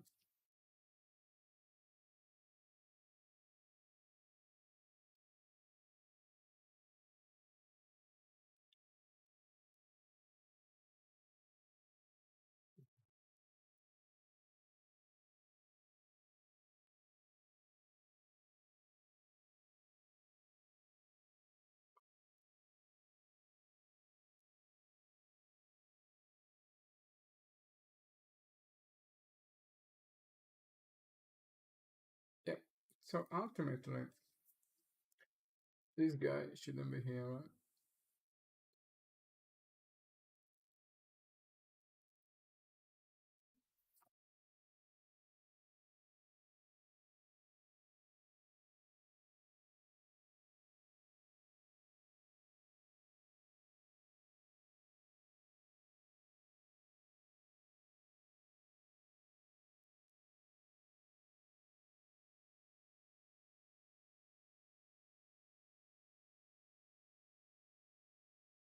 Hmm.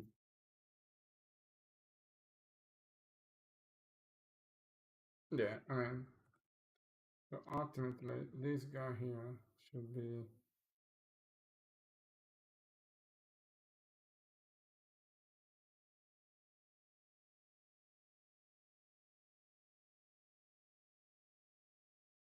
Yeah, unfortunately, I really have to go almost 1 by 1.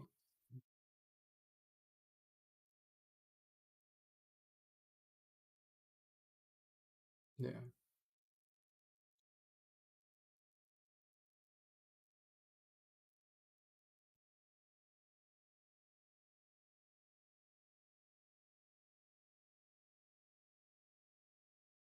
I really need to go.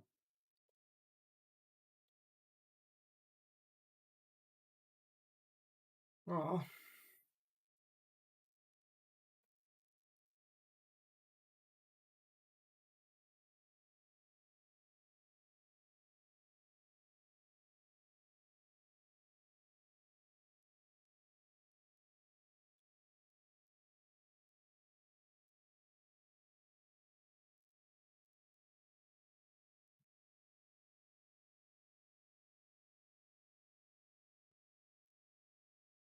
Yeah, I mean,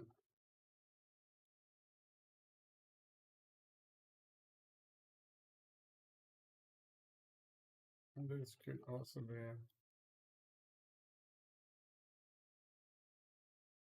Yeah. It should go there as well. Okay, I mean, it's not too bad.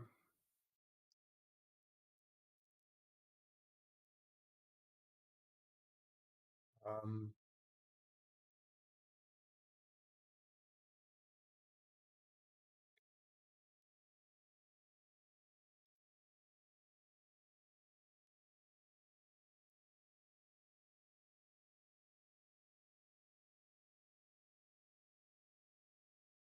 yeah, okay.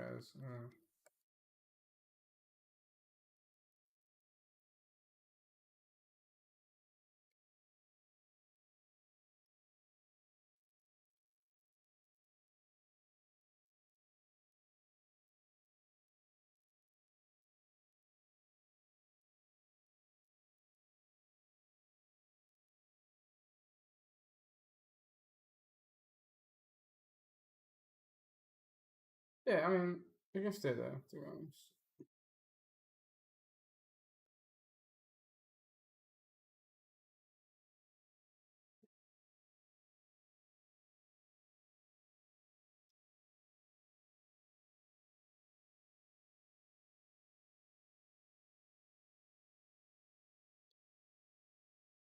Yeah.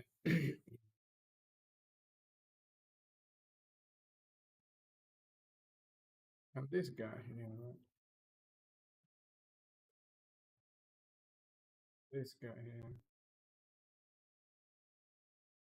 This all goes into the. No. Bit delicate. It's a delicate move, but.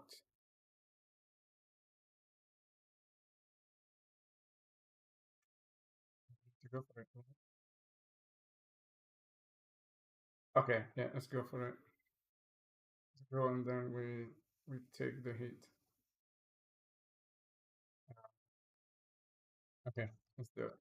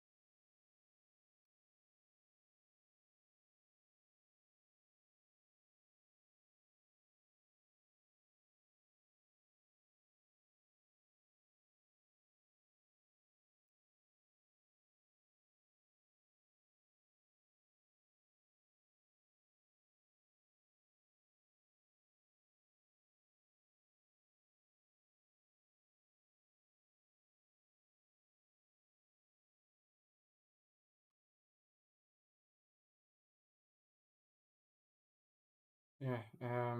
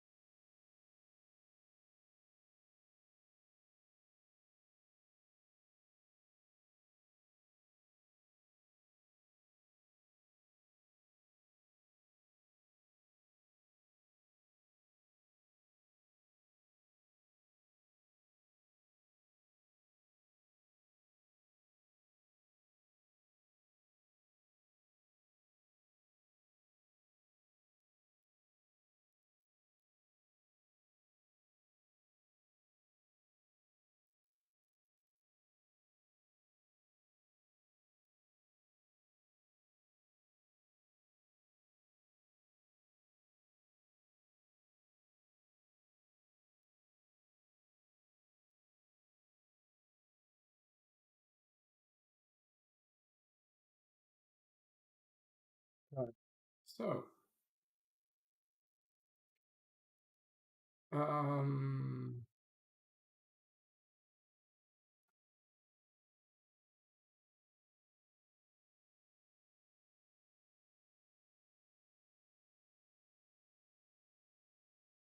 all these guys here, really,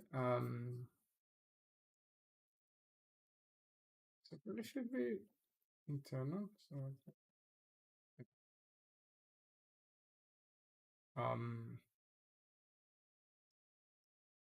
yeah,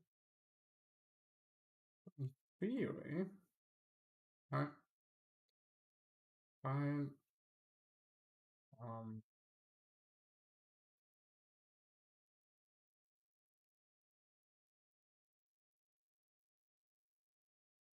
yeah, this is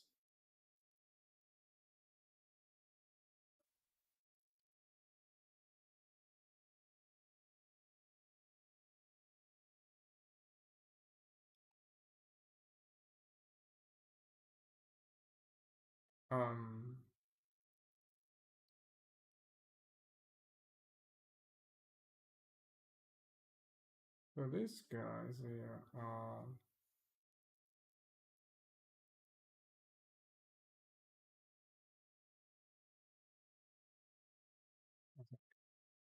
so this guy here.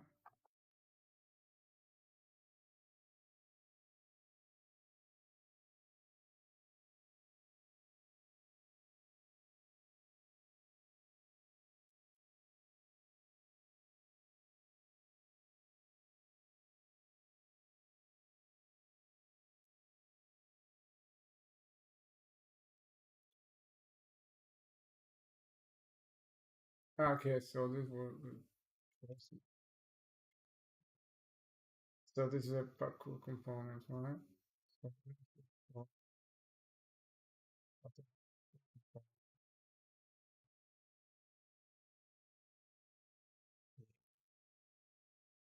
so all we need to do here is put this guy here. So let's find edge and simple. So if we come up this guy here,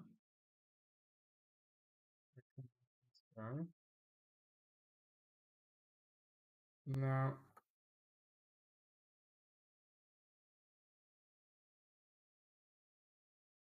it can't be managed, eh?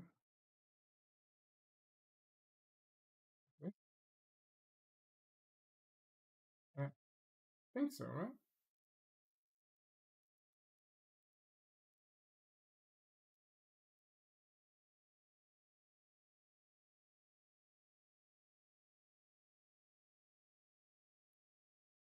Yeah.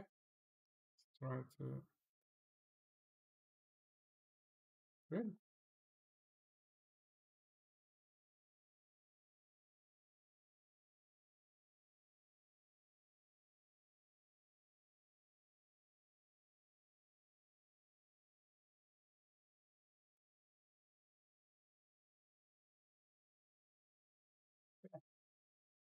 So this guy here now,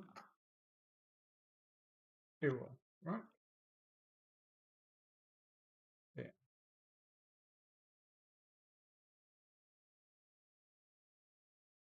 We have a lots of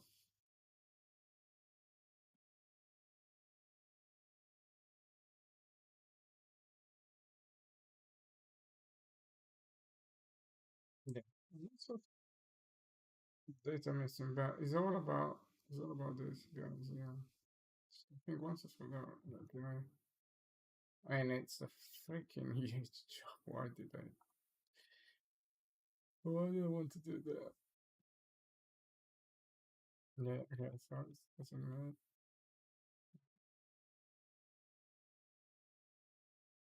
Yeah. Getting there. Getting there. We will get there 4 or 5 hours. I need to go to the gym actually. I need to see if any of the guys are up. I don't think so. I think they're all sleeping. Yeah. Need to get to the gym. Mhm.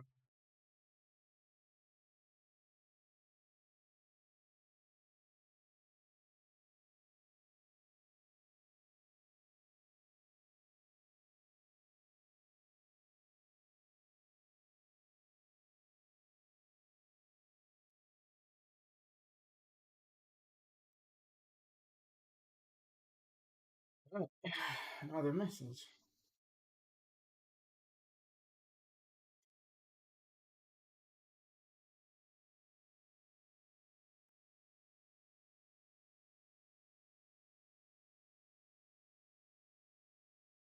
Okay.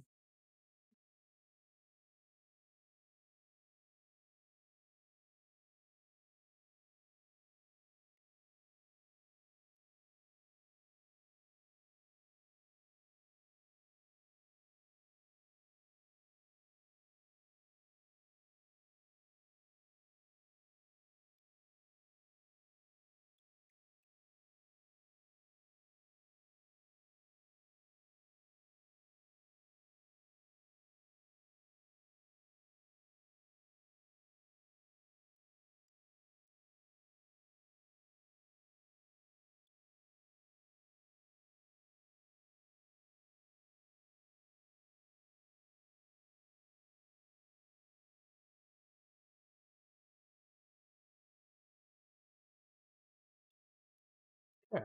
So,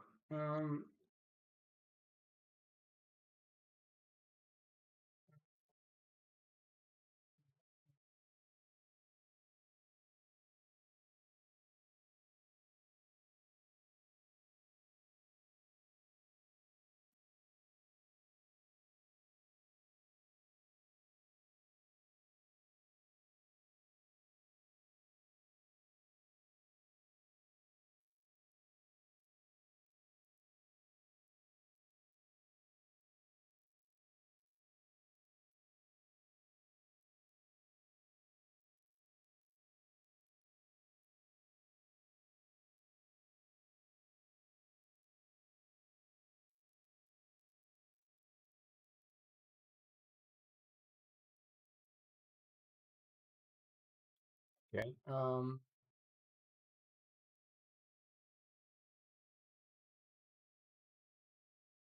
Yeah. These guys here, we go through the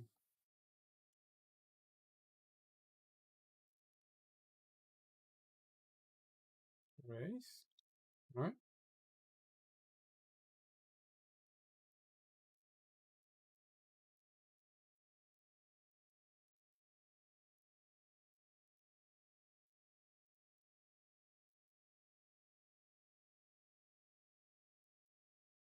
Right.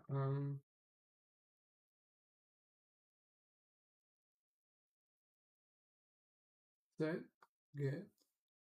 Yeah, I think like this one is get. Right, yeah. We don't need this guy here.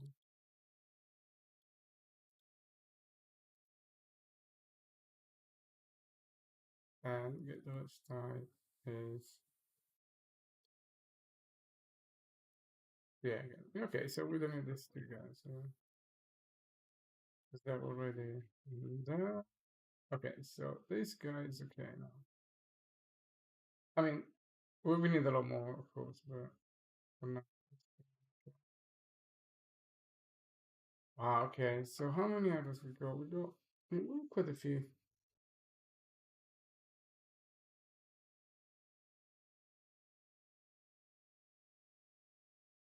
Right.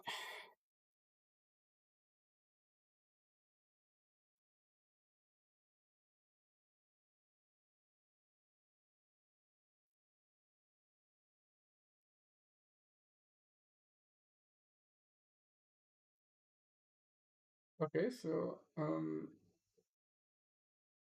bit of stuff to do.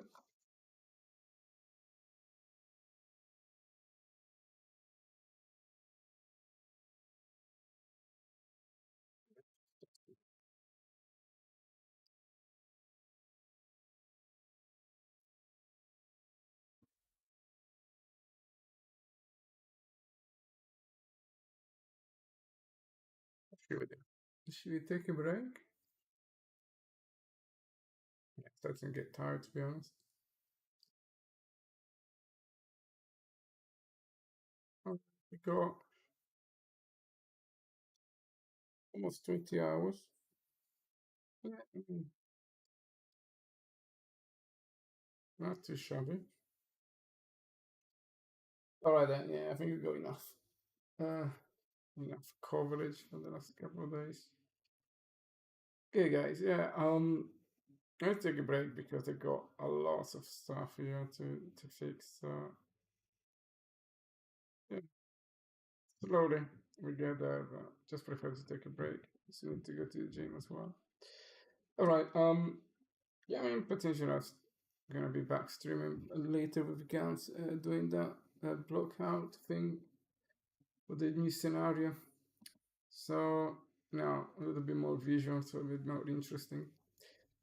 But thank you a lot, all of you that just followed the Gans of Time to do 24 hours. Failed miserably, but I knew it. So there we go. I mean, 20 hours is not too bad, to be honest. I mean, we were just a little bit short.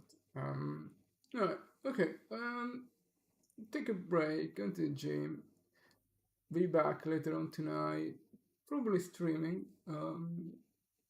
And yeah, thank you very much. I'll catch you later.